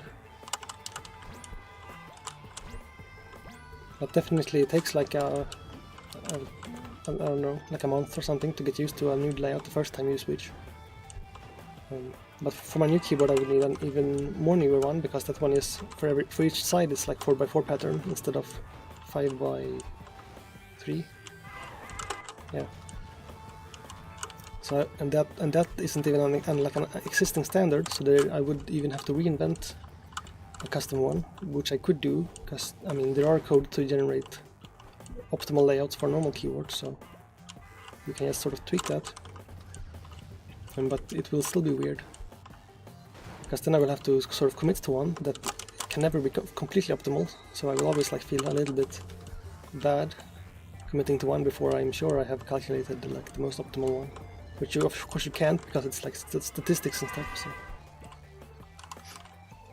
yeah, that's still probably higher than like an average person, but not higher than like someone who types for a living, I guess. But it's not bad, I think. Although of course in the monkey type forum people would say it's bad, because those are, what's it called? It's because of self-selection bias, because only fast people hang around in the monkey type community, so it's very, you know, not exactly the people you should ask. But compared to people who haven't tried speed typing, that's probably quite a lot faster. You know, my friend who is a cop, he has to type a lot for his job, and I don't think he can even touch type, so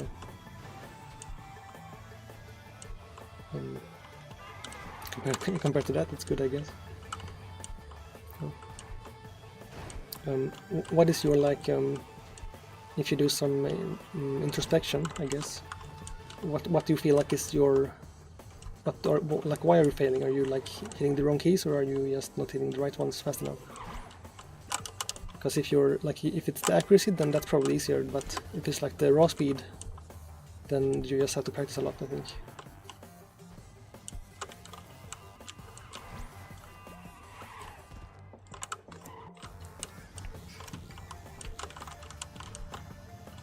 Yeah. Also, when I was learning the new layout, like that, well, like automatically forced me to sort of type correctly, in that like resting my hands on like the home row and stuff, because I needed that to like learn from scratch where all the keys were. So I'm not sure if that helped me much. Because currently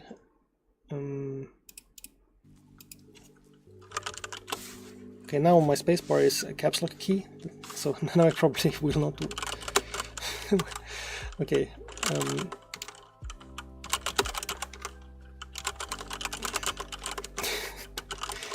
No, I can't. But I will temporarily put my spacebar key back.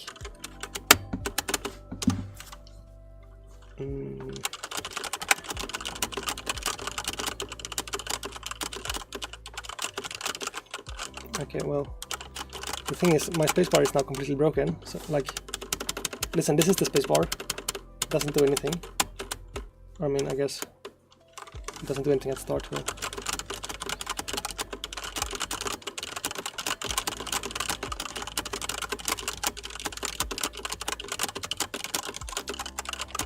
Oh, well, you saw it was like 150 for a while, at least for a while there, but the spacebar makes it desync from like the correct input sequence, and then figuring out exactly how it failed and then correcting that is too hard currently. So I will need to get a new keyboard before I can do that consistently, but I can still do about 150, I think. I decided during this stream, because I have to use space to jump in this game and I can't rebind it without restarting the game, that I will order a new keyboard today, so I can show later, I guess, next time.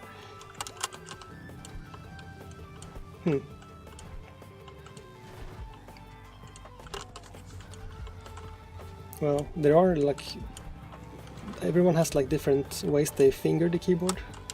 I mean, that's, I think, the correct terminology. Like how which keys you use for which fingers and stuff. But QWERTY will always be a little bit awkward, that you have to like reach for some keys.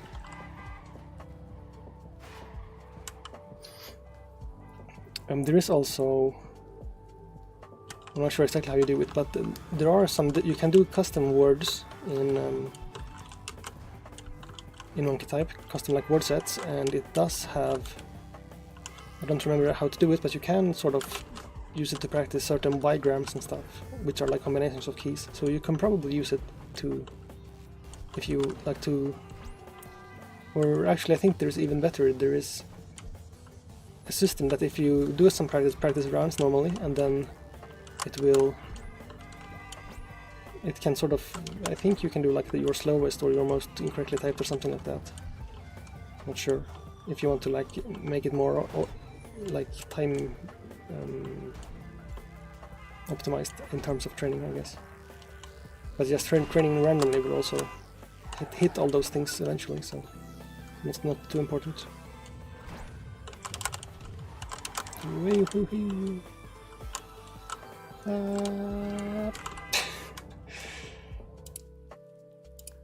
Oops. What happened? Oh, right. We don't need two musics. This game has quite plenty of music. Honestly, I will reduce the music a little bit.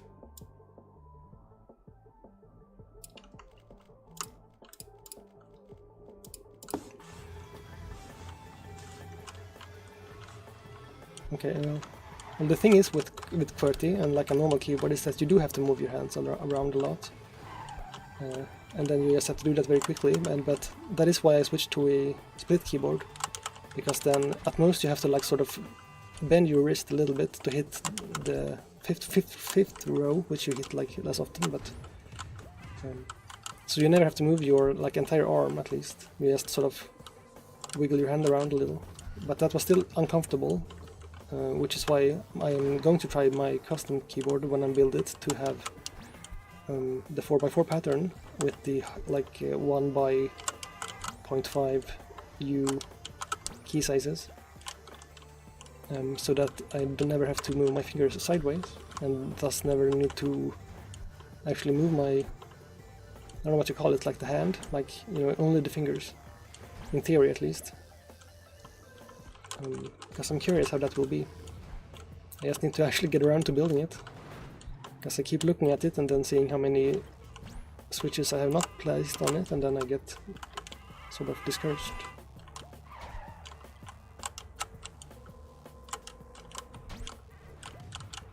You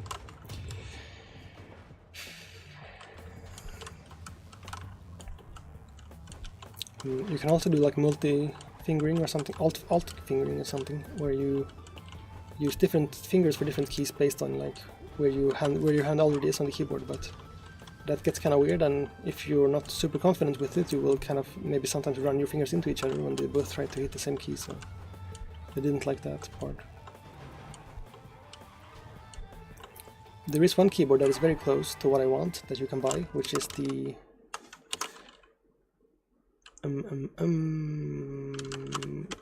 it's not called the Moonlander, but I will search that because it's that company. And they have the, I don't know, this one, the Voyager. Because this one is pretty similar to the one I had, but it comes like pre-built and everything, and it's very like flat and stuff. But it has both one more column than I want and one more row than my old keyboard, my last one. So, but you could technically remove those. But that is like the best one commercially available, I think, currently, for ergonomics and stuff. Because you can use those like extra keys on the side to just bind them to very rare things like the F keys or something, if you want to keep them there but not use them as part of your main layout. But currently I really liked how my last one looked, when it was like just 15 keys on each side and they were just like white. Because I was using multiple layers and stuff, so they were putting anything on them would still not make too much sense.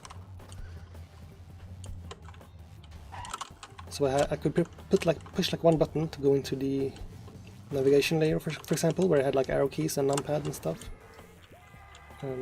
which was nice.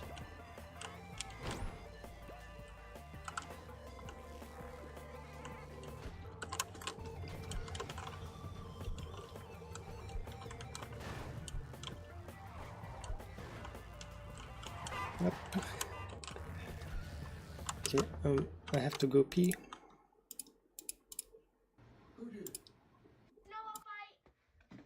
Oh, she totally got you.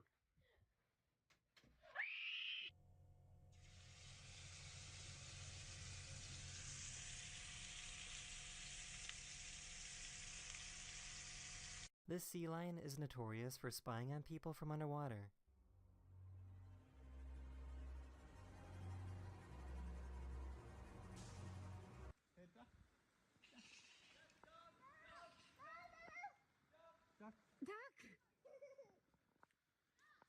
Oh my goodness! This pilot tried to land his plane through some rough winds.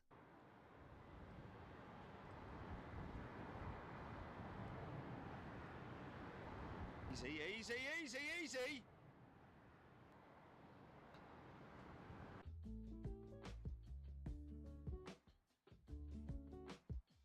For some reason, his horse doesn't like talking to men. No boys, right? Especially not this one. This grandma gave out envelopes to her grandchildren on Christmas, but all of them were empty. Dude, I got nothing in mine.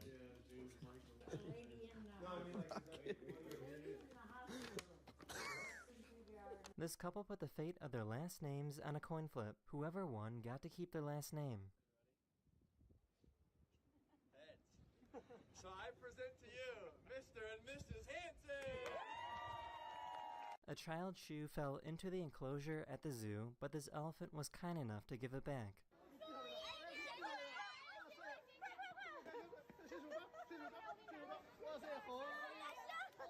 This driver stopped to deliver a package, and when he came back to his van, some goats took it over.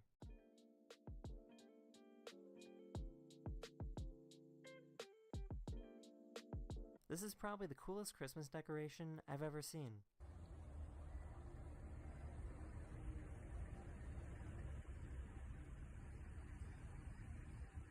These tuna crabs have never seen a human before, and we're very curious to check everything out.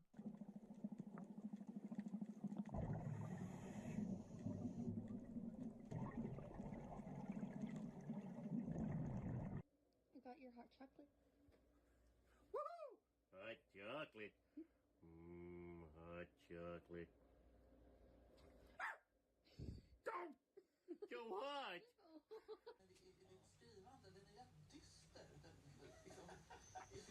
I have some bad news for all the haters that made fun of my name because I wasn't posting every single day. Well, guess what? I'm posting every single day now. That is the end of this video. I really hope you enjoyed, and I'll see you guys again very, very soon. Later. Hello everyone, this is your daily dose of internet. There's an airport in Greece that allows some incredibly low landings.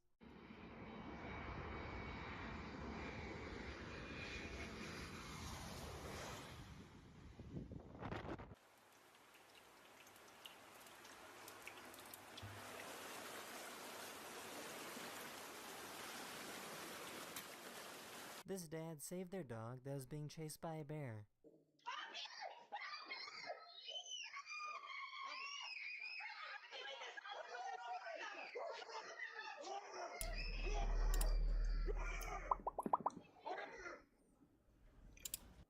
Well,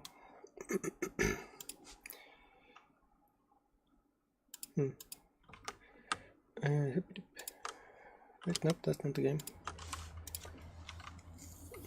Well, you can always rewind your things if you want. But for example, for mine, to put F3, there was only a couple of keystrokes. Because I realized, or at least that was the working theory of my last layout, was that it is superior to have an extra keystroke than having to stretch your hand across the keyboard in terms of ergonomics. And also for muscle memory, it kind of worked out that you could do it very quickly still. So I would do like one key to switch into one of the layers, and then I had to just hold like some function key and hit number 3, which was like something I could do without moving my hand any distance whatsoever.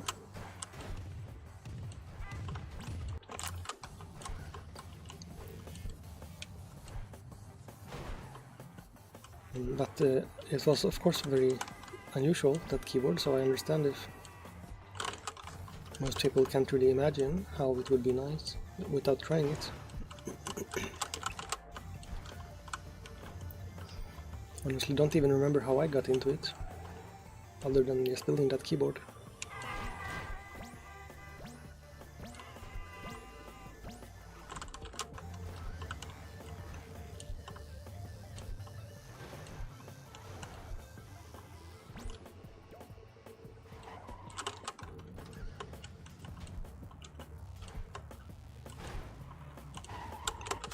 So it looks like we had 2 more viewers during when I was AFK, and then they left when I came back. That's awkward. Guess they just wanted to watch YouTube.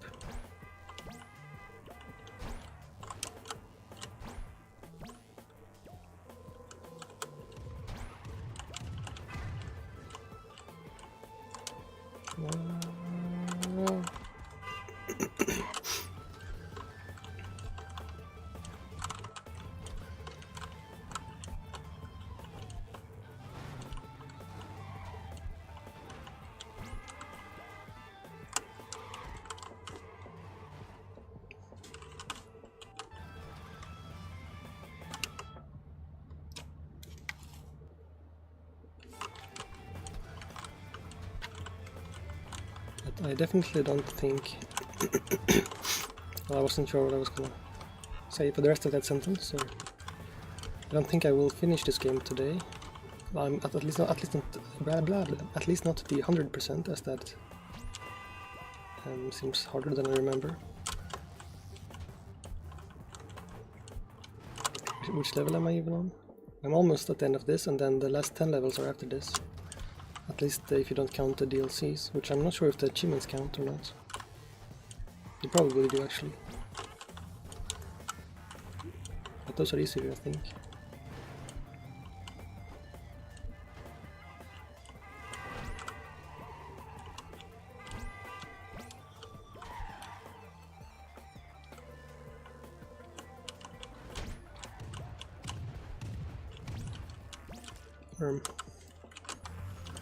Accidentally jumped on one of the cannon cars.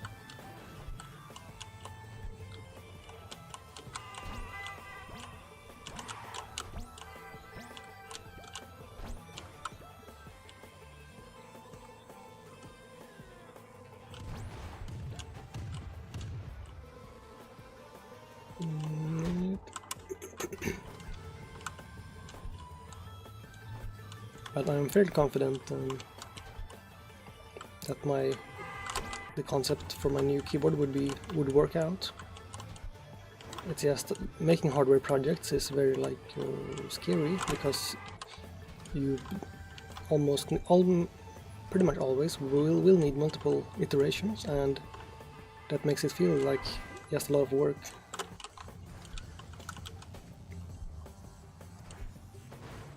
But I could still use the first prototype even if it's not perfect, I guess.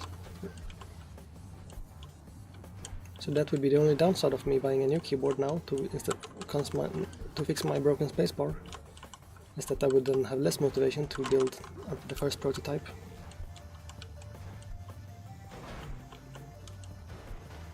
Because I mean, I have most of it set up.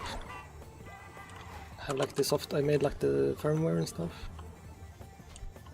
And I soldered one key in and tested that, and that worked. So I just have to solder in a few more. If I do 3 more on that side and then do 4 on the other side, then I can try playing Tetris with it, at least.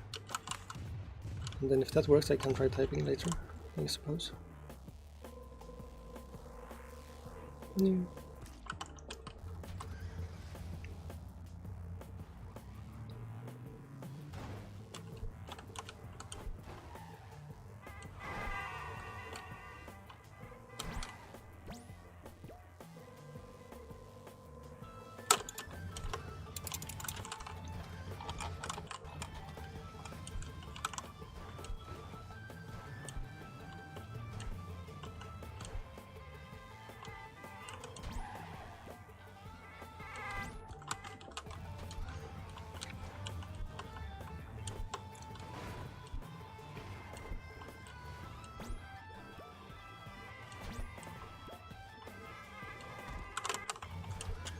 Okay, well, at least next time I should be able to beat it.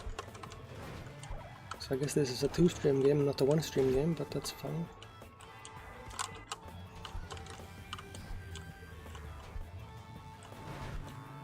Yeah, I wonder if maybe you have missed some part of that story, or if it was... I mean, did you maybe do it... Because I mean, the context maybe didn't... Was it like... Was it a competitive context where beating people up made sense, or did you just like... I don't know... Or did you do like... something socially unacceptable? Or did he... I don't know... Or was it like a competitive thing? Or did you just like harass them? Because that's different. I don't know.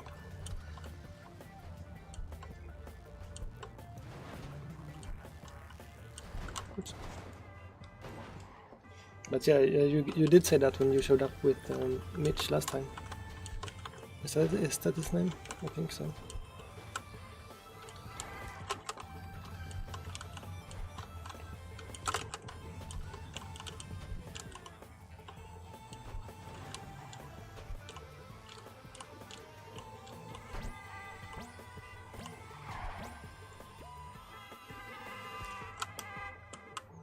Honk honk.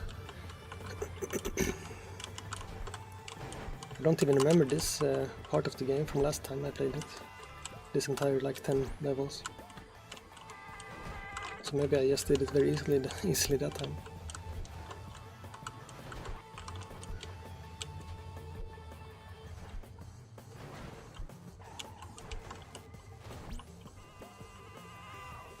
No.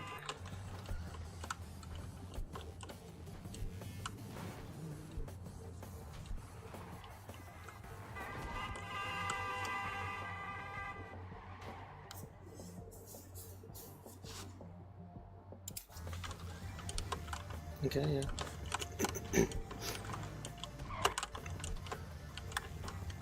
Because it seems weird for them to leave the friend group if it was just like competitive, or it makes more sense if it was because you guys were like being annoying and not realizing it, but that's of course not something I can tell from where I am.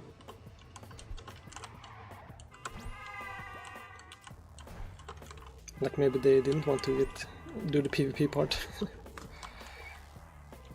But I haven't played on any servers, so I wouldn't know how it usually goes.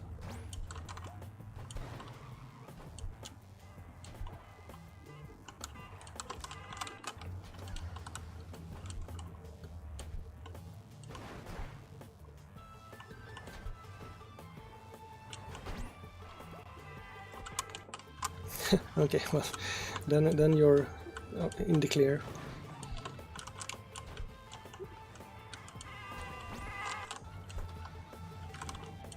Then it sounds like they were just sore losers.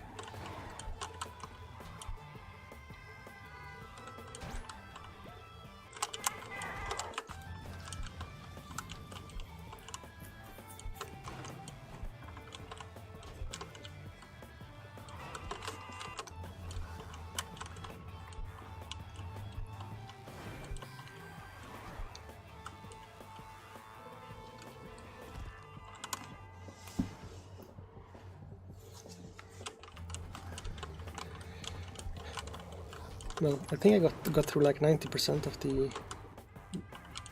first, I mean the non-DLC part of the game at least. So, but in terms of like the 100%ing it, I'm not sure, because I don't remember which achievements there are. Because I'm kind of working on the hardest achievement that is like even marked as a rare on Steam, which is the no ability run, which of course slows it down a lot. Because a lot of these are very easy if you can do slow motion and jetpacks and stuff like that. But I don't have that.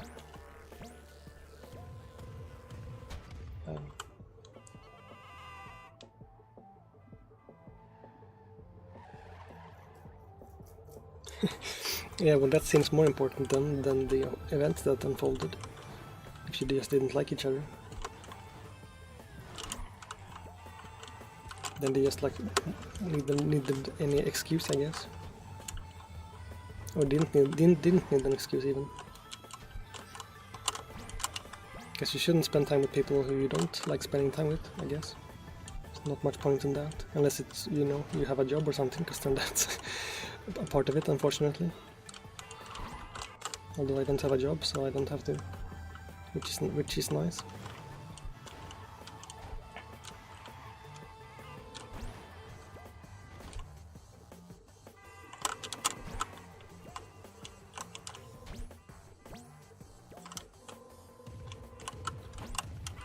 Well, truck cannons.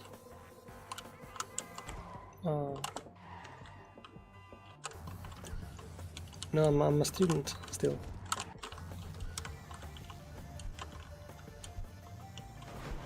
You know, computer science student. So I get the student loans. So my main source of income now is student loans, which in Sweden is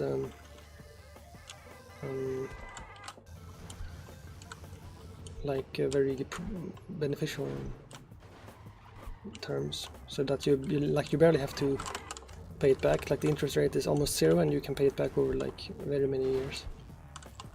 So even taking a student loan and then investing it in the stock market would be actually smart, because the interest rate is so low that you would almost certainly make a profit. But of course, that's not the intended use case. And also about a third of it is like a stipend or something, I think you call it, which just means you don't have to pay that back. And it is more than I need for my monthly expenses, but not by much. So I can't really spend. I can't really buy like any computer stuff or anything currently. Also, there's not during the summer, like 2.5 months or something, I don't get any, because there's no school during summer for like 10 weeks. So I have to use like the money that I have to sort of save up for that during the entire year. So then it kind of average out to like barely covering everything.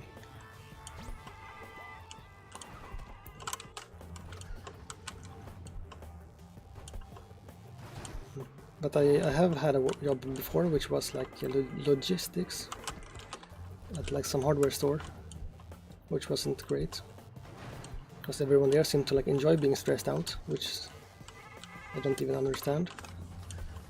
They both seem to enjoy being stressed out, and they like being complaining about it. So very strange personalities there that I did not connect with.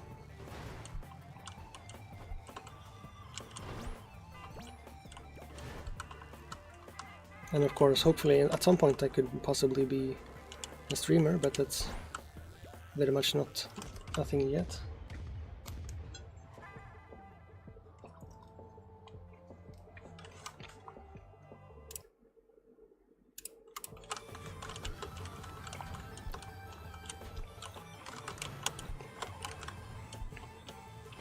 So I've been struggling with this level for a while now.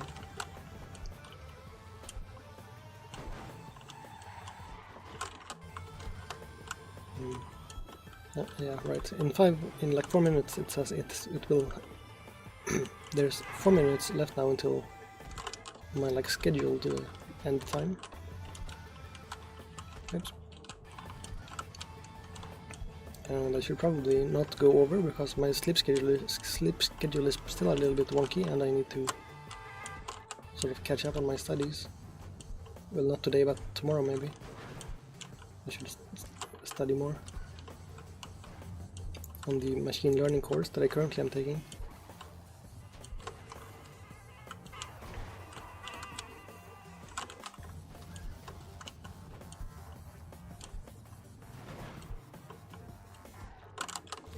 Oh. Because what does he mean by that? Because you are not like qualified, or because the opposite?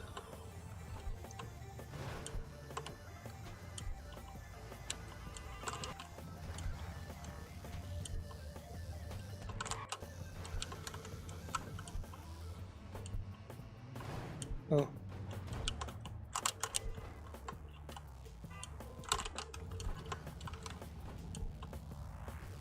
Well, it's better that it's better if it's too easy than if it's too hard. Because I had to switch from like engineering physics to computer science because it was too hard. And that made me like feel very bad about myself for like a year almost.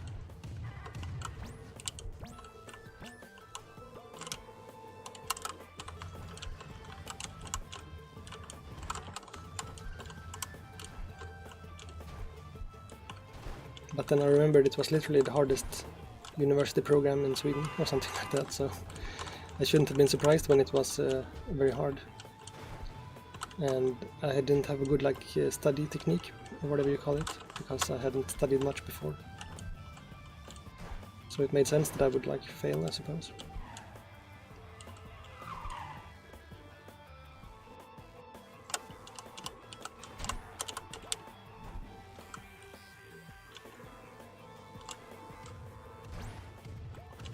Yep.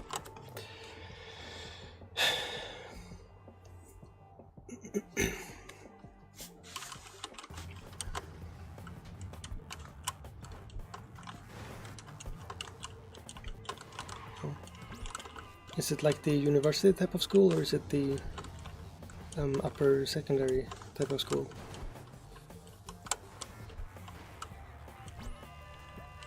Or it's kind of hard to translate between languages and countries, but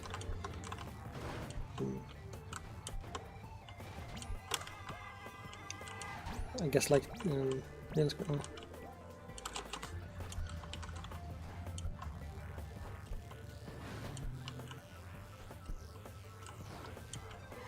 But isn't that like before there are specializations and stuff? So shouldn't that be the same for every school then? Or like in Sweden, every school has like the same content until you are like 15, I think, and then you can choose for like 2 years, and then after that you can choose another like 3 years, which is university and stuff.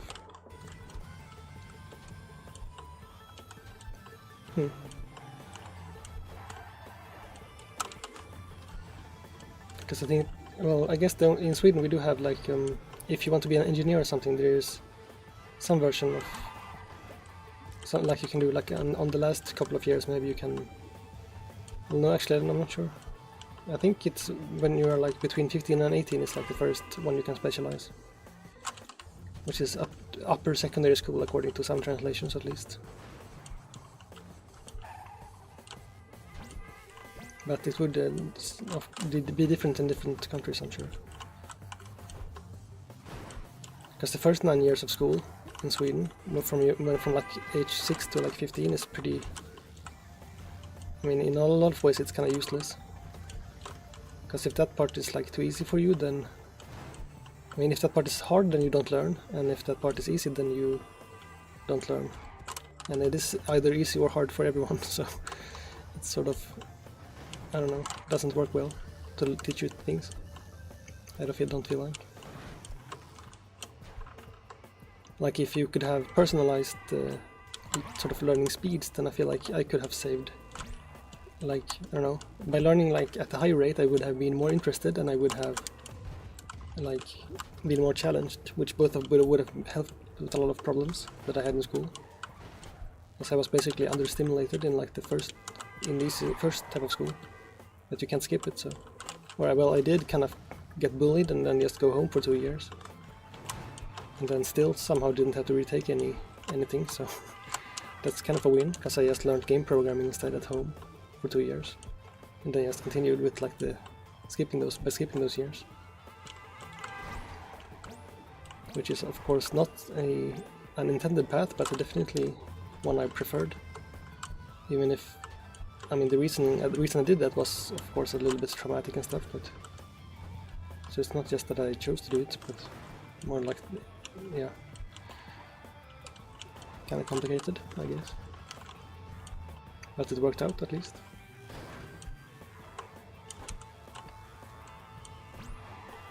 I think they're talking about in Sweden currently, like, removing the ability to even fail courses in the first, like, 10 years or something, which seems really weird to me.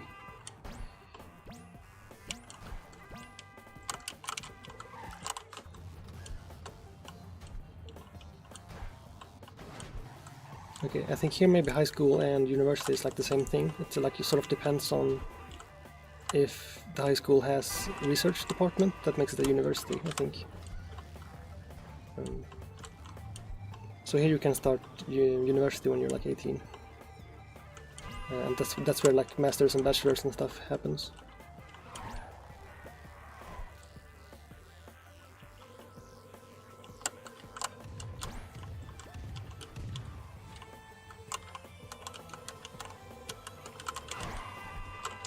And the one that's like 15 to 18 is where you specialize, and you can do that like 1 extra year, and then you're like extra qualified for sort of the thing I went to, which is like the engineering physics.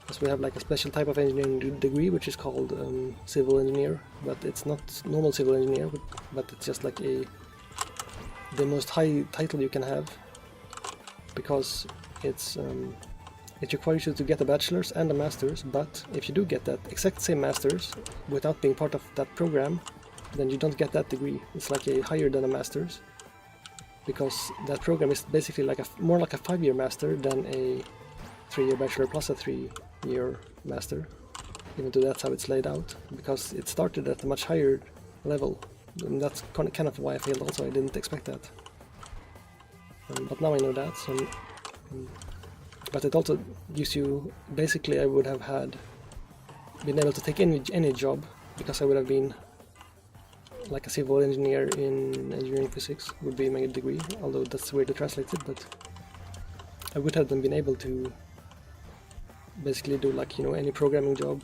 and yeah, even like game dev and stuff, because it's like such a broad, it's also one of the broadest technical degrees, because it covers a lot of things like programming and physics, and so that doesn't leave many parts of science like untouched, so you're basically qualified for any job. Of course, some jobs you would be overqualified for, so but yeah. Okay, this level is, I mean, I haven't been paying much attention, but I haven't also been making any progress.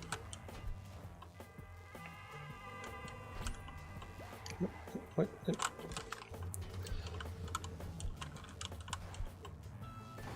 I guess it has been 5 hours now, so it would make sense for me to be losing my focus. Honk. Also, I was looking through my VODs and I saw a message from you about like how when you die, all your memories flash by your eyes because your brain is trying to remember some way out of it, but it fails.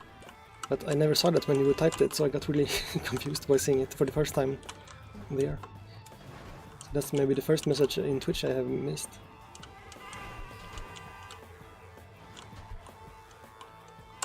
Because I was looking through my VODs to find all the jump scares so I can make a compilation from the Dark Souls game.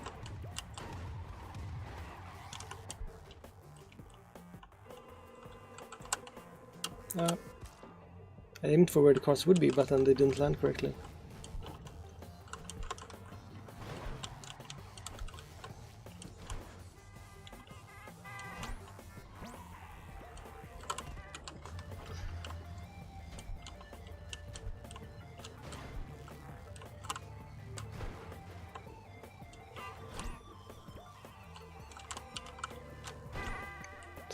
Because that's like the only shorts idea I have currently, is like to make a compilation of that. But I also realized I didn't have the vertical setup correctly, so my recording was just my Fugi, or my VTuber thing.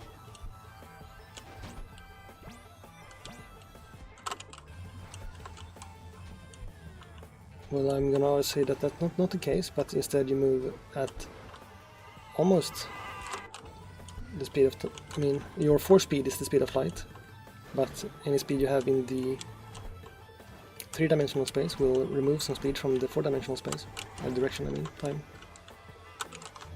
But it's pretty, I mean, unless you're moving at relativistic speeds, it will be extremely close to light speed. That's correct, yes. You can round up. But the fact that gravity is mostly due to time dilation rather than space warping sort of was the last thing about physics I learned, and that sort of made me kind of give up on trying to understand the universe. Because when you like move past a massive object like a planet, it's because like the time moves slower near there, so your force speed kind of curves, like a boat going too close to the edge in a river or something. So the current is like faster in the middle, so you turn towards it. And after that I just sort of gave up, and because after that it's like too abstract, like what? No? I disagree. Right? Because your force speed is the speed of light.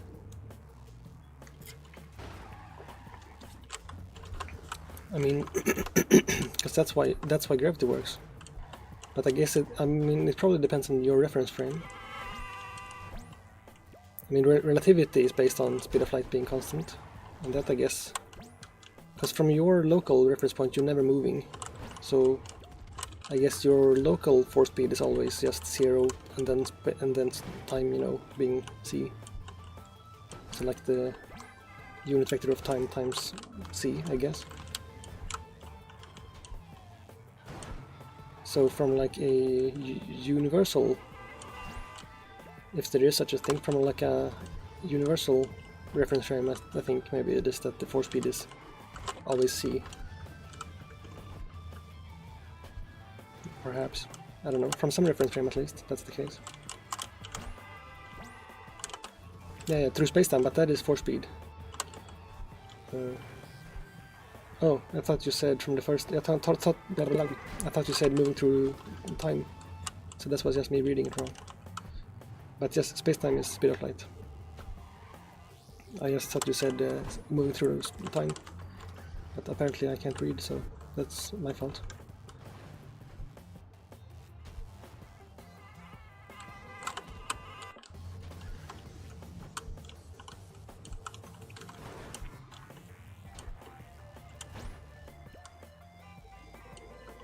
No, I mean, I was exaggerating. I can actually read. I just failed at reading. But no, I don't have dyslexia or anything. I don't even have like autism. I just have like trauma. Yay.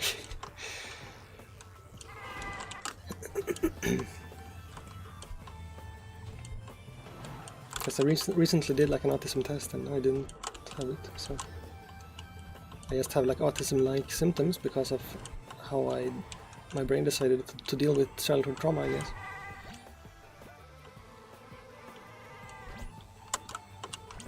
Yeah, like I guess when I was a child and things were being problematic, so my brain decided to sort of turn off my emotions. Or I decided to, I guess, and then they were sort of like that for the rest of time. So now I sort of have like autistic traits, but I don't have autism, since real autism you need to be born with, so I have like social anxiety and general anxiety and things like that, which are from trauma, I guess.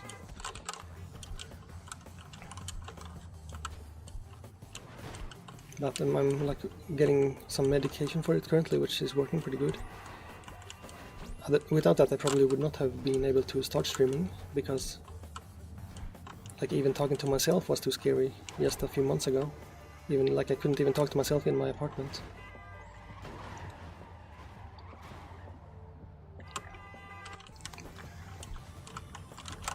Because I was too worried about my neighbors hearing me. Even though that's very unreasonable, given if you speak at a normal volume, then that's kind of unlikely, and I speak at an extra low volume. Oops. I spilled my water on my shirt.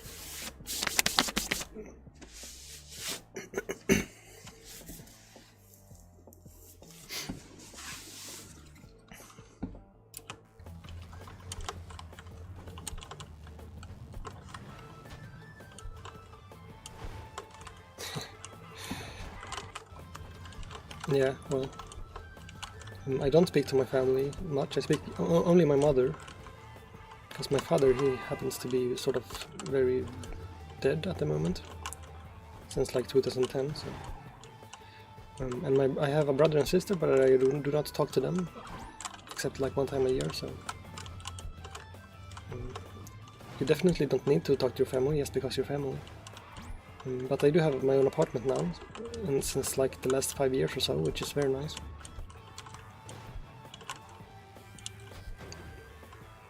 So now I don't have to talk to anyone, and now I just need to go to the grocery store sometimes. Although even that is sometimes unpleasant. In terms of like anxiety and stuff. But my medication has helped with that a bit, so now it's not so bad. And I'm like starting to find people more like interesting and friendly, like in my perception of them at least. So that's probably working. I don't understand how I'm supposed to get this level done. I need to get really like far ahead of where I currently am. I think I keep letting the cars on the next level go too far away, so I need to probably do this boost thing on the side here.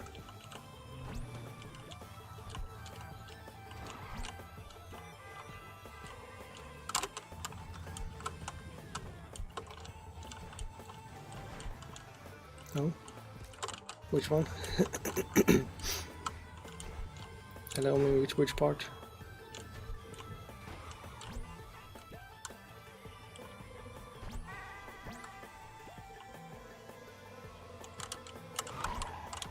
Was that not? Oh, I guess the part most likely to be something you shouldn't laugh at would be the fact that my father is dead. Yeah, I did say it in a funny way because it is funny. No, it's not. Well, it was a long time ago, so according to Portal 2, there's a line that is comedy equals tragedy plus time, so it has been a while, so therefore it is pretty funny, according to the math.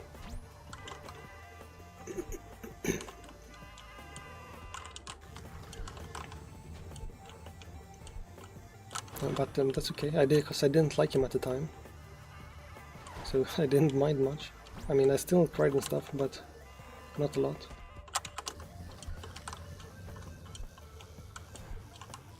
Because he was basically the reason I had like anxiety and stuff, so, or still have, so, because he didn't treat me well.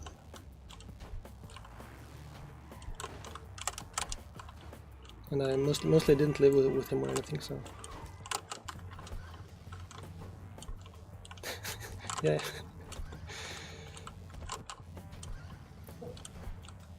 Well, I do like saying things in weird ways, because if I'm just gonna sit here and talk to myself, then I can at least try to do it in a funny way or interesting way.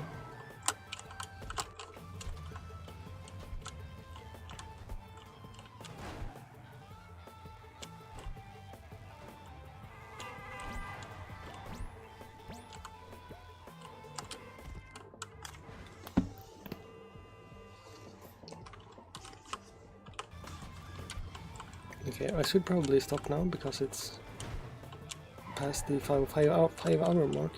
Because now it's getting harder to speak and also to play, so yeah.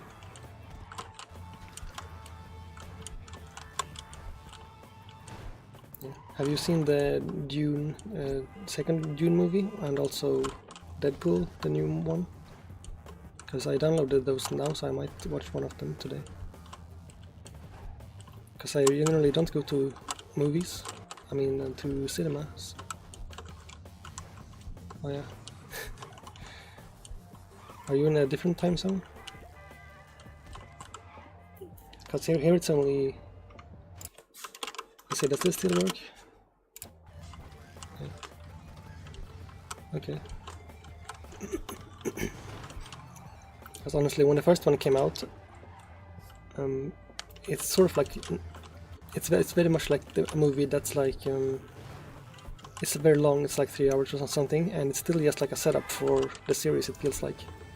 So if you didn't see it then watching both of them now, like in a row, probably makes more sense. Oh. Then what? Should you have been asleep at 8? That seems strange. Unless you have to get up at like 4.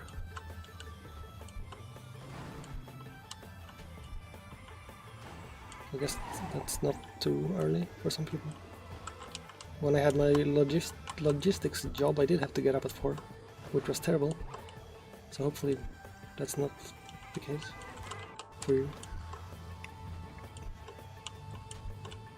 Well, that's at least a bit later. Because 4 still feels like it's like almost the previous day still.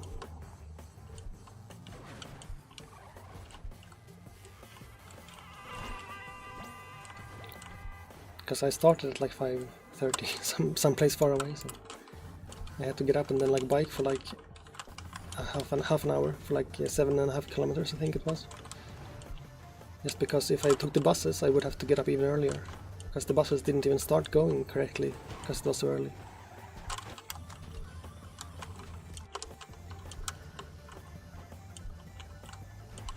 Well, I wonder if my bike still exists. I mean, it certainly exists in some sense, but I wonder if it still exists in the location I left it at. And in the state I left it at. Because I haven't looked at it in like a year. Because I live in an apartment, so we have like a bike room, I guess you call it. Which is just like a room on the ground floor, which has bikes in it. That's not surprising, I suppose. It's like a garage for like bikes and well, what do you call them? The baby things that you put babies in? Strollers, I think. Oh yeah, that seems bad, yeah. Yeah. When I was younger, I would sometimes just skip a sleep, like once a week for Fridays or something. I mean, not every Friday, but maybe like every second or third Friday, I would like just not sleep to catch up on like awake time, because I felt so annoying having to sleep all the time. But that's not really something that works when you get a bit older. And especially my medicine for some reason seems to make my brain more susceptible to like abnormal debuffs, like alcohol or lack of sleep or tiredness in general. Also, my gameplay is getting just worse by the second. So I don't gain much from keeping the game on, I guess. How do I stop the game?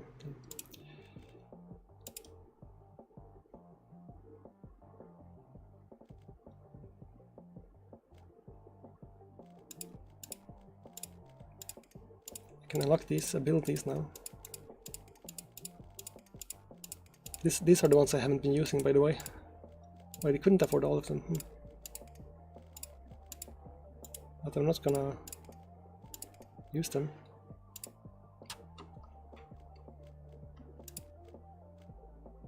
Wait. I forgot about this. There is Twitch integration. I wonder what this does.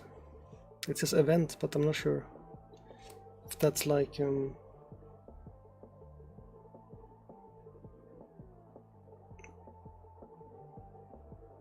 this was not here last time I checked, I think, but it might be like crowd control, that you guys control me and like make things weird. So I'm just gonna once more put that in there and then that and see, are those two chat boxes the same height? I think so. I think for some reason that emote just shows up like too far up. Weird. Yeah. I think for achievements and stuff, this wouldn't make sense to use. But I could look at it some other time. Let's see. Achievements.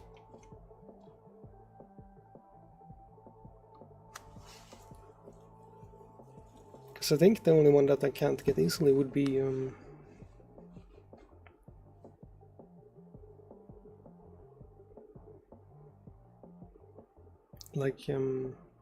beating my friends. I would just have to add somebody on Steam who owns the game, and not too hard.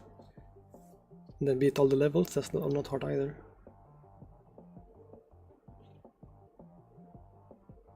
Also, according to this, it doesn't include the DLC, because that would be more than 90, I think. And beating a ghost, I think that's also just like you need a friend. So the pure one is definitely the hardest one, which is the one I'm trying to get. You can see this, I think, global stats. Well, it's 4.5% of people, so it's not that low. It was much lower last time when I got it, I think. Well, anyway, that's the one I'm like trying to get, because that's the hardest one at least.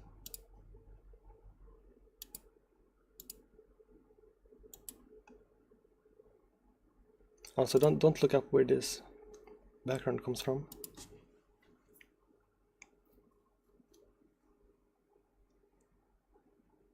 I mean, which game it is, because every item in Steam is connected to some game, and this one is connected to the one with a very unusual name.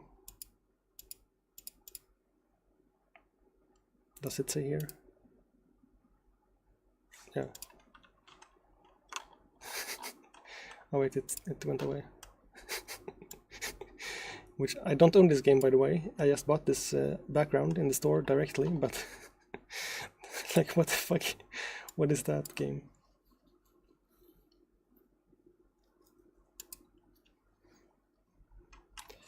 But yeah.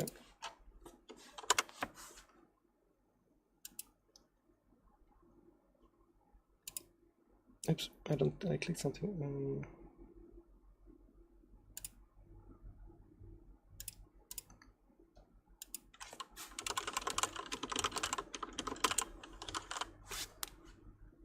This one?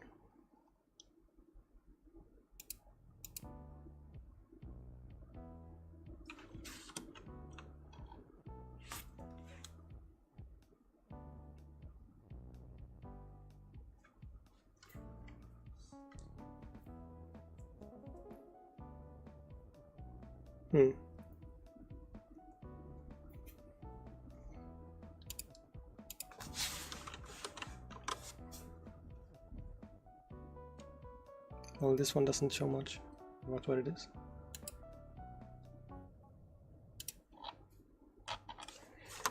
Well, anyways, right. I did manage to set the thumbnail. I didn't realize I had to do that. Because for all of these streams, it would have been like the one from the previous video still. So that's a bit awkward. Although that would be less incorrect, but at least the bosses in the picture would be wrong.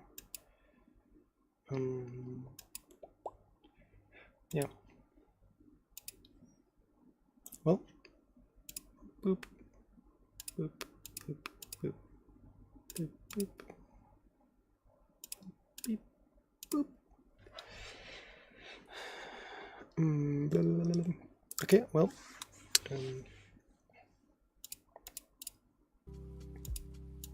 So, thank you guys for showing up, and I will see you guys next time. Bye!